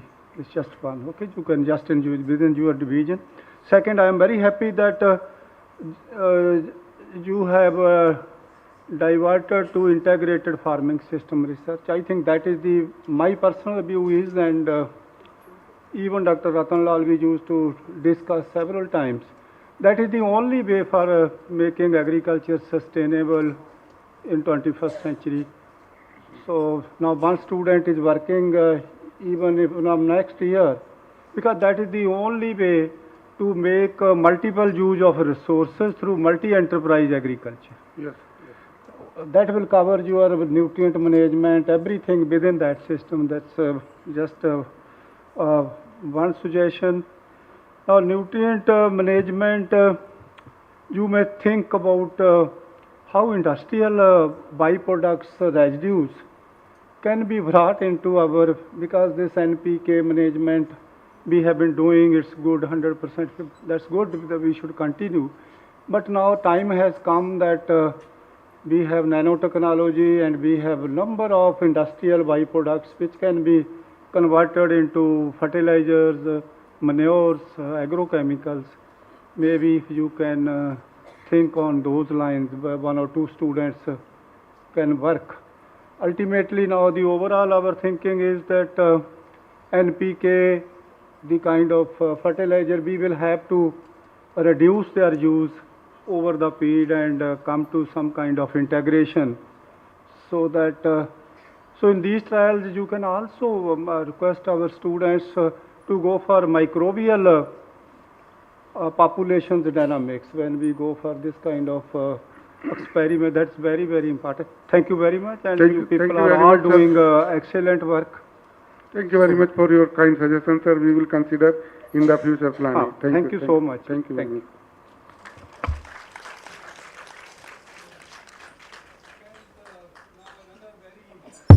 Important field, environmental sciences, Professor Dinesh Kumar Sharma. This is another very important field of research.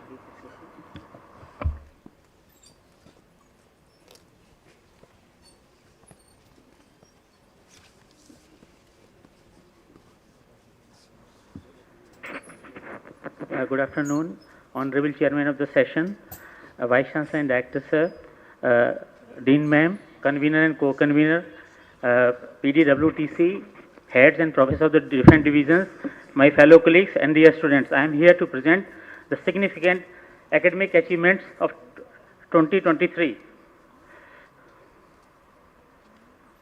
So, environmental science is a multidisciplinary science, and we have an integrated faculty, and almost 10 disciplines are there, like physiology, horticulture, economic botany, agronomy, agriculture, chemicals, computer applications. So we have a very integrated faculty members. So far 107 students have taken MSc degree, and PhD, 60 PhD has students graduated, and students on roll MSc 21, PhD 31. And our students are well placed in ARS, SAU, CPCB, State, Pollution Control Board, FCI, DDA, State Agriculture Department, CSR, and recently, yesterday only, one of our students got a NITI Aayog consultant position. So our students are diversifying their employment basket. So I am here to present the significant postgraduate achievements of our division. So basically, in our environmental science division, we are working on climate change, pollution, waste management. As our chairman sir rightly pointed out, then waste management like industrial waste, and then the ecosystem services. Last 5-6 years, we are also working on ecosystem services.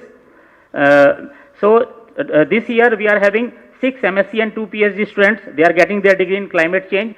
2 MSc students are getting their degree in waste management. And then 1 PhD student yesterday she presented for gold medal work on ecosystem services, and 3 MSc and 3 PhD students are working on they work on environmental pollution. So one of our PhD student, I'm starting with the PhD student. One PhD student, Miss Divya Puja, she worked with Dr. Shiv Prasad, the effect of bio-augmented lynch steel slag, and they have augmented this steel slag with different amendments, and they studied their impact on rice and wheat cropping system. And then they have used Pusa 44 variety SG2967, and then different feedstock they have used. And then the grain and straw yield of both wheat and rice crop was significantly influenced due to bioaugmentation with LD steel slag and biochar. The grain yield of rice and wheat was increased to 25.4 and 26.9% respectively in the bioaugmented combination of slag and biochar. Bioaugmentation means when we are combining this steel slag with different organic amendments like biochar, vermicompost, different ratio, then utilization of bioaugmented steel slag instead of direct slag could be a sustainable management strategy because of it provide more nutrition to the crop. With some caution is also required. So, and another student, Mr. Chandra Prakash, he worked with Dr. Shakil Khan, the effect of particulate matter associated with polyaromatic hydrocarbons and heavy metal on growth and nutraceutical properties of tomato. As we know that due to air pollution, this concentration of pH is increasing day by day. So they try to work out that how these, they work in the Yamuna Pusta side and then in IRI also. So they quantified the effect of pH and heavy metals on the tomato crop Pusa ruby. And they found that out of 16 pH notified by US Environmental Protection Agency, only 10 were present associated with the particulate matter, and then Banjo GI, that was more. And then it has been observed that the antioxidant activity in tomato leaves was highest after the 60 days of transplanting, because that the time of concentration of particulate matter and their associated heavy metal was highest. And that the higher PM10 concentration reduced the fruit yield and the fruit physical and nutritional quality. So this is another important area. And then one student, Setupati, he worked with me on the amelioration of ozone stress in chickpea through nutrient and microbial interventions. As we know that the ozone concentration is increasing even in the colder region, so colder season. So we try to, whether we thought that okay, can we ameliorate the ozone stress with the help of microbial inoculation as well as the nutrient manipulation.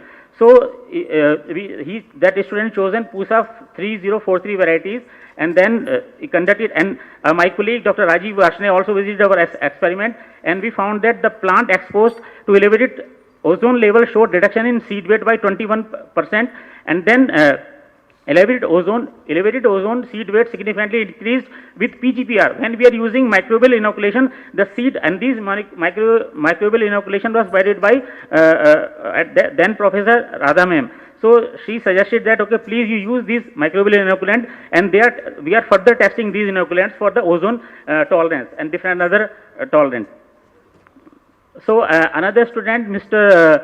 Partha Pritam Mehti, he worked with Dr. Vidisha Chakravarti, and they want to study the interactive effect of elevated carbon dioxide and temperature on greenhouse gas emission in rice and its simulation studies. So they have chosen different rice varieties like Pusa Basmati, Pusa 44, Nagina and IR 64. And they found that reduction in grain yield with 3 degrees centigrade temperature rise range from 8.4% to 12.8% in different rice varieties, and elevated CO2 concentration of 550 ppm was able to reduce the negative effect of high temperature in rice, because carbon dioxide is also having some positive impact. But although the positive factor was there, but the nutrient content in the rice was reduced. The nitrogen concentration in rice grain decreased in elevated CO2 plus high temperature treatment than ambient.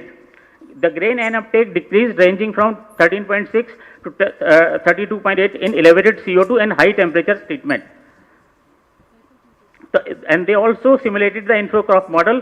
Infrocrop model was able to satisfactorily simulate the methane and nitrous oxide emission in rice, both the years ambient and CO2 plus high temperature conditions. And methane emission in rice range from 36.6 to 38.6 kg per hectare in rice under different locations in northwest IGP, while nitrous oxide emission range from 1.28 to 1.66 kilogram per hectare in these locations. So another student, Mamta Bis, as I mentioned, yesterday she joined in the consultant in the Niti Aayog. She worked on the pollutant source apportionment and suitability of groundwater for agriculture and domestic use in peri-urban area of Delhi. So they have worked in the peri-urban of Delhi that whether the groundwater is suitable for agriculture or drinking purpose, and they developed a novel, strategy to decontaminate the nitrate and fluoride.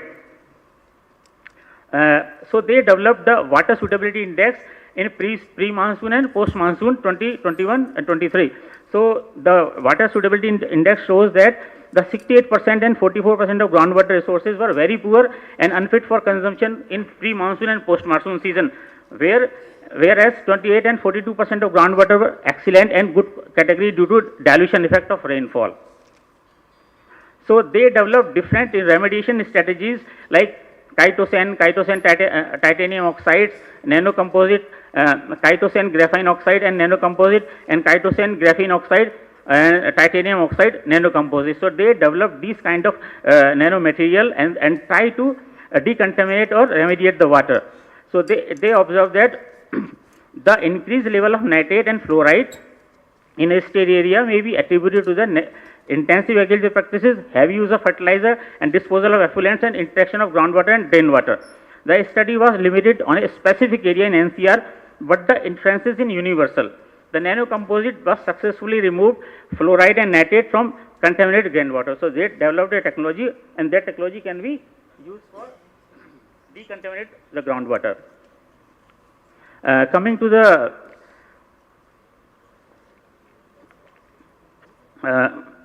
this study, the Gayatri ji worked with me on impact of elevated ozone, carbon dioxide and their interaction, pollination ecosystem services.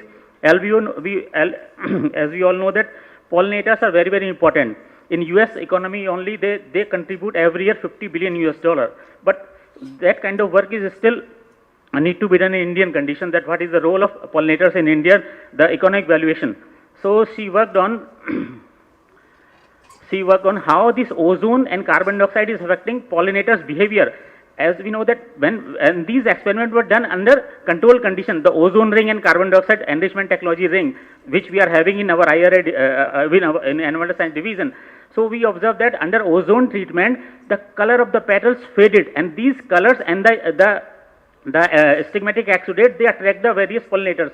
So we observed with the different experimentation that the pollinators ecosystem services is drastically affected by the increased concentration of ozone and carbon dioxide. So this is the mechanism how this ozone and carbon dioxide is affecting the pollinators behavior, because the color as well as the exudate secretion by the stigmatic stigma, they are affecting the pollinators behavior, and in turn this ozone is also affecting the pollen viability and stigma receptivity, and we have confirmed and reconfirmed it with the help of metabolomic studies. So this is how the metabolomic study revealed that the ozone concentration decreasing the sulfur metabolites, glycine metabolites and these metabolites are very, very important for attracting the insects. So that's why we have find very, very negative impacts on pollinators behavior by honeybees. As you know that Einstein once said that if honeybees disappeared from the globe, then humans only 4 years of life left on this planet. So this is very, very important aspect. We try to explore this aspect. So and then we try to quantify what kind of ecosystem services is being done in mustard by honeybees. So by increased ozone level, we are getting reduction in the pollination ecosystem services to the tune of 30,000 rupees. In the enriched carbon dioxide, we are getting less ecosystem services by 16,000 rupees. In the interaction, the carbon dioxide and ozone interaction, this negative impact is almost 50% reduced. But in the CO2 itself, we are having less 4,000 ecosystem services. So this is all about our MSc students. Like Divya Sinha, she worked on climate change with our head Dr. Naresh Kumar ji on the response of different duration varieties on Indian mustard in climatic risk, and Mr. Kirti Kumar, he worked on the same topic, climate change, assessing the productivity and plant nutrients, wheat and I'm not able to see elevated ozone and carbon dioxide interaction under different nitrogen management.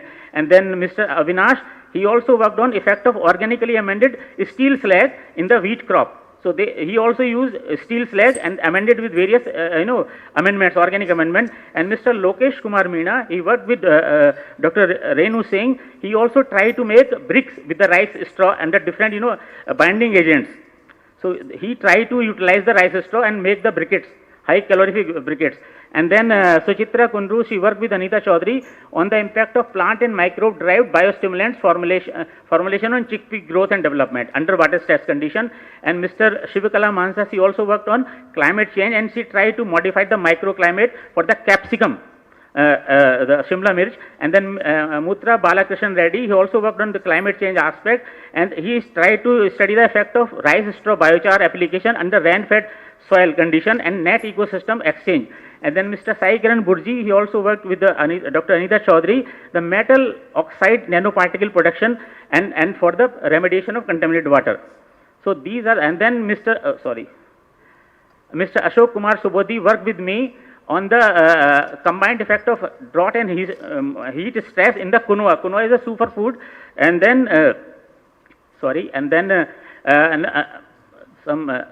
Karishma also worked on climate change, CO2 aspect, and then Prerna Kumari also worked on arsenic contamination aspect. So, response of different duration varieties of Indian mustard to climate risk.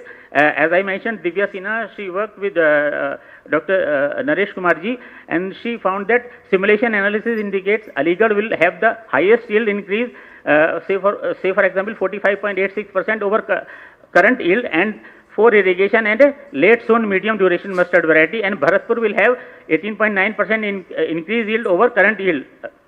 And similarly, productivity and plant nutrients and wheat at elevated ozone and CO2 interaction under different nitrogen management. Mr. Kirti Kumar worked with Dr. Vidisha Chakravarti. They also try to understand that under elevated ozone and CO2 interaction, although CO2 is able to neutralize the negative effect of ozone to certain extent, but the dilution effect is there in the grain.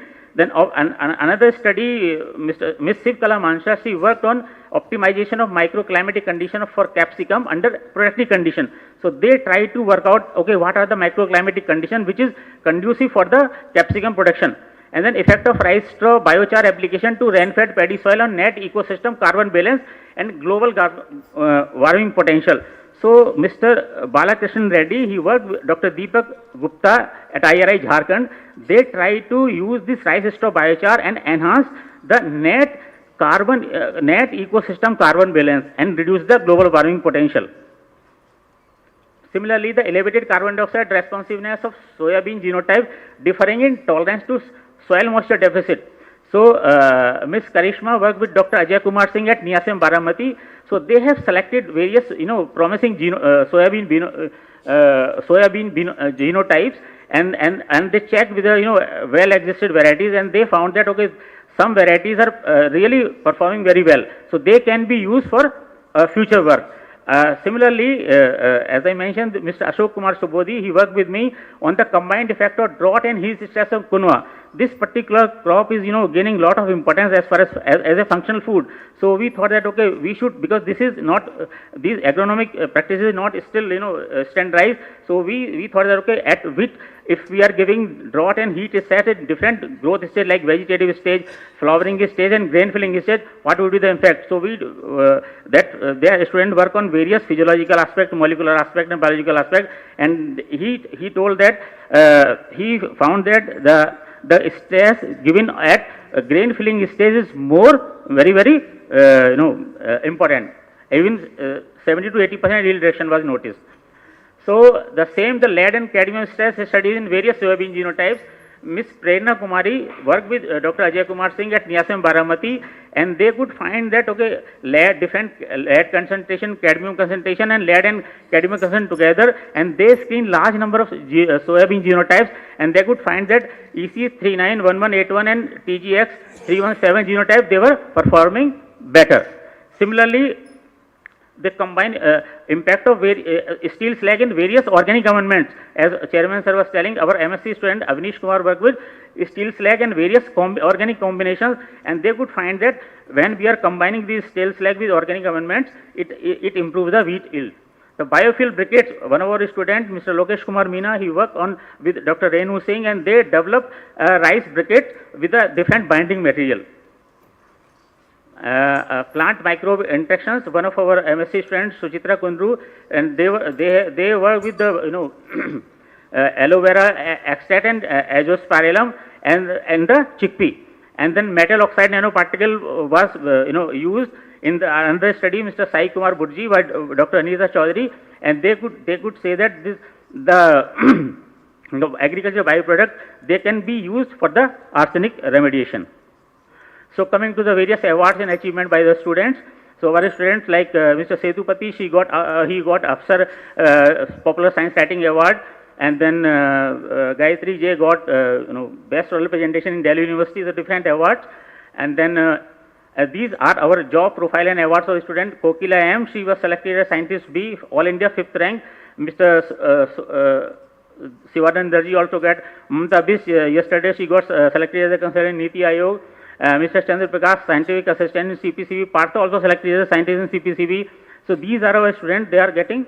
And then as far as publication is concerned, our students this year, they have published 17 papers and one paper more than 17 NAS rating, one paper 10 to 12, this is and then our faculty members, they have also published almost 72 research papers during this reporting period, and we have conducted large number, at least 6-7 training this reporting period.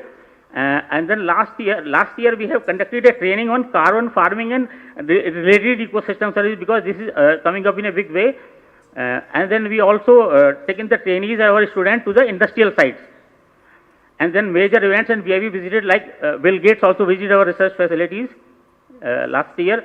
And these are some of the awards and recognitions of our scientists. Our Sura sir is a different modeling aspect, and then Dr. Nivita Jain, she is working in IPCC and UNFCC, and these. And then thanks. I want to thank all our faculty members, our students, the IRA authorities, Director sir, Dean ma'am, Associate Dean, Graduate School, and everybody. Thank you so much.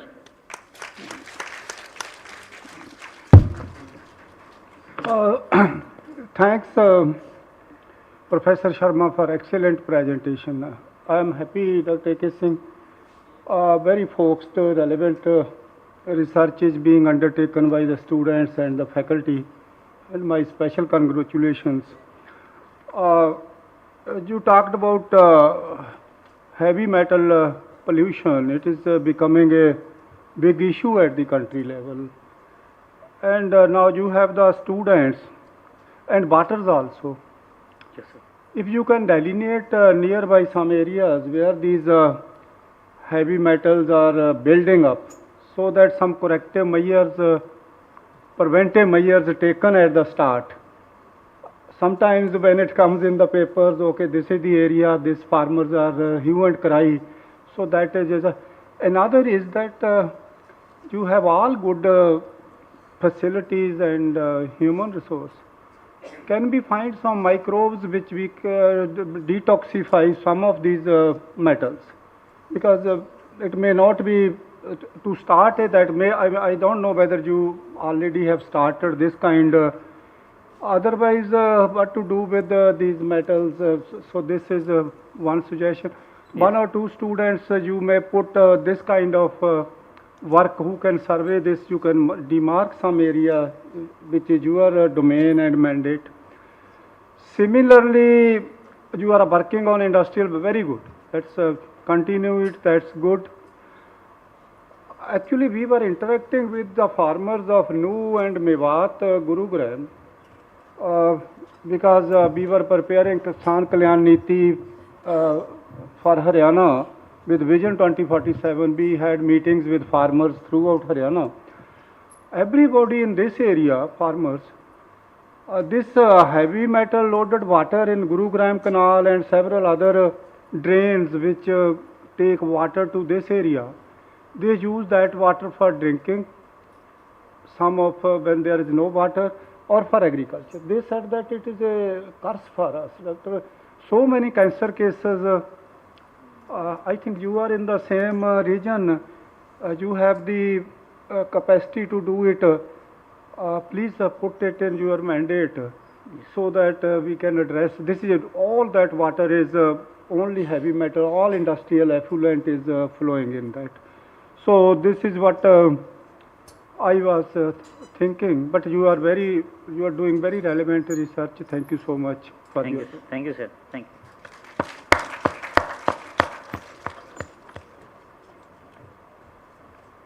So we move to another important area, microbiology. You know the power of this time.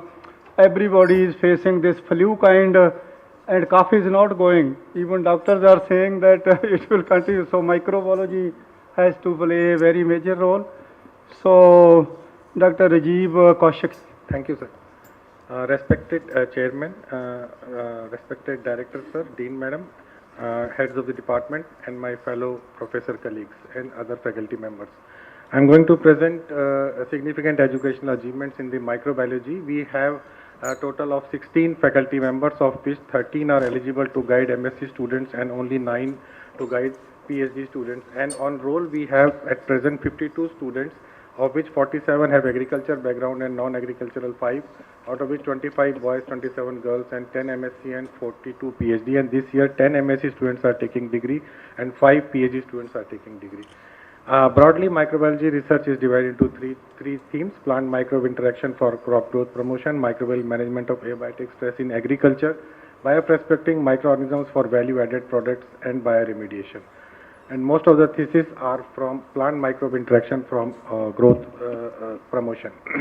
So this is a list of MSc degree recipients. Here I will name them: Ms. Kartika with Dr. S.N. Bhaumik, Mr. Kondru Nitesh Verma with Dr. Govind Swami, and Ms. Sonam Yangchin and Mr. Raghavendra worked with Dr. Atna Suman. With thesis title I will come when I will present their significant achievement. Pratibha Barak worked with Dr. Seema Sangwan. Prajwal worked from NIBSM Raipur with Dr. Sushil Kumar. Barnana Mitra worked with Meenakshi Grover. Bhavna from IRI Jharkhand worked with Himani Priya. She is also faculty in Jharkhand only. Sangram Grai worked with Madam Anju Madam. And Yamini Yadav worked with Dr. Parinita Jaiswal. So coming to first theme, plant microbe interaction in MSc thesis. Ms. Kartika worked on developing a root organ culture technique, and she developed by using in vitro RIT DNA transformation technique. And this root inoculum which she has developed has many advantages over standard inoculum, and including its ability to colonize roots faster and reduce the time to generate infective propagules by half. And Kondru Nitesh Verma worked on deciphering the biocontrol potential of certain actinobacteria and mainly streptomyces species. And they found that the different strains of streptomyces which are root associated, they could control the growth of 5 different major pathogens of rice. And the main mechanism which they could decipher was by enhancing by the plant immunity and growth promotion. And Sonam Yangchin, she worked on cowpea germplasm for their innate nitrogen fixation potential and nodulating rhizobial diversity.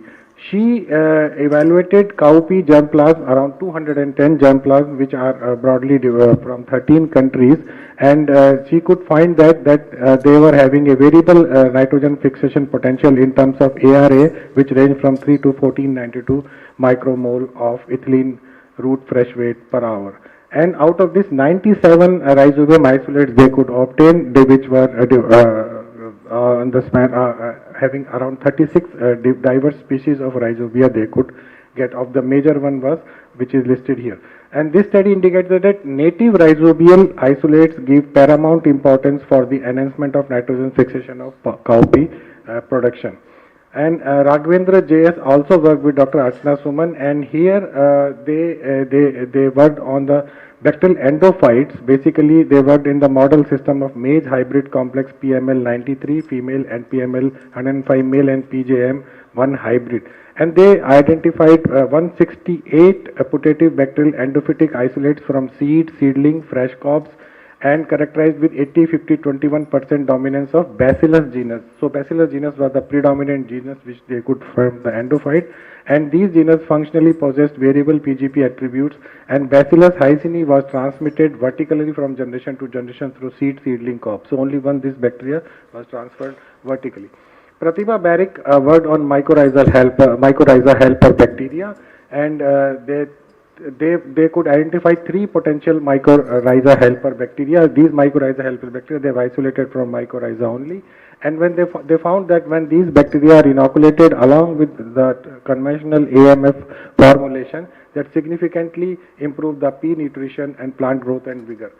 Prajwal SK worked at NIBSM under Dr. Sushil Kumar, and they worked on different Bacillus carbaceae strains which they isolated from the acidic soils of Chhattisgarh, and they identified two surfactants, phenigicin and surfactant from these two strains, and they found that by the inoculation of these surfactants they could positively impact the soil bacterial population, dehydrogenase activity, chlorophyll and protein content in the crop. And they use this formulation along with vermicompost and gum. Varnana Mitra worked with under microbial management of abiotic stress in agriculture, another theme. Here she worked on seed endophytic bacteria from the pearl millet, and they found that the endophytic bacteria isolated from the different cultivars of the pearl millet, mainly from pearl millet PC701, and they worked well under the moisture deficit condition when inoculated, and with at 75% field capacity they could improve the production of DSR and transplanted rice under acidic soil condition. They worked with the native population of Bacillus, which they isolate Bacillus and Pseudomonas, which they isolated from the acidic soils of Jharkhand, and they made a formulation which was the charcoal vermiculite paddy straw based formulation, and this formulation, and they when evaluated under the field condition with the two rice varieties under both direct seeded rice and conventional transplanted practices in acidic soil, and the formulation significantly enhanced biometric parameter at all sampling stages for both planting methods. The two theses are there in bioprospecting, microorganisms for value-added products and bioremediation. Here Sangram Girai worked on hybrid corn AH4271, and they found that by using Candida tropicalis they could produce around 0.41 gram per liter of xylitol and 0.74 gram per liter of ethanol. Miss Yamini worked with Panita Jaswal, and here they found that certain cyanobacteria strains they took for the production of carotenoid, and they formulated medium and they found that with the addition of 0.5% NaCl and 0.1% NaCl respectively in spirulina and nostoc, with 0.1% galactose could produce a significant amount of the carotenoids. And these are the list of PhD recipients. There are 5 degrees, out which 3 are from microbial management of abiotic stress in agriculture and 2 are from plant microbe interaction for group. Mr. Vikram worked with Dr. Sangeeta Pal, Ashwani worked with Dr. Atna Suman, Sneha with Dr. Abraham, Babban Preet Kaur with Dr. Ramakrishnan, Divya Priya, she worked under Dr. Sangeeta Pal.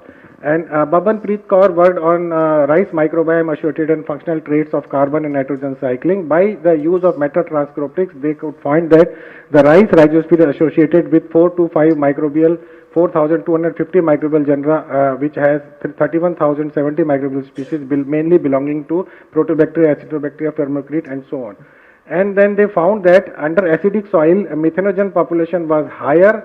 That suggests that under acidic soil, the methane emission was higher, and also they found that diastrophic microbes are more active in the acidic soil, whereas in alkaline soil, they found that methanotrophs, ammonox, nitrification, denitrification, DNRA, and comamox were significantly high, and phototrophic microorganisms were also high. This suggests that the possibility of higher microbial C fixation in neutral and alkaline soil.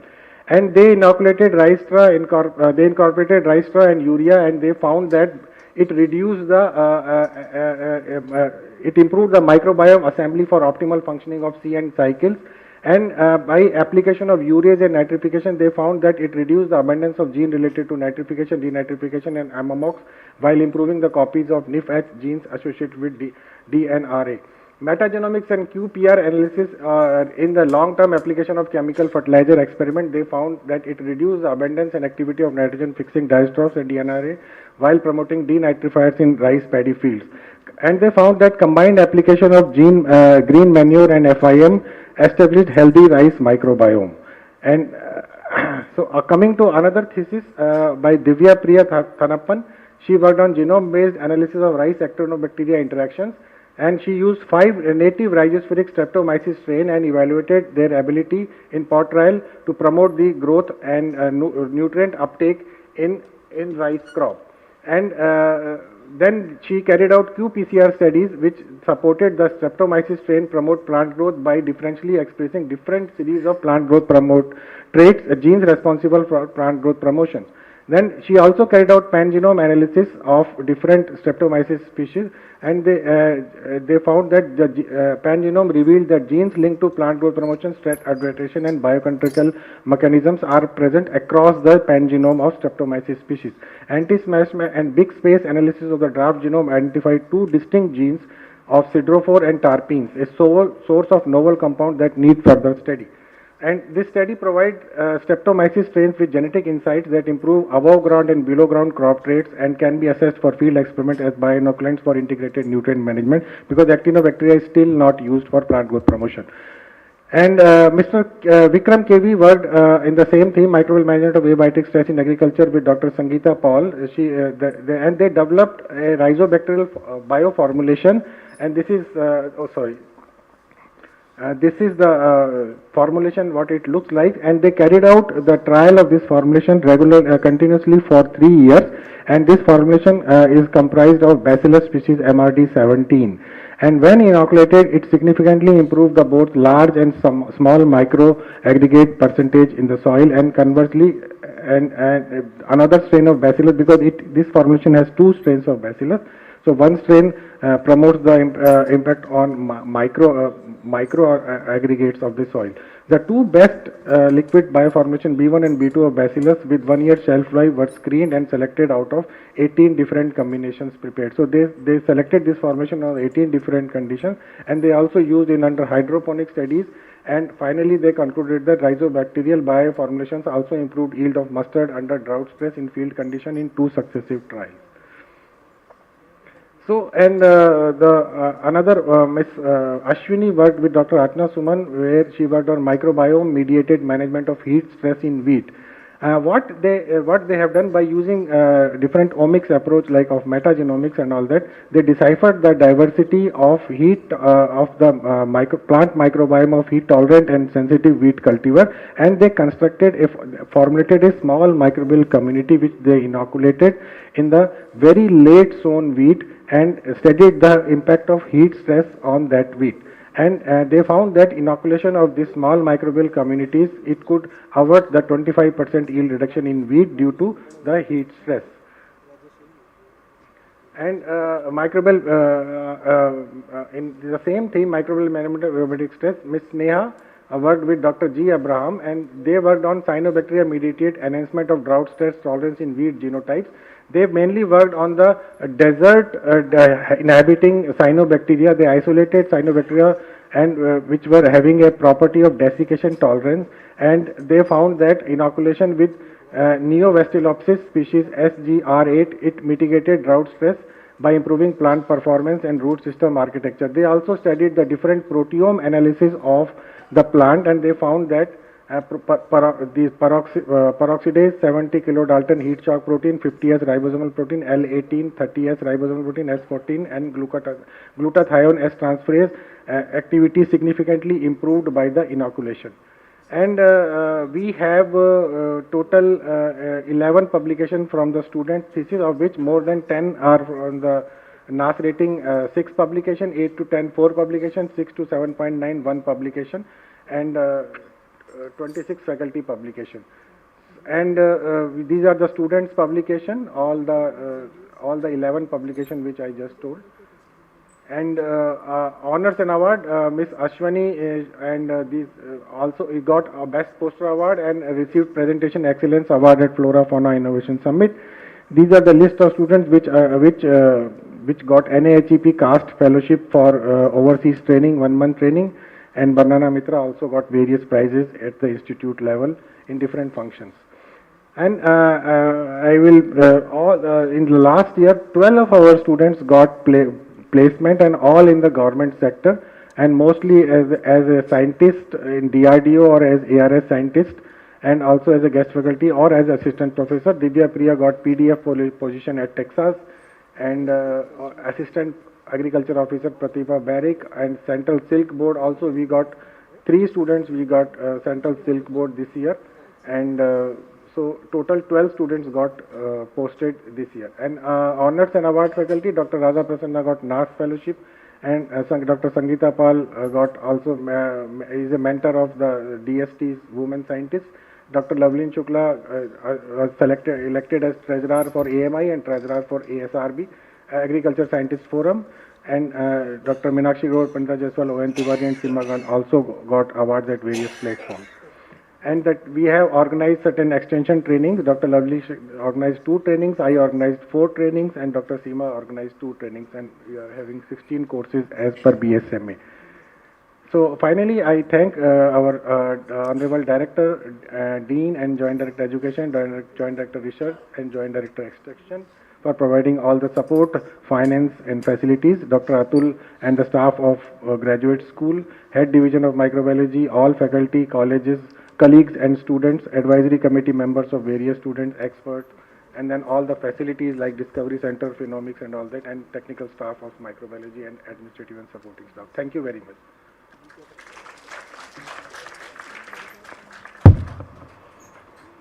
Thank you very much, Professor Kaushik ji.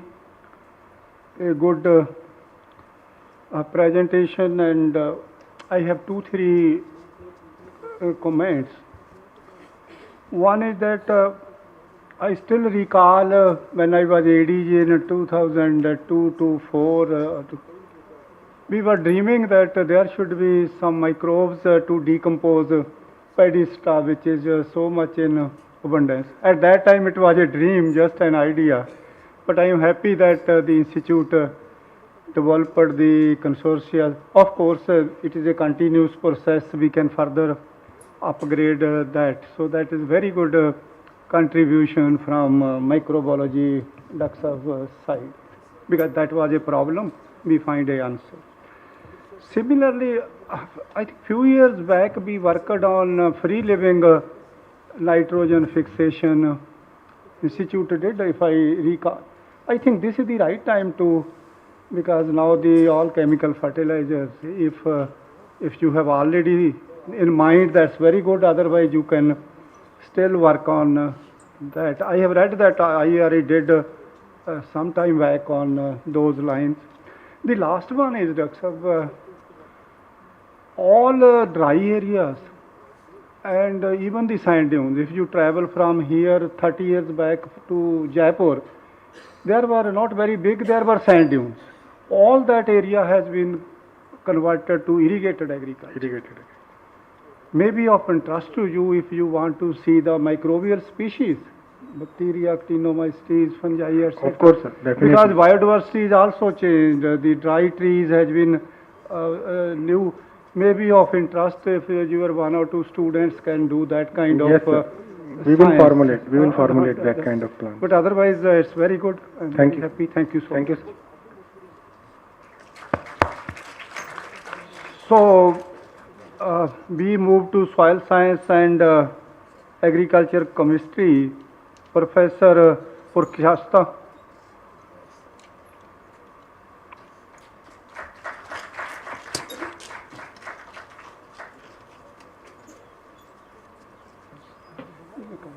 So very good afternoon to all of you. Honorable Chairperson, Director of the Institute, Dean, Convener, Co-Convener, PDWTC, Heads and Professors of different divisions, and also my esteemed colleagues and dear beloved students. So I am going to present the significant educational achievements in the Division of Soil Science and Agricultural Chemistry during the period 2023-24. Our mandate of our division is to carry out research on the fundamental and applied aspects of physical, chemical and biological properties of soil, as well as teaching, postgraduate teaching, now it is undergraduate teaching also, and other human resource development. If we see the faculty and student strength in our division, we have about total 19 students. Out of these 3 are on deputation. Dr. Prasenjit Rai got the US fellowship. Now he is in North Dakota State University at USA. And Kapil got the Netaji Subhas, ICAR Netaji Subhas fellowship for doing PhD at USA. And another faculty, she is also on study leave doing PhD. And this is the distribution of our faculty here in different categories. And students, if you can see, here we have total 94. Out of this PhD, about 74. and MSc 20, and this is the distribution in different categories in first year, second year, up to 7th year, 7 year. And this is actually key research area our postgraduate students have targeted. And these research themes, they worked on 4 research themes: synthesis and evaluation of novel fertilizer products, soil management strategies to enhance soil organic carbon sequestration, soil health and soil resilience, dynamics of nutrients and their interactions in soil, remediation of polluted soils. And all these 4 theme areas are in very much line with the Sustainable Development Goals of United Nations already given here. So all these actually 4 theme areas addressing the Sustainable Development Goal of 1, 2, 3, 6, 13 and 15. So therefore the importance of the work signifies that our postgraduate students have been doing. And these are the list of, we have 11 MSc students who will be getting degrees, and they have worked on 4 different theme areas what already I have told you. And these are the name of the students. Individually I will also be telling, and these are the MSc students. So first, Alapati Nimisha, she worked with Kopil Chauve, and she actually developed the novel fertilizer products. So urea, zinc oxide binder and zinc solubilizing microorganisms. So that novel fertilizer she has developed and tested in crops, and it has been observed that these fertilizer products are potent for increasing the nitrogen use efficiency from 27% to about 57%, whether zinc use efficiency also increased from 1.61 or 0.5% to 2.68%. So therefore, this is a very important development with respect to your fertilizer development. Monish Kumar worked with Srila Das. Polyphore, actually this is a natural mining product which is a rich source of not only the nitrogen, sulfur, but also calcium, magnesium and micronutrients. And these polyphore actually they are marketed by Anglo-American company, and it can be used as a rich source of potassium and sulfur. So wherever the your polyphore was applied, so there the available potassium content increased significantly, as well as available sulfur also increased significantly. And another student, Bijan Kumar Mundal, worked with Dr. Abid Dey, and they are looking for these IFCO products, Sagorica. It is a seaweed extract product, which is actually natural product and your low carbon footprint. And these are very rich source of different nutrients, micronutrients, secondary nutrients, as well as nitrogen and phosphorus. And it has been observed that they actually marketing in solid form as well as in solution form. So it has been observed that when this combination of solid form 75% of NPK and then spraying of these liquids, so it can give it can improve the apparent nutrient recovery, as well as not only yield nutrient recovery but also the quality of the product also improved significantly. And then another student, Deepak, worked with again Dr. Abid Dey, worked on carbon parts, particularly the biochemical characterization he did in a diverse crop residues generated from the agricultural front. And it has been observed that particularly in the Sesbania and plant residue quality index, they have also calculated Sesbania actually easily degradable residues, which is frequently used by the farmers in the rice field, and other residues like cotton or rice or maize, they are actually resistant to decomposition. But in terms of carbon cycling, when we talk about nutrient cycling, then Sesbania could be is the product. But when we talk about carbon sequestration, then the question will arise which type of residue we can combine with easily degradable residue with the resistant residues, so it can actually fulfill the goal of carbon sequestration as well as nutrient cycling. So that's why this work has a lot of importance. And then Sharmista Priyadarshini, this student actually, she is from ICAR Jharkhand, worked with Manoj Chaudhary, and she actually worked on biochar. Nowadays it has been used as a soil amelioratant for carbon sequestration and also GHG emission reduction. And she worked here that when this biochar was applied at 5 and 10 tons, there is a significant increase in the carbon in different pools, very labile as well as non-labile pools. And also additional benefits which we can derive from biochar is that it is a very useful liming material which can ameliorate the acid soils. Particularly, she worked on the soils from Ranchi. And then another student, Jyotirmoy Rai, worked with Dr. D.R. Biswas in different land use system, particularly the degraded land of the semi-arid tropics. So those are very low fertile. So if those soils are brought into different agri-silviculture or pasture system we can convert, then it can increase the available nutrient content, as well as phosphorus dynamics if we can see, particularly in the control fallow soils, there the absorption will be maximum. But in the where the plantations were there, the phosphorus absorption was low and desorption actually there that happened in the reverse order.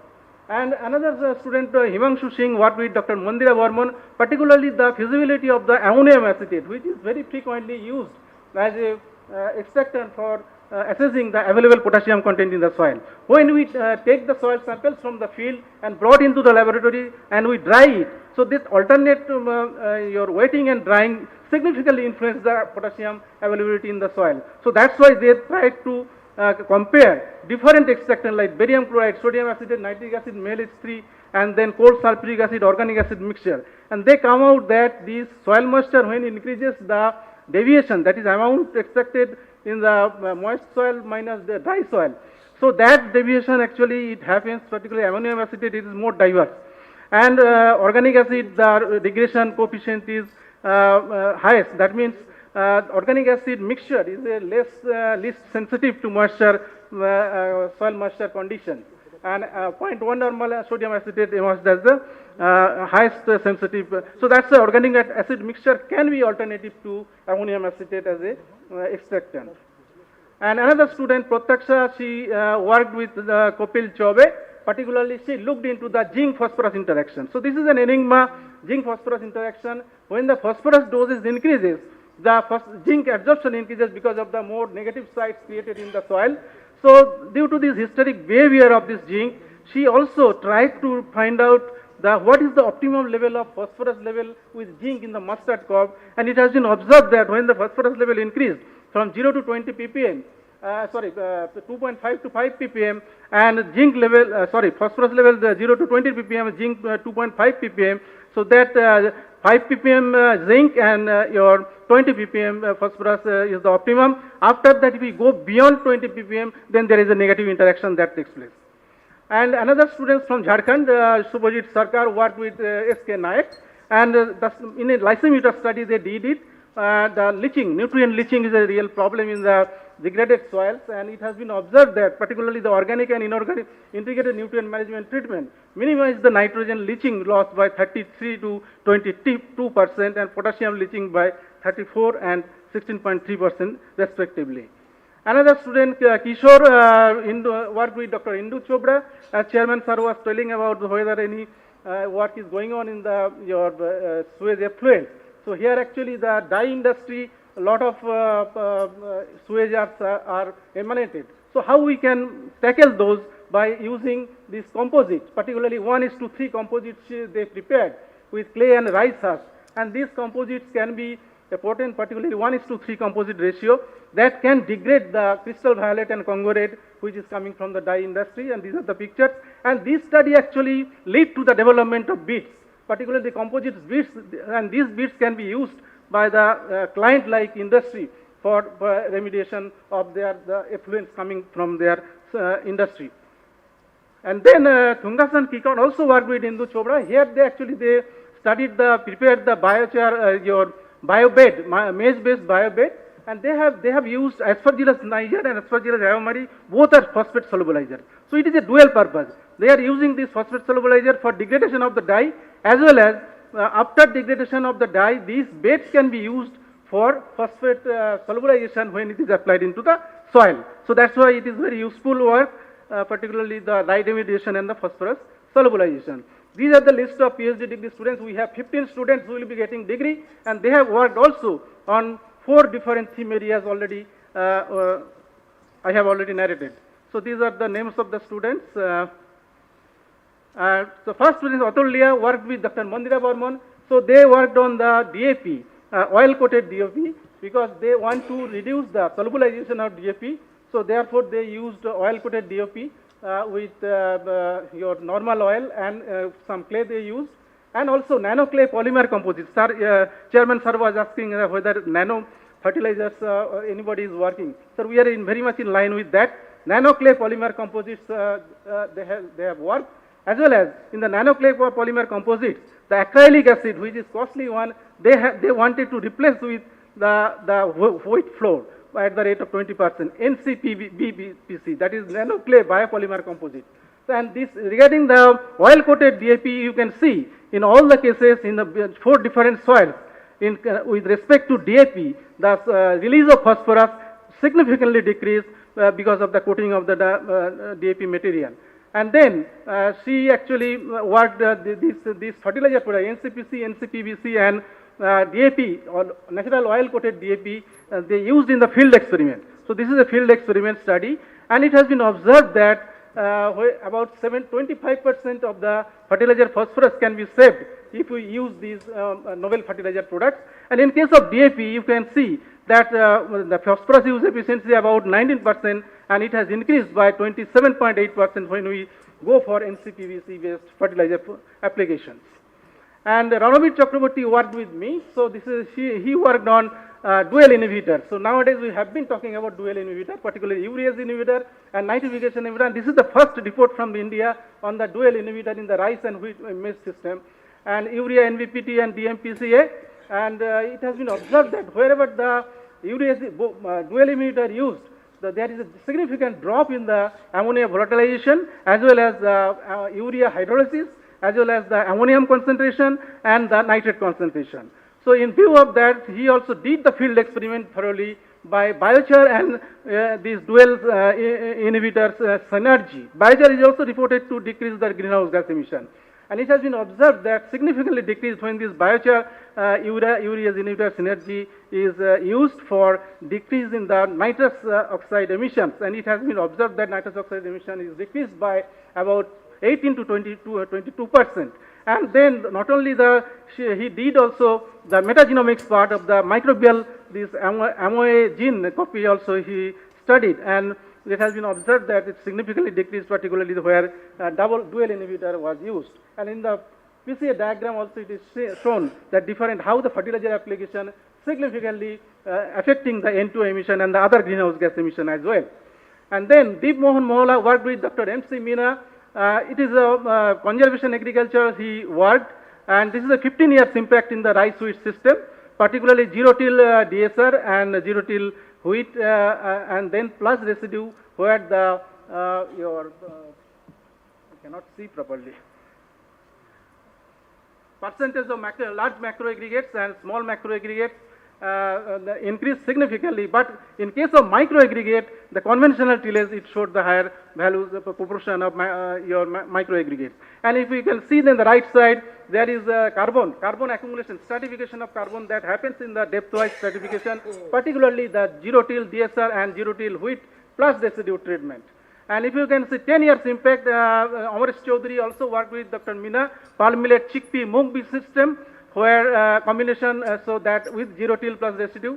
This is the first time we have done this soil quality study with the long-term conservation agriculture, and it has been observed that soil quality index developed by linear weighted additive method was the most sensitive in detecting the changes in the soil treatment, and the zero-till plus residue impacted the soil biological chemical indicators like water soluble oil black carbon, available phosphorus, sulfur, then K1O4 carbon, and wherever the zero-till without residue, that significantly impacted the physical indicators such as penetration resistance and bulk density. And then 11 years impact also studied in again in conservation agriculture, not only our student working on carbon, but also other nutrients like phosphorus, nitrogen, sulfur, they are working. So here you can see particularly the permanent bed and zero-till fat bed showed higher accumulation of organic form of total phosphorus. So that's why not only the carbon sequestration, now we are talking about phosphorus sequestration, nitrogen sequestration, that is very much important. And in case of maize wheat mung bean system showed the higher phosphorus accumulation in the organic form. Then the stability of the carbon is very important. So in 11 years impact in the maize wheat and palm millet wheat system, Dr. Abhishek Das worked with Dr. Nayan Ahmed. So they worked in maize wheat and palm millet wheat system total soil organic carbon, and they studied in both the system where the zero till residue was applied, followed, so there is accumulation of carbon. And they also, ACM, scanning electron microscopic study showed that clay organic matter complex formation is there, diffused and porous in structure. That indicates that the carbon which is protected in the clay organic matter complex is very much stable, and it has lot of implications on carbon sequestration. And then again in the same study they did the FTIR analysis, and they can see that wherever the ZT plus residue was there, there was more carboxylate ion, this particular wave number it is coming, and the carbon double bond O stretching that happens, the signal is more intense, absorption of this is more intense wherever the ZT plus residue is applied. Then Vishwanath worked on Dr. V.K. Sharma, 12 years impact they studied on cotton wheat system. Particularly they wanted to show the resilience index and resistance index of the soil when 3 weedicides were combined, particularly weedicide 1, 2, 3, and particularly the 3 where all the 3 weedicides are mixed. So there is a significant drop in the resistance index as well as your resilience index. And then another student, Anne Maria Joseph, worked with Dr. Ranjan Bhattacharya, 9 years impact in the cotton wheat system, and they studied that permanent narrow bed and permanent broad bed. This system showed higher accumulation of carbon as well as higher accumulation of carbon in the different density fractions they done by for aggregate analysis. And another student, Plavoni Rai, worked with Dr. Ranjan Bhattacharya. This is a very novel technology for soil conservation measures where the Arundodonus mat, which is used for checking the soil loss from the they wanted to study the 5 years impact, what is happening to the carbon part in the soil. And it has been observed that when this Arundodonus mat was used at 0.5 meter interval, so that showed higher accumulation of carbon. And they also calculated that if our asking rate for soil accumulation rate is 0.5 megagram carbon per hectare per year, then it can significantly drop the means annual soil loss from 10 tons to 3.75 tons per hectare. And then 8 years impact in the maize wheat mung bean system. Mohan Kumar worked with Dr. V.K. Sharma, and here they showed that particularly the zero till plus residue and conventional till plus residue they combined, and they showed that carbon pool index significantly increased, particularly where the zero till plus residue was applied. And here also they used different precision agriculture management system like recommended dose of nitrogen, then green seeker based soil application, urea super granules. So that also significantly impacted the carbon part. And Abhijit Ghosh worked with Dr. D.R. Biswas, particularly they tried to see the effect of rice residue as a source of silicon, and also the phosphate soluble microorganisms like Aspergillus niger and Pseudomonas striata. This dual combination, it can increase the phosphorus availability in the soil, and it has been observed that in the semi-insectisol, these two treatments, M2 and M4, where the your 12 tons and 14 tons of residues are used, it can solubilize the native insoluble inorganic phosphorus. So that is the beauty of this study. And then Shubhadeep Paul, she did worked with Dr. Mandira Burman. He did actually very good work on how the non-exchangeable potassium mining is a problem in the, particularly in the Indo-Gangetic plains, illite dominant soil. But they also use different soils throughout the India, and they can see that if the non-exchangeable potassium is extracted from the soil in severe mining conditions, then what happened to the potassium fixation capacity? They have seen that when the non-exchangeable potassium release is increasing during the leaching process, K fixation capacity is not increasing in same rate. That indicates that it is an irreversible process. That means whatever potassium mining is happening, so when we are adding potassium, the potassium is not getting fused into that particular interlayer sites. So therefore it is a caution for us regarding potassium fertilization. And this is the picture shows that your XRD diagram showing that how the potassium mining, if happens in extreme situation, so mineral distortion will happen. So in that case it is a severe situation. So, and they also calculated the minimum maintenance dose of potassium in a greenhouse study. So if they apply this 50% of recommended dose of fertilizer for potassium, then what will happen to the input uptake ratio in a consecutive sequence of cycles of crop growth?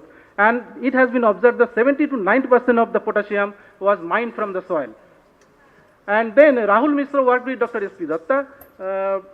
So here actually they used this solubility free ion activity model, and they calibrated and then they validated this model, and then they actually established the Olsen extractable arsenic that actually varies from soil pH and organic carbon content, and they calculated the hazard quotient. If we keep hazard quotient, this is the limit, safe limit of taking of rice grown on the arsenic contaminated soil, then arsenic extractable arsenic also, the permissible threshold limit also varies. So, and then they also tried to develop the risk assessment of and management strategy. What should be the management strategy for arsenic translocation? We can check. So they used alternate wetting drying. That seemed to be very important technology, which can reduce the translocation of arsenic from the soil to the rice, as well as the phosphate application and vermicompost application significantly reduce the translocation of arsenic into the edible part of the rice. And then sir was asking about that whether our students are working on the this cadmium, lead and nickel, particularly removal from the industrial effluents emanated. So here actually our students have worked, particularly the these functionalized clays, particularly bentonite clay and the modified bentonite clay and kaolinite they used, and they have prepared different combinations with organic and inorganic matrix, and they can come out with that standardization of this material with respect to pH. What is the optimum pH? What is the optimum ionic concentration? And they come out with the formula that the maximum removal efficiency of lead, cadmium, nickel was found at 6, 5 and 7 pH. So this is a good technology, it can come. And then Galpat lower Na, again sir, our students, you were also asking about whether any metal solubilizer people are working. So our student work on that. So particularly metal solubilizer, because metal solubility in the soil is really a problem, because it has high affinity for the matrix. So therefore, how to mobilize the metals so that the phytoremediating plants can take up the metals from the soil. And they use different treatments like controlled residue of castor bean, FIM, green manure, metal solubilizing bacteria they have used, and then the combinations. And wherever the combinations were used, there was a significant increase in the metal content in the mustard. Mustard they have used as a phytoremediating plants for lead and cadmium. And also significantly the soil available lead and cadmium also increased because of this mixed activation of the residue and the solubilizing metals. And this is the research publication. If you can see the students' publication, we have 51 publications. I can tell you, sir, more than 16, we have 2 publications come from the students' publication, and those are published in Science of the Total Environment. And our faculty also equally efficient in publishing 27 publications. We have more than 14, and these are the total publications, faculty plus student is about 78. And these are the awards and honors of the students. Our students got Aspiratory Gold Medal, then Yashpal Kalra Annual Convention Travel Award, then Abhijit Ghosh also got many awards, ISS Best Doctoral Research Presentation Award, ISCA Young Scientist Award, Jirkas Japan Award, Jyotirmoy Roy got Young Innovation Award, and Khushpurani Best Poster Presentation of the Indian Society of Soil Science. Our students employment, they are employed in different, 4 have joined ARS, Scientists B in Central Sericulture Research Training Institute, then assistant pesticide analysts and assistant professors in different state agriculture university, and also state agriculture university different jobs. And then these are the awards and honors from our faculty. Received many awards. The time is very short, so I am not going to tell all the awards. And these are the training programs. 5 training programs we have conducted. ACRB sponsored research facility training program, 20 of the advanced level training program, soil testing, capacity building also program we have been doing in NIHEP project, agri entrepreneurship and developing entrepreneurship in soil testing and using PUSA STFR meter. So, and also we have initiated the teaching assistantship program for PhD students in academic year. Sir, could you please conclude? Yeah. So this is my last slide. Our students also participated in different programs like World Soil Day program, in the farmers meet, then industry academia meet we have organized, then scientific deliberations in our division we have done, and the freshers welcome. So at the end I would like to thank director, dean, joint director, then associate dean, then head, faculty, students and BOS members. Thank you very much. I have taken extra time, so sorry for that.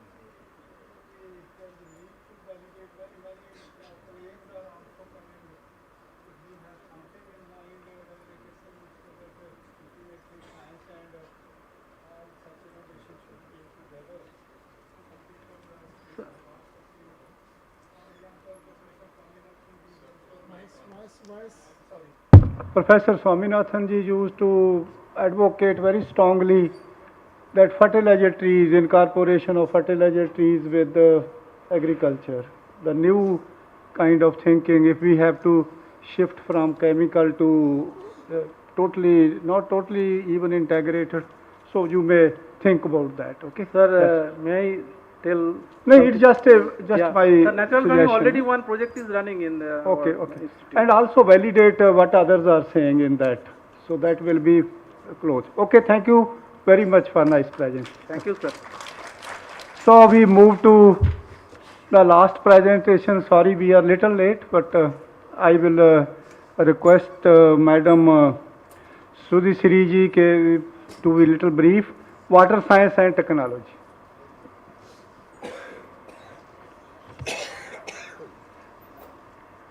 Honorable dignitaries on the dais and of the dais, I am going to present the significant educational achievement for water science and technology during 2023 and 24. In WST there are 11 faculty and student 30, out of this PhD 25 and MSc 5. During this year, 5 MSc students are going to take the degree: Kirtana, Vishal, Navin, then Krishna Patidhar and Pavan Prabhakar, under 3 themes, that is water harvesting, conservation, performance assessment, marginal quality water use in agriculture, efficient irrigation technology for enhancing water and crop productivity. Now come to first theme, that is water harvesting, conservation and performance assessment under this one MSc student, that is Pavan Prabhakar worked with me for eco-hydrological analysis of water bodies in NCT of Delhi. As you know, we are talking about NCT of Delhi depleting groundwater table and other thing, but there is no record of how many water harvesting structures or water bodies are there.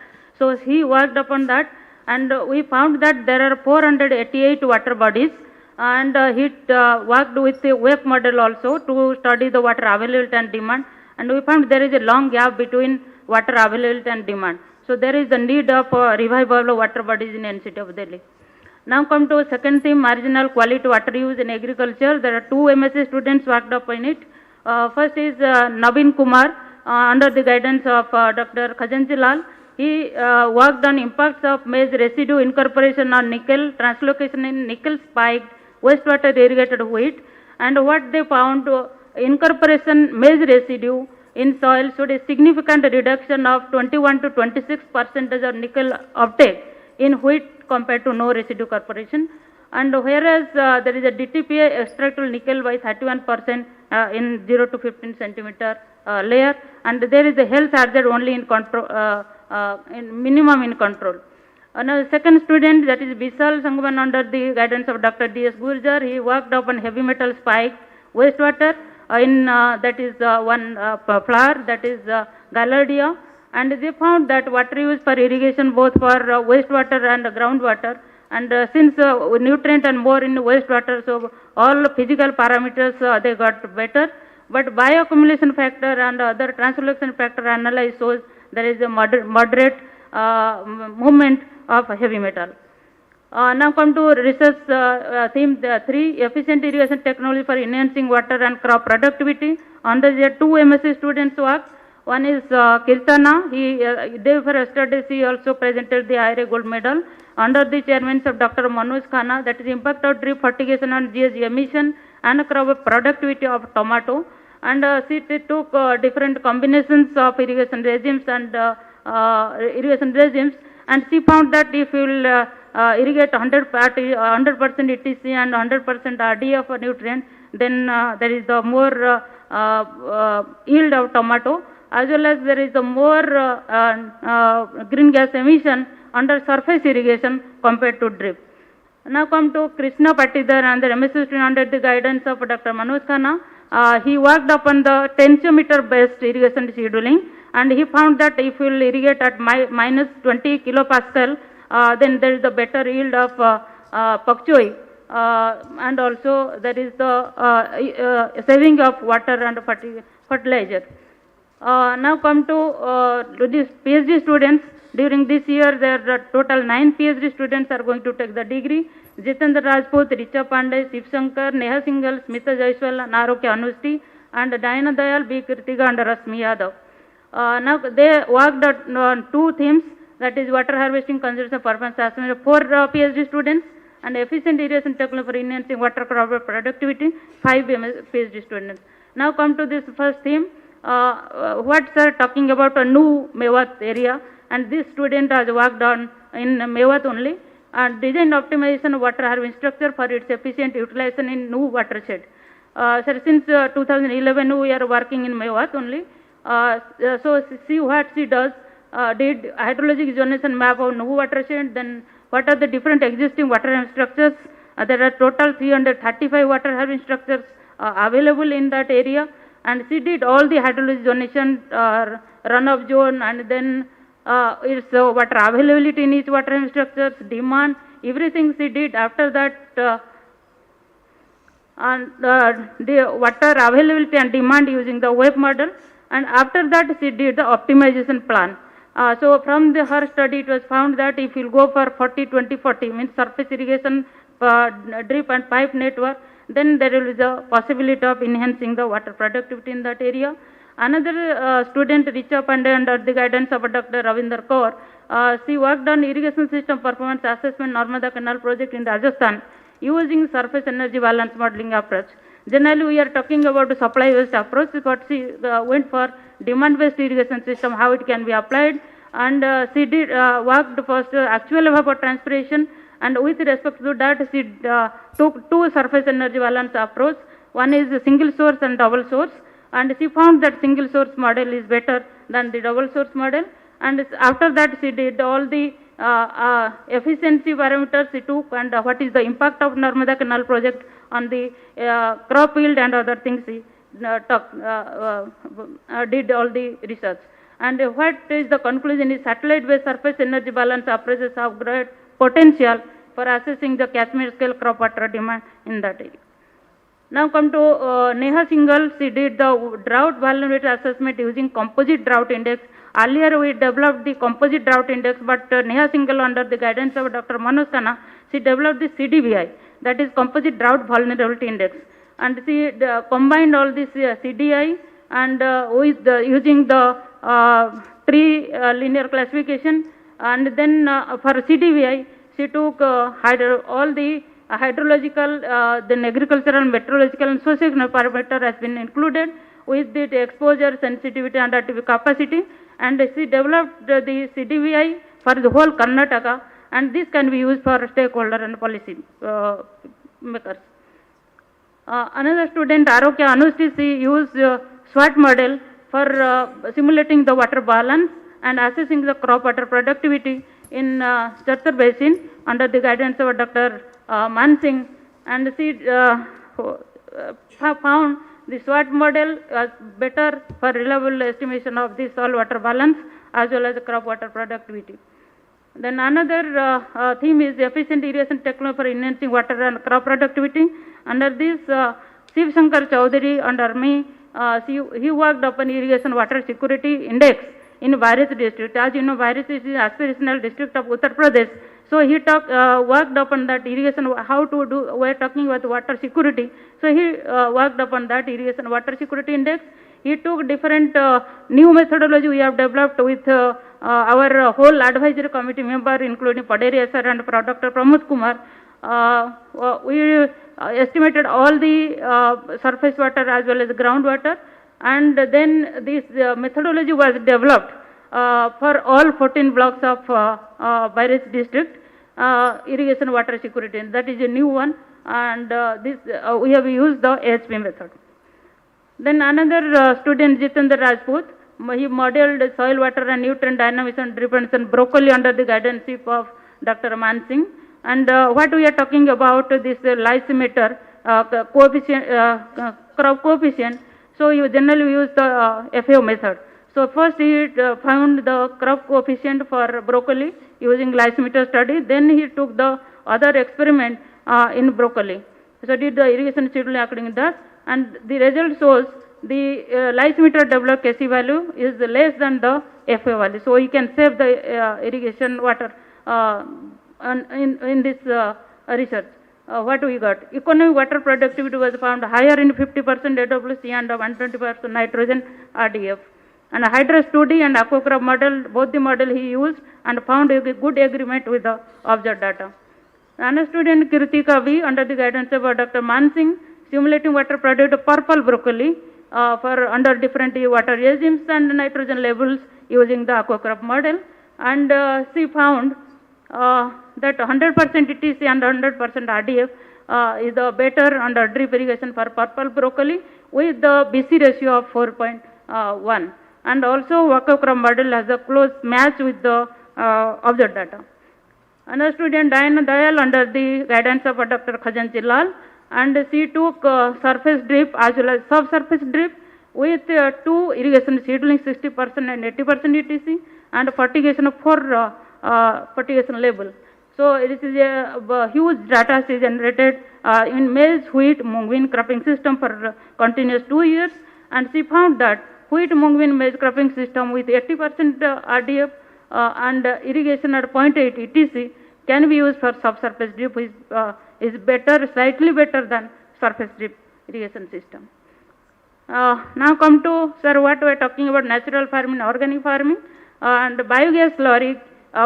We can't think it can be used in drip. We are generally using in surface irrigation or broadcasting. So for that, sir, we have developed 140 filter system, how to use this biogas slurry in drip. Yesterday, Rasmi Yadav presented for IRA gold medal, and she won the IRA merit medal for this work. So we have characterized the biogas slurry at IRA farm as well as 2 places of Delhi and Uttar Pradesh. Then we have developed, characterized all the lab study, then field study, and what we found that 80% RDF with biogas slurry as the 2.3 BC ratio. This is the filter we have developed. And then we have the research publication 21, more than 713, 6274 and less than 64, conference seminar P15 and book chapter 6, and these are the student publications. Our students also honored different awards. Jitendra Rajput, Neha Singhal, Rasmi Yadav, Richa Pandey. Richa was selected as scientist at National Institute of Hydrology. And Siddharth Gadam, Saujanya, Aditya, Gautami, Kirtiga, Arokya and Sangeeta. They all have scored in different conferences, different awards. And also our faculty, our project director received Eminent Water Resource Scientist Award for just few days back from Indian Water Resource Society, IIT Roorkee. And then I am also Vice Chairman, ISA Delhi Chapter Organic Secretary, Dr. Manoj Khanna, member of different BIS, and Dr. Ravinder Kaur is a technical expert, chairman, member of different government organizations as well as different other organizations. And then Dr. D.S. Gurjar and Mona Lisa received the Best Poster and Best Oral Presentation Award. And these are some of the glimpses of our students' participation and awards receiving. And sir, we organized World Water Day on 22nd March, and water conservation campaign also we did in Mewat on 5th June. And this sir, industry problem academic solution, we organized a WTC engineering division under Indian Society of Agri Engineers and under the umbrella of our IRI. So we did that, sir, during July 27 and 28. In that one session was industry, faculty and student, in which our Dean Madam was coordinated and Dr. D.K. Singh also. Then these are some of the training activities that we have organized at WTC. And what we are talking about, Jalopchar technology that has been outscaling since 2018 to 23, total 44.75 lakhs that we have generated the revenue. And this is outscaling. 2 recognitions has been received for Jalopchar technology, 1 trademark and TM registration. With this, I thank directors and associate deans, our faculty, their chairpersons, advisory committee members, project directors, administration, technical staff and other staff. Thank you very much. Thank you very much, madam. Thank you. I'm happy that you have started water harvesting in Mewat and new areas. That is the highest priority. I think more effort should be there and take it as a permanent feature. And are you digging out ponds or what are you doing there? No, sir. There are total 335 water harvesting structures. Okay. So what we did first, water quality study. 80 water harvesting structures, water quality, sir, we have studied, and it was found what you told about that heavy metals. So quality is very poor. After that, sir, what we did first with the convergence and the linkages with the state government departments. So what they did, they were first diverted those domestic polluted water to another pond, and they treated that, and so that it has not been polluted, and we have, sir, revived that pond. Out of that, other state government people, they are following that protocol what we have developed. Good, continue it. Huh? Yes, sir. Thank you. That's very good. Okay, thank you. Thank you, sir. May I now invite the chairperson for his kind remarks overall, if you would like to make. But 2 minutes I can speak from here itself. Yeah, sure. So we are over with the session. Let me say frankly from core of my heart that the institute students, the university students are doing outstanding work, very relevant folks in most of the cases, and the faculty is also equally competent to guide those students in those areas of research. From the very beginning, students are the backbone of research in this institute. But I can now say frankly that the kind of research your students are taking, it should be exemplary for others. I had a number of things in my mind when I made some of the comments, but in 90% of the cases, you are already working on in those areas. Few things are still looking to the present day agriculture. It has totally changed. The problems have become complex. So to solve complex problems, one thing is that we will have to focus problem solving, multidisciplinary, on-farm participatory research. You will not find a problem going to 100 villages. There are maybe few villages where there is one problem. If we can give our students that kind of opportunity to work in those areas, we will be more close to the farmers. Second, it is again up to the director of the institute. Now time has come when we need to continue the problem research in the institute. So we need to have permanent experiments on those focused areas and let the students work continuously, not to go for again a new experiment. The earlier student has left, suppose it's a problem of heavy metals. The next student can take up from. This will save in expenditure also, putting a lot of money, and the students can work across the divisions, because I have seen heavy metal, 3 divisions are working. The other issues also there is some kind of little repetition which can be in that kind of research. The other point which came to my mind while I was coming, the institute has developed so good varieties. You go to Punjab, you go to Haryana, any village, they will talk about Dr. A.K. Singh or the IARI, PUSA. This was also a dream. Can we have varieties of 120 to 125? I am testing all those varieties at my farm. I can say from core of my heart. These can be safely planted in July. I did an experiment even to plant 1847 on 5th August, because some of the farmers where floods came, they planted. I thought that let me see how much reduction in yield is there, whether we will get the crop. Such wonderful varieties, I think it was a kind of dream. Now, dual duty in the Natural Resource Management Division is, when we plant in July, already we are saving 20-30% water. It will coincide with the rains and you can easily. Similarly, now our knowledge, how the same yield, they are giving very good yield. You know PV 1509, how much you can imagine that how farmers got in 3 months, less than 4 months, rupees 1 lakh per acre, which was never thought that these crops will give this. Now our some program that taking how to reduce the input cost. Maybe can we take the same yield with 15 to 20% less fertilizers.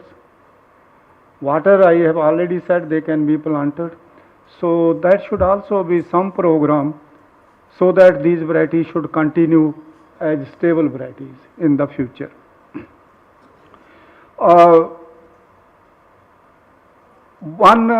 Another suggestion is I am doing that at our foundation. Can we have one technology which answers all the questions of the present day agriculture? I did one experiment for 4 years. We are planting wheat on the bunds and irrigating in the furrows. We have worked out to 20 to 25% saving in water. Then we also put in the furrows the harvested paddy straw. It acts as a mulch. We are reducing the herbicide dose by 60 to 70%, because when you have put a mulch, that problem is also. After wheat harvest, we grow your moong crop. I have seen it's an excellent practice without cultivation. And again in the July, the same varieties, 1509, 1847, we start from 10th July onwards. So before rice, we just mix that paddy straw, which is almost 50 to 60% decomposed during wheat. You will not imagine our soil was a reclaimed sodic soil. It is totally regenerated. So we are saving water, we are rejuvenating our soil, we are making use of the paddy residue, we are making our agriculture climate resilient. Because when you have put a mulch, I have seen you can raise the temperature 1 to 2 degrees centigrade in winter and reduce the temperature in summer by 1 to 2 degrees. And second, on one day you can get 30 centimeter rainfall. All hue and cry in the area, but when you have this kind of geometry, your all water is in your channels and you need not to give even irrigation to your crop. So my just one is, let us now focus our technologies. Time has come, water people has now to work differently, soil differently, biodiversity different. We have to work together. So there may be, these are some of my suggestions, but I am so happy to see the institute students doing so excellent work, and I wish that this kind of work will continue. The management of the institute, I repeat from this stage, these 2-3 ladies, can you imagine, in last 15 days called me 8 to 10 times. Sir, you received the abstract. Sir, how you are coming? That shows the competence of the administration, Dr. A.K. Singh and the respected dean, and to all faculty. So with and I am enriched with knowledge. Lot of new knowledge I got today. So all the best, Dr. A.K. Singh. All the best. Thank you so much. Thank you so much, sir, for your kind remarks. It's now time to felicitate the chairperson. May I request Director sir and Dean madam for the honors, please? Before that, I just had one request, Dr. Purkayastha. So I saw a very comprehensive presentation and multiple, actually at least 6-7 presentation in your presentation that you made on the conservation agriculture, 10 years data on physical, chemical and biological health of soil. There could be some from the agronomy division also. If we I can have a solid recommendation based on all these, because not in piecemeals, but based on all these studies, one liner, if you can give me a solid recommendation on conservation agriculture for 10 years. Okay? Very good. Thank you. By today evening.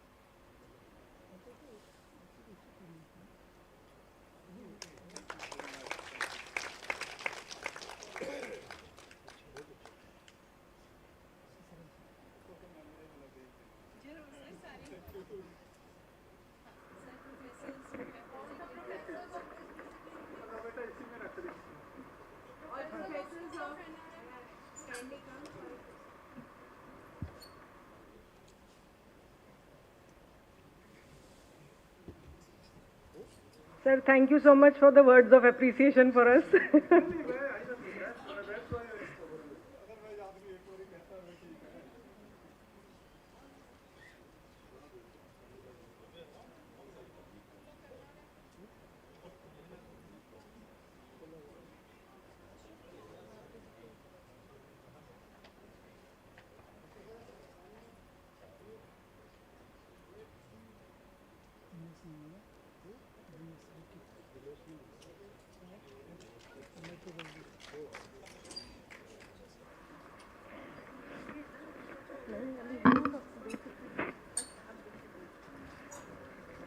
So I formally thank the chairperson of this session, that is Natural Resource Management. Sir, this is the biggest school of the institute, and we had presentations from 7 professors of the 7 respective disciplines. So I thank all of them for their crisp presentations. We are running short of time, and we are already late by around 40 minutes. So we'll break for tea for 15 minutes, and I request everyone to please reassemble sharply after 15 minutes, please. And so I also welcome the next session chair, Dr. Anil Grover, sir. Sir, we'll have tea and then we'll join back again.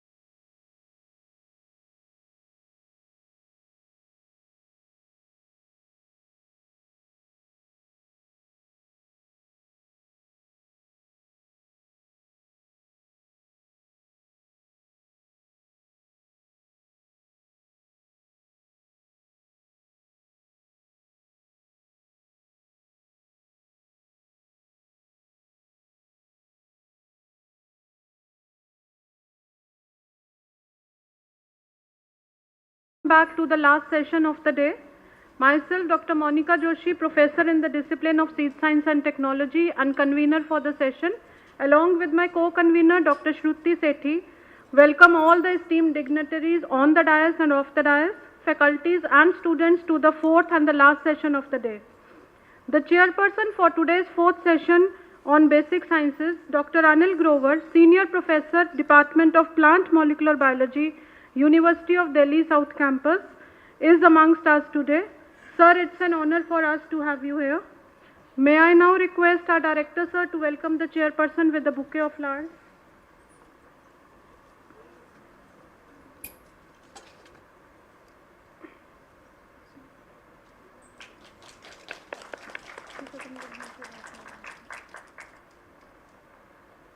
Thank you, sir. May I now invite our respected Dean Madam for the welcome address.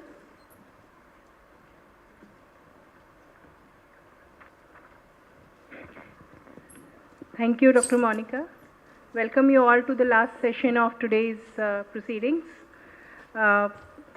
This is the fourth session of the professor's presentation, and I thank one and all for sparing your time and to be part of this academic session. You will be all glad to know that to chair this session of the Basic Sciences, we have with us Dr. Anil Grover, Senior Professor, Department of Plant Molecular Biology, University of Delhi South Campus. And on behalf of all of us, I heartily welcome Dr. Anil Grover ji. In this session, the professors of the discipline under School of Basic Sciences, which are Biochemistry, MBB, Plant Physiology, they are going to make presentations on the significant educational achievements based on total of 61 research theses, comprising of 32 MSc and 29 PhD. Dr. Monica Joshi and Dr. Shruti will continue to convene this session. Now I request Director ICAR, Dr. A.K. Singh sir, to kindly introduce to the audience the chairperson of this session. Thank you, sir.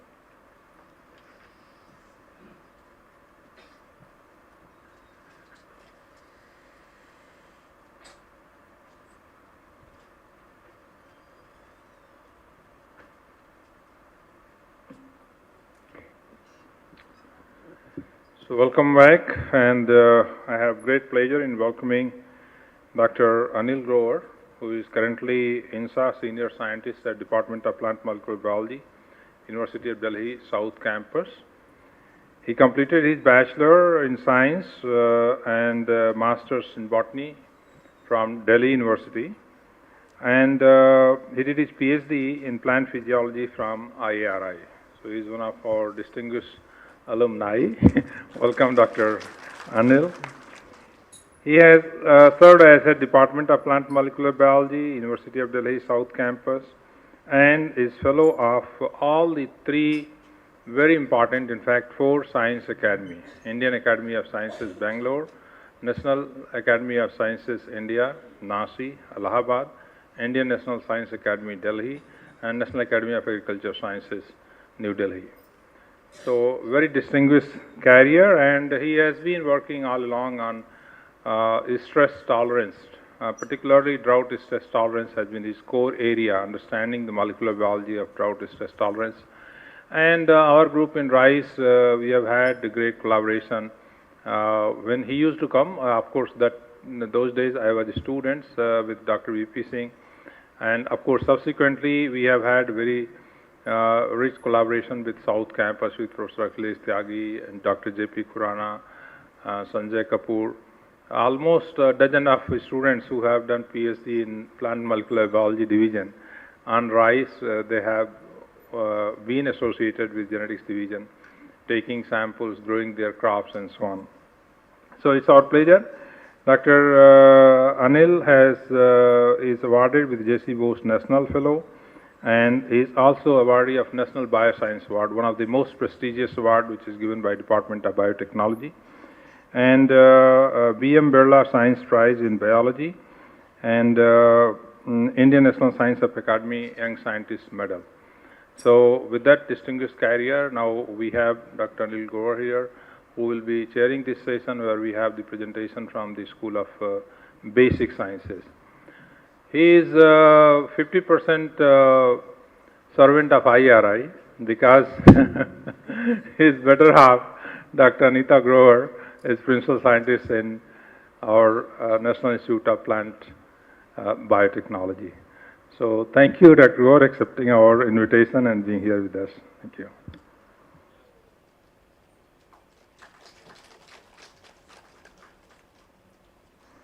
Thank you, sir. So as convener of the session and with the permission of the chair, I would wish to apprise the House regarding the modalities of the presentation. For session 4 on basic sciences, we will have 3 presentations from the professors of the following disciplines in the following order. First, we will have biochemistry, to be followed by molecular biology and biotechnology, and in the end, plant physiology. For all the disciplines, the respective time allocation has already been conveyed, and I would request all of you to kindly restrict to the new format by highlighting only the salient research outcomes. So for the ease of the presenter and as an indication for wrapping up the presentation, yellow light will be blinked 2 minutes prior to the end of your time and a red light at the end of the time. So with this, I now hand over the session to the respected chairperson to conduct the further proceedings. Thank you.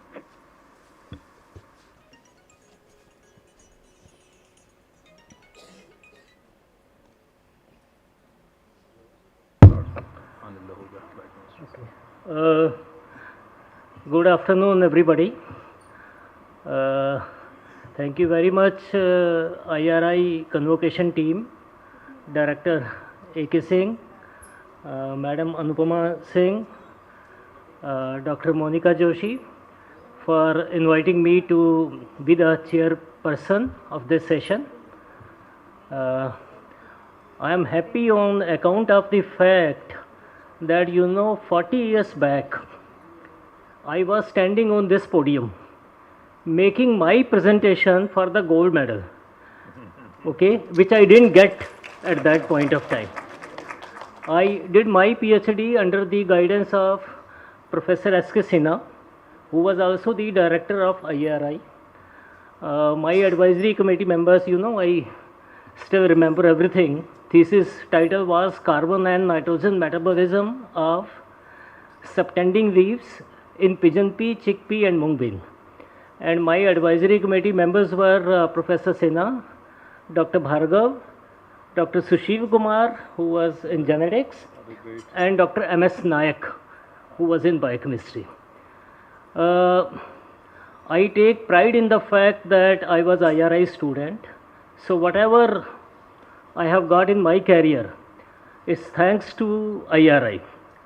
I think IRI has given me a lot, and I'm happy that IRI has remembered me and today invited me to come and see what these divisions are doing now. So with this introduction, we can begin now, and I can invite the Professor of Biochemistry Department Division, Dr. Anil Duheja, to come and make the presentation. He has 15 minutes. Yes, sir. I will skip the time. I'll take the time. Honorable Chairperson of the session, dignitaries on the and off the dais. So I'll be making the significant educational achievements of the discipline of biochemistry. So in biochemistry, we have total faculty strength of 12 and students on roll, MSc 10 and PhD 32 students are there. And in total, we are offering 16 courses in the semester system, and degree recipients this year, they are going to be 3 MSc and the 8 PhD students. So these are the two theme areas in which most of the thesis work has been done by the MSc and the PhD students. The first one is related to the nutrition of the food crops, and the second one, of course, it is related to the stress tolerance. So in the first theme, the 7 students, they will be receiving their degree, while in the second theme, the 4 PhD students, they will be receiving the degree. So this is a list of the 3 MSc students who will be receiving the degree this year. So we have Shivargya Chakrabarti, Vivek Kumar, Sanjay Bera, who worked under the guidance of Veda Krishnan, Shweta Kumari and Sadeh Narwal, and the titles of the thesis they are given here. And similarly for the PhD, 8 students, they will be getting the degree, and the name of the students along with the chairperson and the title of the thesis is given in the table. And coming to the significant educational achievement theme-wise, so the first theme, as I said, it is the nutrition. And in nutrition, you see all the biomolecules, whether they are oil, carbohydrate, proteins, or the micronutrients, they are playing a very important role. And I am happy to share that in this year, the students who have worked, so they have touched all the biomolecules, starting from the oils to the micronutrients. So in the oils, the first Aarti Kumari worked under the guidance of Dr. Natyagi. So they prepared the various blended oils by making use of the rice bran oil, and then they mixed it with the algal oil. The purpose was to have a oil which is the stable and which is providing the maximum possible nutrition. Nutrition in the sense that the omega-3 fatty acids are there, and the fatty acid composition, it is comparable to the ideal fatty acid composition which has been recommended by the FAO, and that's why this particular project it was undertaken, and they prepared the binary and the ternary blended oils, and they could find a combination of the two oils which could provide the maximum amount of the omega-3 fatty acids. So in the nutshell, what they found was that the combination of the rice bran oil and then a algal oil in the 80:20 ratio, it provides the required omega-3 fatty acid levels. And then they also found the the bioactive properties associated with this blended oil, and they could find that this blended oil, it has the hypocholesteremic effect as well as the hepatoprotective effect. And the second student, Sanjay Bera, worked on the again on the carbohydrate, and the crop undertaken was the barley. And in barley, it is mainly being used for the industrial purposes, but they explored the use of this barley for the food purposes. And they could identify and cultivate DWRNB17, which is having most of the nutritional parameters which they explored, and it can be utilized for the food purpose. And then what they did was, because if we want to use the barley for the enrichment of the other flours, so we should have the beta-glucan enriched fractions, because barley is mainly being consumed as a source of the beta-glucan, which is a soluble dietary fiber. So they use 3 different milling techniques: the roller milling technique, cyclotech and stone milling. And what they could find was the cyclotech milling technique, it is providing the coarse fraction which is rich in the beta-glucan. And this can be utilized for the fortification of the other flours. And then again in the category of the carbohydrate, one student worked on the shiitake mushroom, and this student was awarded the IRA Merit Medal yesterday for the excellent work which was done by him. And the shiitake mushroom, it is a good source of the lentinan, which is again a beta-glucan, and this lentinan they standardized and optimized the method for the extraction of the lentinan from the shiitake mushroom, and they also went for the purification of the lentinan, and so that it can be used as the nutraceutical, and the characterization part of the lentinan it was also carried out. And then they determined the hypoglycemic potential of the lentinan, and what they could find was that it has a very good antibiotic potential, and the work it was published in a journal having NAS rating more than 8. And then in the carbohydrate category, again in rice, one student worked under the guidance of Dr. Archana Singh, and they explored what are the biochemical changes which are taking place during the aging of the rice, so that they can come out with the recommendations. And what they found was that during the aging process, there is a reduction in the rapid digestible starch, while there is an increase in the amount of the resistant starch contents, and that means the nutritional quality and digestibility of the starch it is increasing. And their study has recommended that 12 to 18 months aged basmati rice varieties are good for eating purposes, and 18 to 24 months stored rice are recommended for the food industries. And in case of micronutrient, one of the students worked under the guidance of Dr. Shweta Kumari.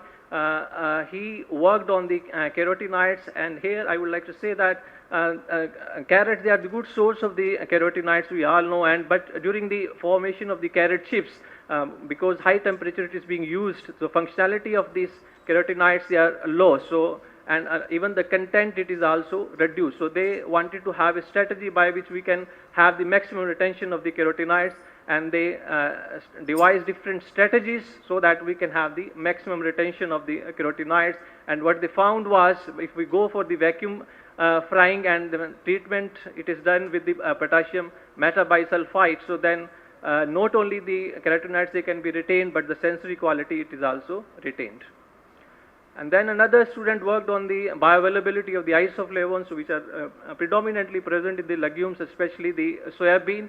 And soya milk, it is these days it is being recommended for as a source of the isoflavones, and the student worked on the fermentation of the soya milk, because if we go for the fermentation of the soya milk, it enhances the bioavailability of the isoflavones, because they get converted into the free forms, and free forms they have the higher bioavailability. And they use a mixed culture approach, so they identify two different types of the probiotics which can be used in combinations in order to have the higher enhancement in the nutritional properties. And Lactobacillus rhamnosus and Vizela, these are the two probiotics which they could identify, which can work in combination for the enhancement in the nutritional property as well as the bioavailability of nutrients in the soya milk. And this is the soya milk based synbiotics which were developed, because if we really want to have the higher content of the probiotics, so then naturally if we provide them the carbon and the energy source in the form of the prebiotics, so the growth of the probiotics it gets increased. So they tried fructooligosaccharides and the raffinose family oligosaccharides as a source of the carbon for the enhancement of the nutritional properties. And 2% FOS, that is fructooligosaccharides, it was found to be better. And then they also did the nutritional evaluation, isoprofiling, and the flavor quality analysis of the fermented soya milk, and there was a great deal of enhancement as far as the bioavailability of the isoflavone was concerned, and sensory properties they also get improved as far as indicated by the levels of the hexanol. Another student worked on the enhancement of nutritive value and the drought tolerance of rice through seed priming. So they tried 3 different combinations, the priming with the iron, zinc and the methyl jasmonate. So different concentrations of these phytonutrients, they were utilized for the priming purpose. And what they found was the RS content was increased after the priming. So the impact of the seed priming on different parameters like the chlorophyll, carotenoids, proline, ABA content, NADPH oxidase activities and antioxidant enzymes was studied, and there was a great deal of improvement in these parameters. And then effect of the seed priming and on the expression and activity of starch biosynthesis and antioxidant enzymes, it was also a study and expression analysis of the starch synthase enzyme it was done, and then the antioxidant enzymes like superoxide dismutase, it was also carried out, so which showed that the priming, it helps a great deal as far as the amelioration of the drought stress is concerned. And then another student who presented yesterday for the IRA merit medal presentations, she worked on the differential expression profiling of the drought responsive microRNAs in the contrasting rice genotypes of the reproductive stage drought, and they could identify 121 novel microRNAs in the panicle and 91 novel differentially expressed microRNAs in the root tissues. And then they also studied the expression pattern of these microRNA, and they could also identify the targets of these, and out of the targets which were identified, they also went for the validation of the 13 novel drought responsive microRNA and their target genes.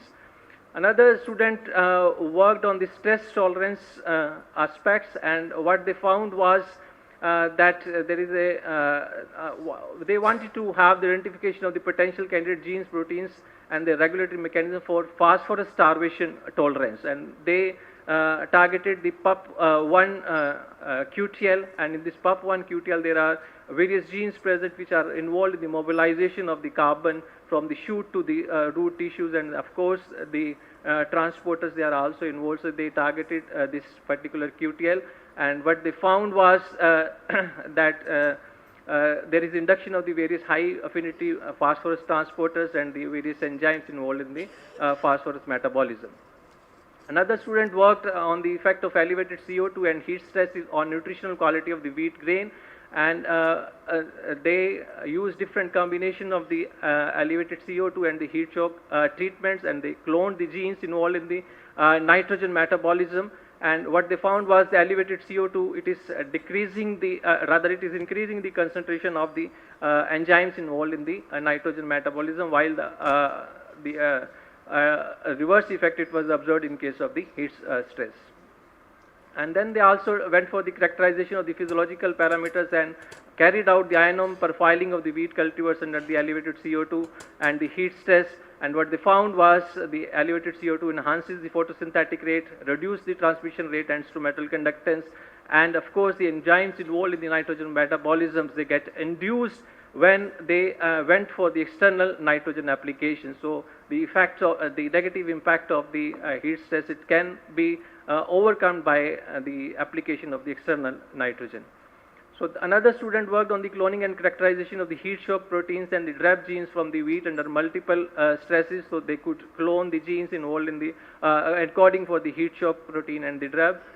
And they also carried out the spatial temporal spatial profiling of the stress associated genes in wheat under heat and drought stress and simulation of gene protein networks. So this was all about the work which was done, and through this works, Division of Biochemistry could have 42 publications in the last year, and out of 42, 19 publications they were having NAS rating more than 10, and of course between 8 to 10 we had the 8 publications.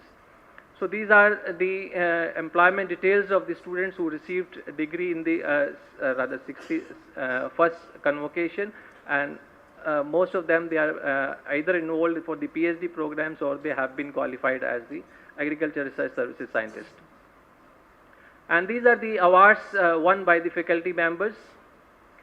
And then honors and awards conferred upon various students. So we also conducted one CAF training program last year, and another online training program, it was conducted for the farmers and the entrepreneurs. So my sincere acknowledgements to Honorable Director IRI, Dean and Joint Director Education, Joint Director Research, Joint Director Extension, Associate Deans, Coordinator School of Basic Sciences, Head Division of Biochemistry, staff and students of Biochemistry, and of course the advisory committee members of the students who will be receiving degree this year. So thank you one and all for your kind attention.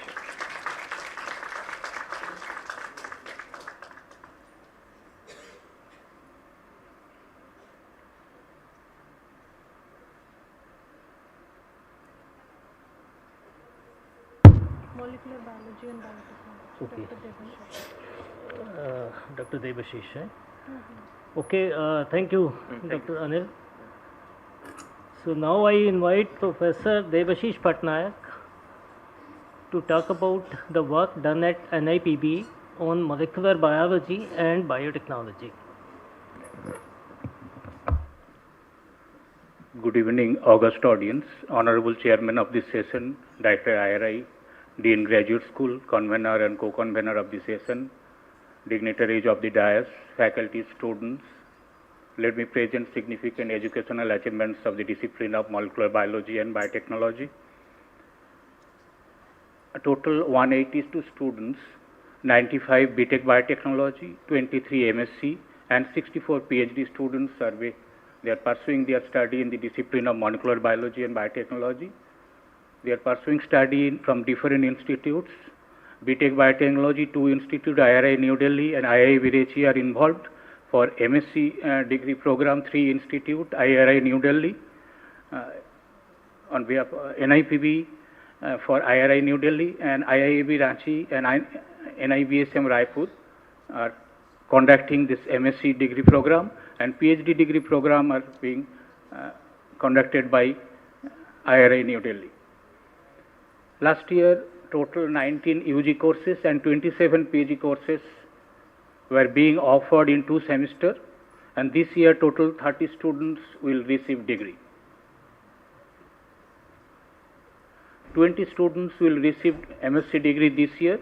9 are from IRI New Delhi, 4 from NIBSM Raipur, and 7 students from IIAB Ranchi.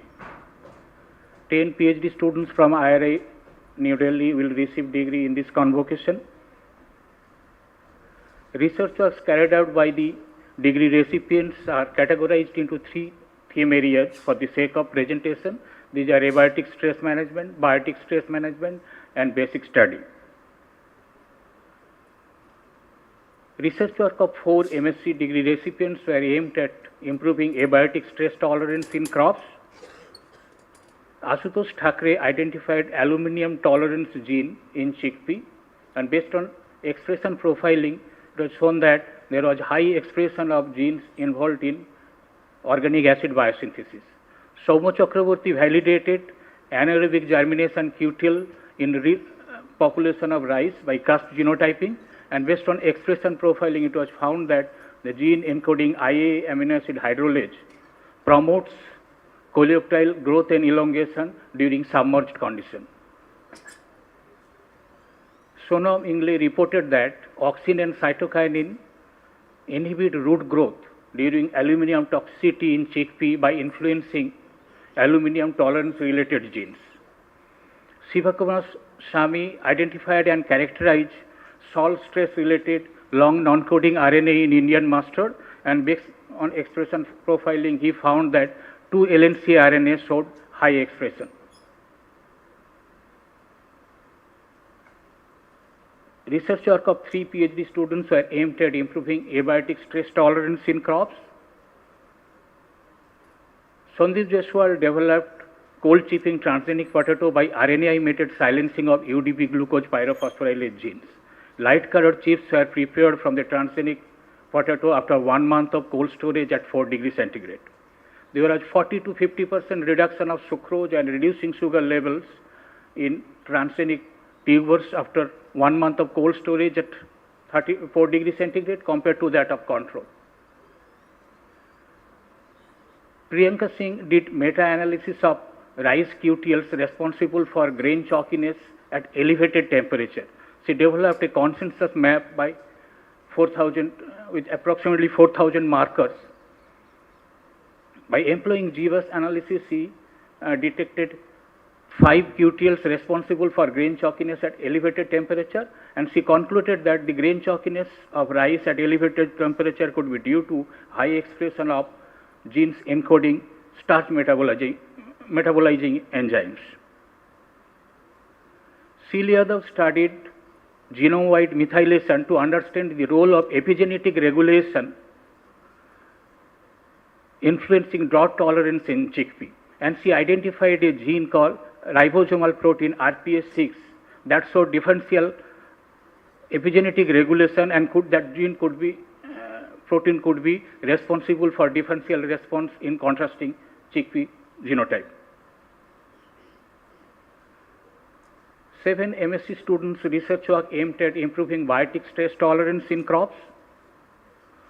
2 are from IRI New Delhi, 4 from NIBSM Raipur, and 1 from IIAB Ranchi. Tharun evaluated BT vegetative insectividal protein genes and found that 3 VIV genes have sublethal toxicity against fall armyworm, and the protein VIV3A69 has the highest toxicity. Subha screened different BT isolates that were isolated from different habitats and found higher prevalence of coleopteran toxic genes than the hemipteran toxic genes. Pallavi, through differential gene expression and expression profiling of genes, found that high expression of the gene flavon-3 hydroxylase in the susceptible soybean variety upon yellow mosaic disease infection. So she constructed a CRISPR-Cas vector construct targeting the flavon-3 hydroxylase gene. Ajay Kumar cloned and sequenced DNA A and beta satellite of begomovirus responsible for causing Bhindi yellow vein mosaic disease and okra enesan leaf curl disease. Usha MS isolated bacterial endophytes and characterized their antimicrobial activity during sclerotium infection of chickpea, and found that these antimicrobial endophytes has induced defense-related genes through expression profiling. Shakespeare screens a number of rice genotypes to identify broad spectrum BLB resistance gene and reported structural variation in 9 resistance genes. Pratik Singh demonstrated that application of copper oxide nanoparticle is more effective than conventional copper fungicides in controlling wilt disease of chickpea caused by Fusarium oxysporium, and this resistance mechanism is because of induction of a number of defense-related genes. Research work of 3 PhD students were aimed at biotic stress tolerance in crops. Parichita Priyadarshani, he identified and characterized 138 novel microRNA and their corresponding target genes. They were responsible in defense response against Fusarium oxysporium infection of chickpea. Based on the expression profiling of the novel microRNA and their target genes, she concluded that during infection, these microRNAs are responsible for induction of ABC transporters, plant pathogen interaction, fatty acid elongation, and sphingolipid metabolism pathway, and they mediate that resistance mechanism. Dipanshu Jaiswal, he pyramided 2 genes, chickpea, lectin, and urad bean protease inhibitor by crossing of respective 2 transgenic lines and developed F2 lines. These F2 lines are screened by PCR, and bioassay of the selective F2 lines showed 90% aphid mortality. He also reported for the first time draft genome sequence of mustard aphid and identified 203 vital target genes of the mustard aphid through subtractive genomics.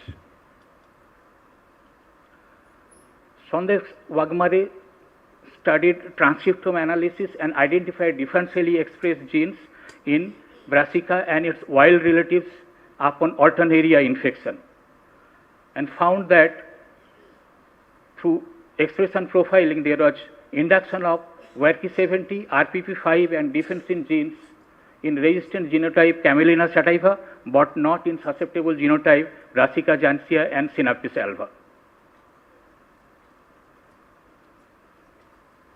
9 degree recipients conducted basic research during their MSc study. 4 are from IRI New Delhi and 5 from IIAB Ranchi. Balaji reported Brassica cytokinin oxygenate CKS gene family has 24 members and they are distributed in both A and B sets of chromosome.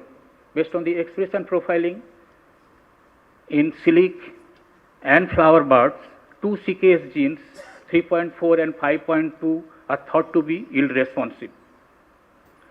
Sanjay designed and developed a PEG RNA prime editing construct targeting rice BRE1 gene for erect lift phenotype. Bhanu Tiyari, he studied the haplotype diversity of BADH1 and BADH2 genes in short grain Indian aromatic rice and found that Vishnu Bhog lacked the 10 difference allele of BADH2 that is associated with the aroma. Kiran Magdum, he developed a CRISPR-Cas vector construct targeting different genes for haploidy induction in maize and initiated plant transformation. Olivia demonstrated that the zinc oxide nanoparticle is better effective in when it was seed coated, applied in seed coated for better germination, plant growth, and also induction of defense response genes. Mustafa analyzed and identified the flowering related phosphatidyl ethanol binding protein or PEBP family genes and identified induction of two genes, FT3 and FT4, in the reproductive tissues. Sudhir Bishnoi, he showed that in chickpea plants, when it is applied with iron nanoparticle, there is better germination, plant growth, and expression of defense related genes and better number of pods per plant. Shraddhanjali Jana studied dihydroxyanyl phenylalanine or DOPA biosynthesis pathway in fava bean and showed that the polyphenol oxidase gene regulates DOPA biosynthesis pathway in fava bean. Ankit Raj identified and validated 137 LNC RNA and based on in silico interaction and gene expression study identified 3 sets of endogenous target matrix that are involved in seed and pod development of wing bean. 4 degree recipients conducted basic research during their PhD study. Sesma fine mapping a QTL pH 5.1 involved in dwarfness in pigeon pea. She identified 2 flanking markers and validated by Cas genotyping. Based on phytohormone application and phenotyping, she showed that the dwarfism in the parent pusher dwarf is due to strigolactone response mutation. Alka Bharati studied transcriptome analysis that showed differential response during nitrogen stress in poor and efficient grain feeding wheat genotypes. A potential candidate gene APG, a phytohormone interacting protein, is thought to be highly responsive during nitrogen stress, and its promoter analysis showed presence of different light regulatory elements. Kuldeep did GWAS analysis of a core collection of pigeon pea and identified a very tight linked QTL governing the early flowering trait of pigeon pea on the chromosome 3 of pigeon pea. He fine mapped the QTL to 0.24 MB and through expression analysis and structural analysis showed that there is a 10 base pair deletion in the flowering inhibitor gene TFL1 that is responsible for determinacy and early flowering trait in pigeon pea. Sachin constructed a multiplex CRISPR-Cas vector cassettes targeting amylase trypsin inhibitor gene to develop transgenic low immunogenic wheat. Wheat genotypes are transformed through biologistic approach. A number of transformants were developed, screened by PCR, and through sequence analysis, he showed that there is 1 to 4 base pair deletion at the target site in ATI mutant. The ATI concentration was reduced to almost 30%, and the amylase and trypsin inhibitor inhibition concentration reduced to 40 to 50%. The degree recipients published 19 research papers of different NAS rating journals. MBB faculty published 114 research papers in last year. I am happy to inform that majority of the degree recipients are well placed now. 11 MSc degree recipients are pursuing their PhD study in different institutes and universities. 8 out of 10 PhD degree recipients, they are now engaged in job. The degree recipients also received a number of honors and awards, including Best Oral Presentation by Mr. Kuldeep Kumar, Ms. Usha, and a number of other recognitions. The MBB faculty fraternity is proud that Sheila Yadav got IRA Merit Medal and Best Student Year. It was adjudged yesterday. 6 PhD students received NAHEB grant for visit abroad. Priya Upadhyay, Jeet Roy, Meena, Mariam Mukhtar, Nitasana Rajkumari, and Gopal Kalwan, they visited different foreign labs and received training. MBB faculty received a number of awards and honors. Dr. Tapan Kumar Mandal was elected as Fellow NAS. He became Chairman of Agri-Science Fellowship and Research Grant of UGC. He received Professor Gadgil Memorial Lecture Award by Plant Tissue Culture Association. He also became adjunct faculty of Jamia Hamdard. Dr. P.K. Mandal became adjunct faculty of Uttar Banga Krishi Vishwavidyalaya, Coach Bihar. Monica Dalal and S.K. Sinha also received a number of awards and recognitions. Apart from study, MBB students are also involved in extracurricular activities. They showed their artistic talents during Freshers Welcome and Farewell Party organization. Last year, they organized a cricket match where both faculty and students enjoyed playing cricket. With humility, I acknowledge the help, support, and guidance from IARI and the respective institute NIPB, NIBSM Raipur, and also IIAB Ranchi. My sincere thanks to the Director IRI, Dean Graduate School, Director NIPB, and Director NIBSM Raipur, and also IIAB Ranchi for constant help, encouragement, support. My warm thanks to the fellow colleagues and my dear students for their continuous support. Thank you all for your presence here.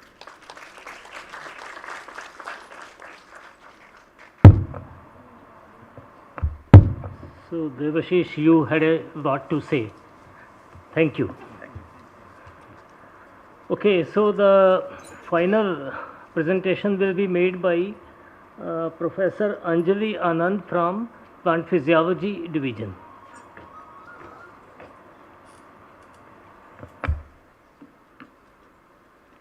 A very good evening to all. So I'm the last presenter before we call it a day.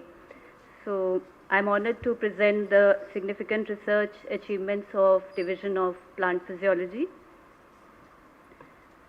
In all that IRI, we have 16 faculty members and 2 from NIASM till Dr. Jagdish Rane joined as Director CIAH. We also have Dr. Siddiq as the adjunct faculty from University of Western Australia. The research achievements will be presented under 2 theme areas: abiotic stress tolerance and resource use efficiency. Under the abiotic stress tolerance, the students have worked on high temperature, day and night, which is the mean temperature, exclusively day and exclusively night, then drought, waterlogging, salinity, and a combination of drought and heat.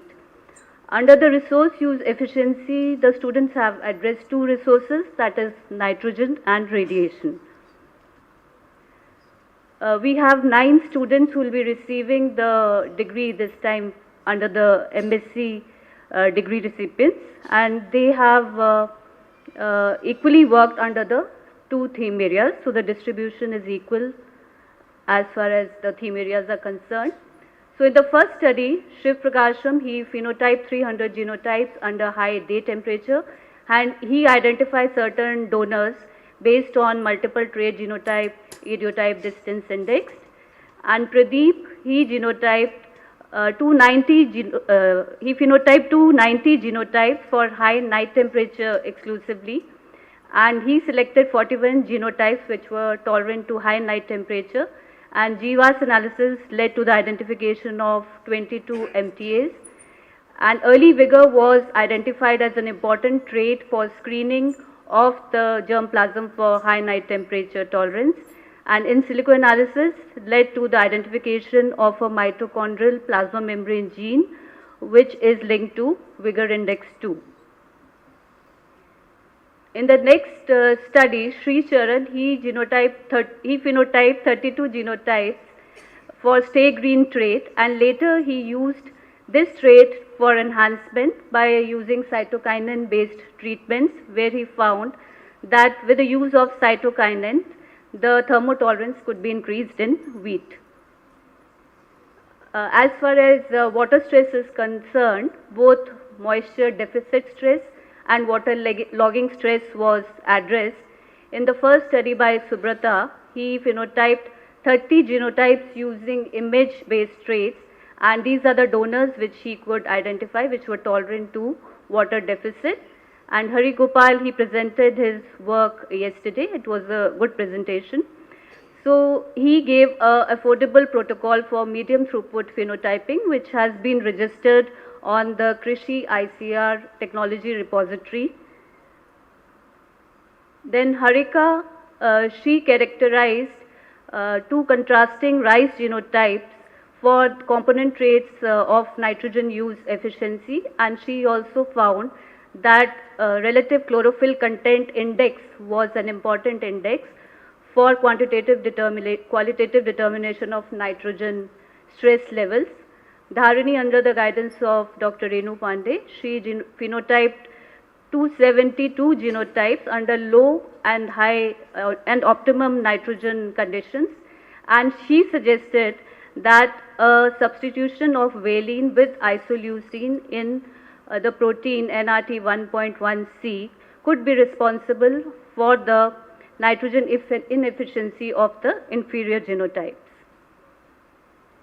Then Rahul Karthik, under the guidance of Dr. Lakshmi, he evaluated triticum dicoccum genotypes for nitrogen response.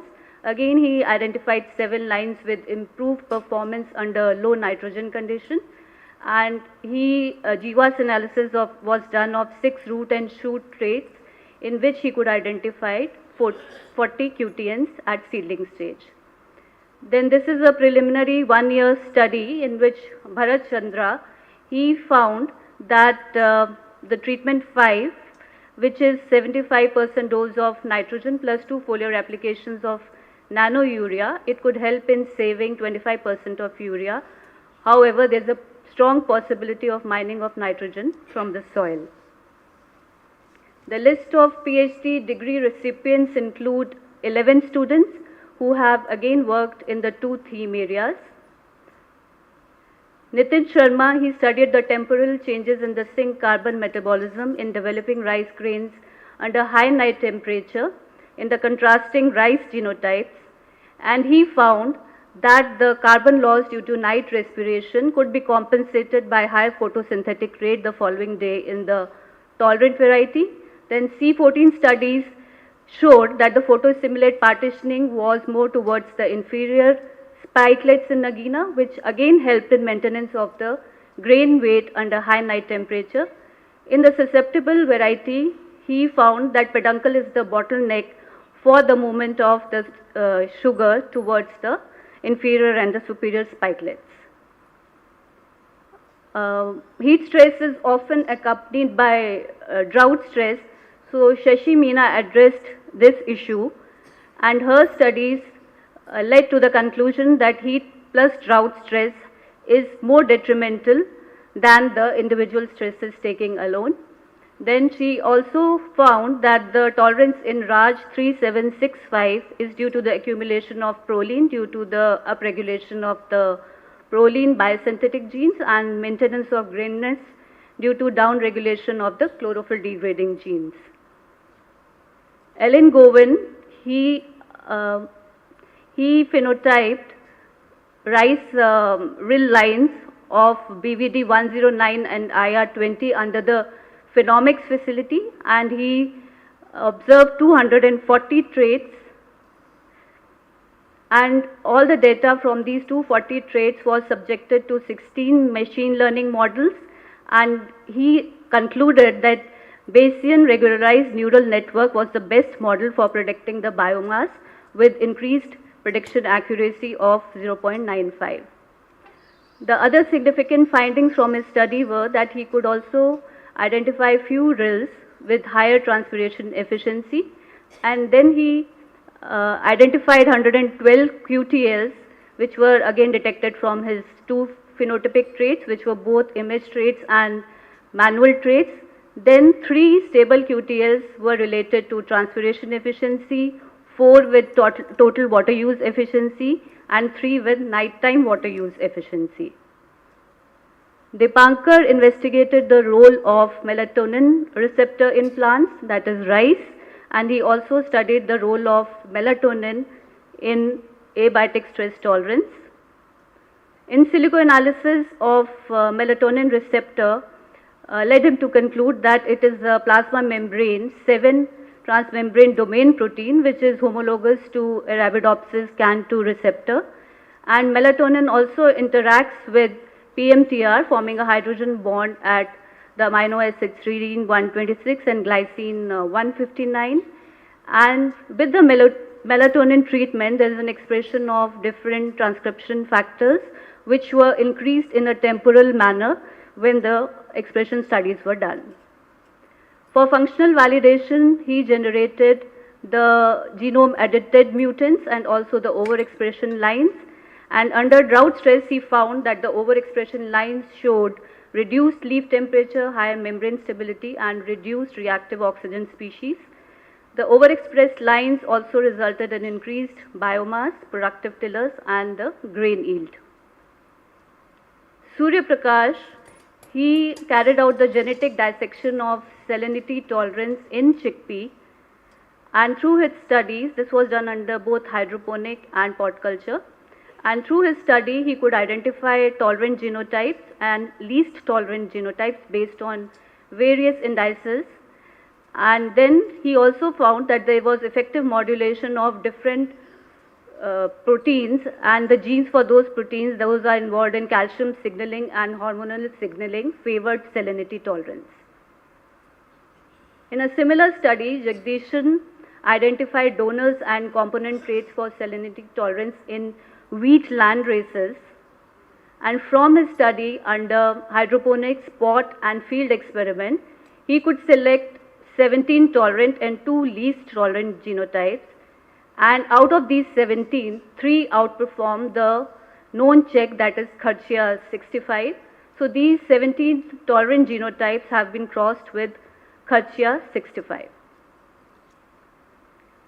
Deepti Tiwari conducted a study on marker trait association for identification of genes governing nitrogen use efficiency. So she also conducted the study under hydroponics and field condition and identified nitrogen efficient genotypes. From the hydroponic phenotype, she could identify 22 MTAs, and from the field phenotyping 78 MTAs. And in this study by Sandeep Adwi, he studied the role of calcium signaling network genes in the nitrogen response, and he received the IRI Merit Medal for this work yesterday. So under this study, he found that the changes in cytosolic calcium concentration, they determined the nitrate response under 2 categories, that the nitrate starvation response and the primate nitrate response. The nitrogen remobilization efficiency and nitrogen use efficiency in rice was studied by Dr. Pradhan, and he could also identify certain nitrogen remobilization efficient donors from his study, and the miRNA sequencing showed some differentially expressed mRNAs, and out of which the important one was miRNA 2907, which was found to be down-regulated in low nitrogen condition compared to the control conditions. Another study by Vishwa Viplab under the Phenomics facility was done to do a genetic analysis of the nitrogen use efficient wheat genotypes, and using the I traits, that is the image-based traits, this is the pipeline of the experiment. He could identify 554 significant QTLs, out of which 349 were from phenomics generated traits and 205 QTLs from the manual and semi-manual traits. A significant finding was that the whole plant transpiration was increased Nitrogen deficiency increased the transpiration requirement of the wheat by 50%. The other resource, that is the radiation resource, was worked upon by Payal Priyadarshini, first under the guidance of Dr. Madan Pal, and then on his superannuation the work was continued under Dr. Rakesh Pandey. She found that the biomass production was significantly correlated with the total intercepted PAR, that is a photosynthetic active radiation, and the high biomass was positively associated with radiation use efficiency and height and negatively with harvest index. Therefore, she proposed that reduction in plant height would lead to further yield improvement in basmati rice. So as far as the publications go, we have seen a 63% increase in the number of publications from the last year, and it is an encouraging trend to see that when I segregated into different impact factors, 21 publications are under more than 10 impact factors. So these are the publications from the students in the last year. So students have also performed pretty well at the competitive platforms. Sandeep Advi, besides the yesterday's merit medal, he has also received ASPB ISPP Young Scientist Award. And last year our students bagged 2 IRI gold medals. Neha Anand has received the SERB Overseas Fellowship at Purdue University. Rebul Elam has been selected for dual degree program at Western Sydney University. And other students have also benefited from the NAHIP program as they have got overseas exposure from it.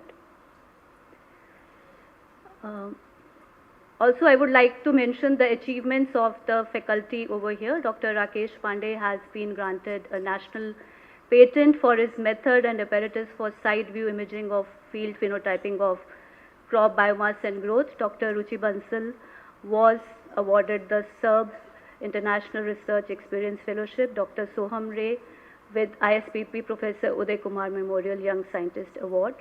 Dr. Renu Pandey went for a reputation for review meetings for her projects. Our division has also conducted various postgraduate training programs on genome editing, phenomics, and also entrepreneurship for hydroponic plant culture. The students have been applauded for their cultural acumen also. They have performed at the NCPP 2023 and it was much appreciated. In the end, I would acknowledge our Director Sir, Joint Director Education, Joint Director Research, Head Division of Plant Physiology, all the staff and students of Division of Plant Physiology without whom this work would not have been possible. Also the various funding agencies who have funded this research. Thank you all for your patient hearing.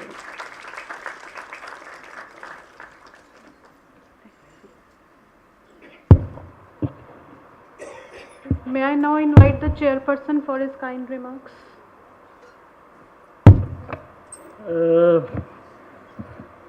It's a customary perhaps that I have to make some remarks. So I should, first of all, I should congratulate all the professors for the excellent work they have shown from their divisions, and the quantum of work was very high. The amount of data that you show in one slide is too much. Okay, it's very hard to assimilate that data in few seconds. You show the slide, so there should be one line at the bottom, a carry home message you want to give, so that we can see what all you want to say out of the data you are presenting in that slide. So maybe you can think about that. What I wish to say is that there are so many different projects being done. Biochemistry had nutritional aspects and abiotic stresses. Plant physiology had nutrient use efficiency and abiotic stresses.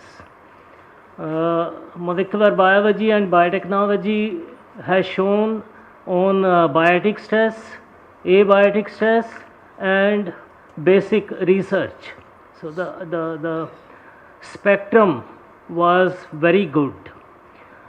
One thing I want to say to the director and the concerned teachers, researchers, that a lot of emphasis you are putting on abiotic stresses in different divisions.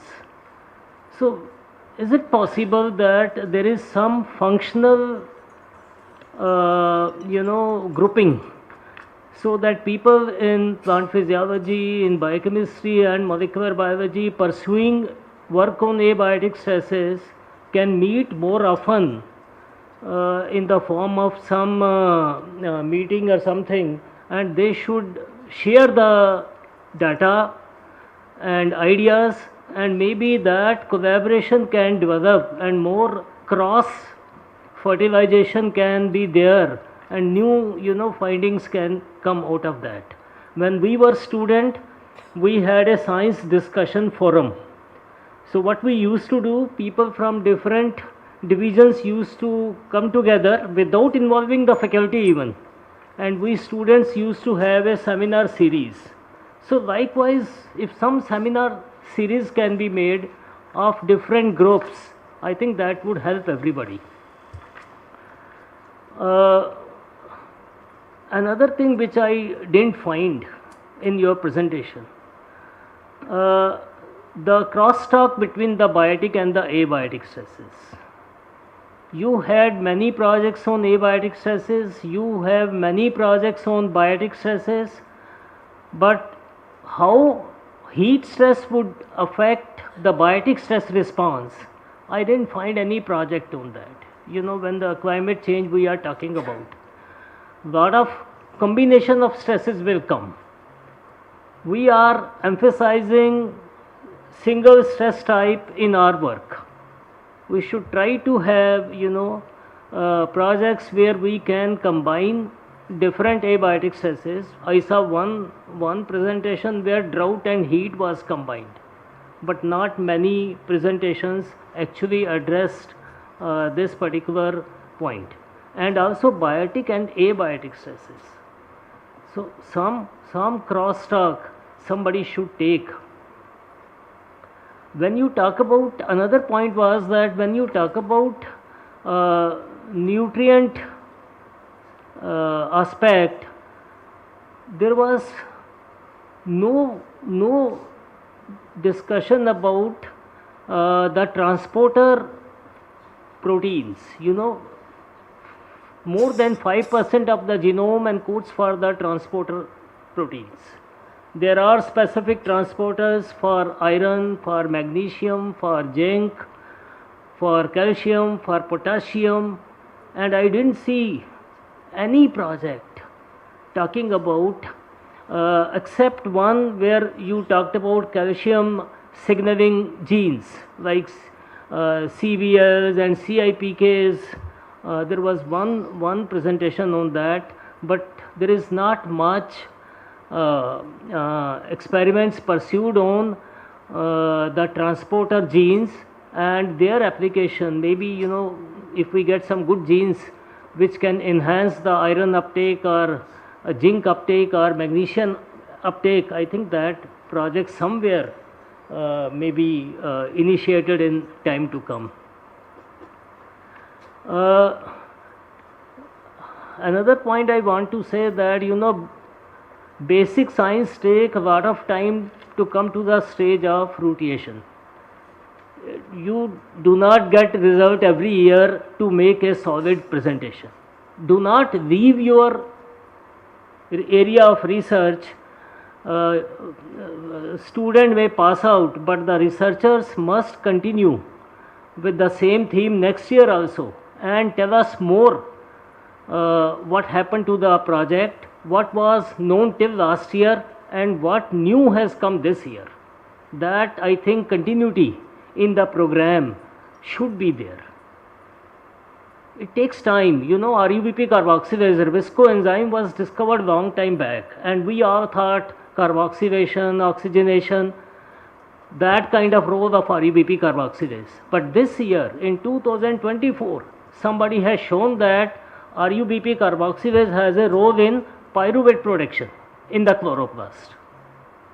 So it's the long time association with one topic that gives you, to go deeper and get something new. Otherwise, we start something and leave that and pick up something else, and that doesn't normally, give you the kind of output which you want to have. I worked on one heat shock protein for over 34 years. I was married to that protein. So, you should stick to something, come to the stage where something solid can come out of that kind of analysis.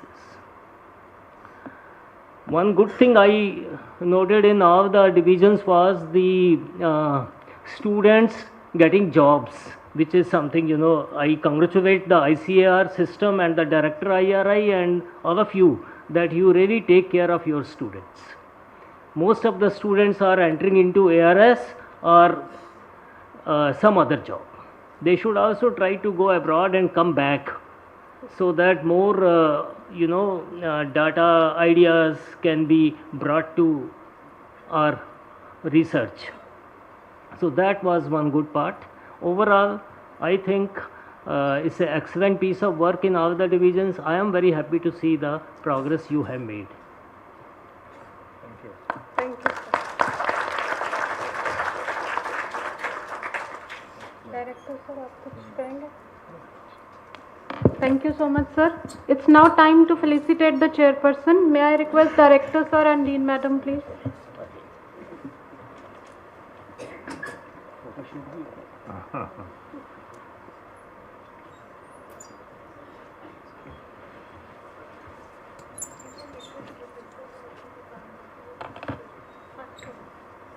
Professors of the discipline are also requested. All professors, please.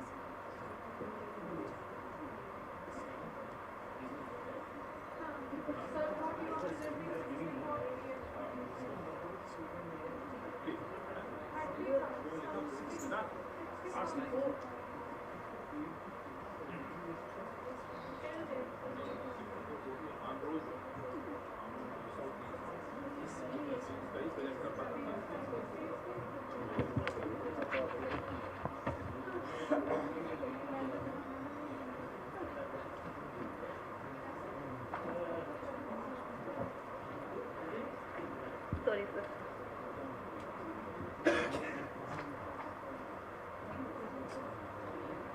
So, with this we come to the conclusion of today's presentations.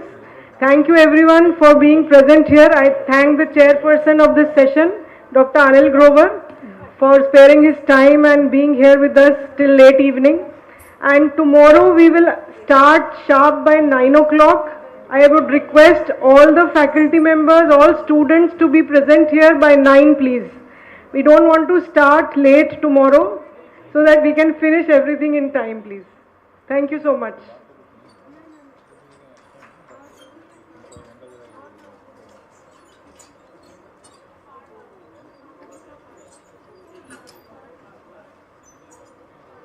Okay, sir, thank you so much for sparing time. आपका alma mater है तो कल से doctor major Singh आपके office हाँ please ठीक है sir, हम चलते हैं। Thank you so much, sir. Thank you so much, sir. Thank you. Nice meeting with you.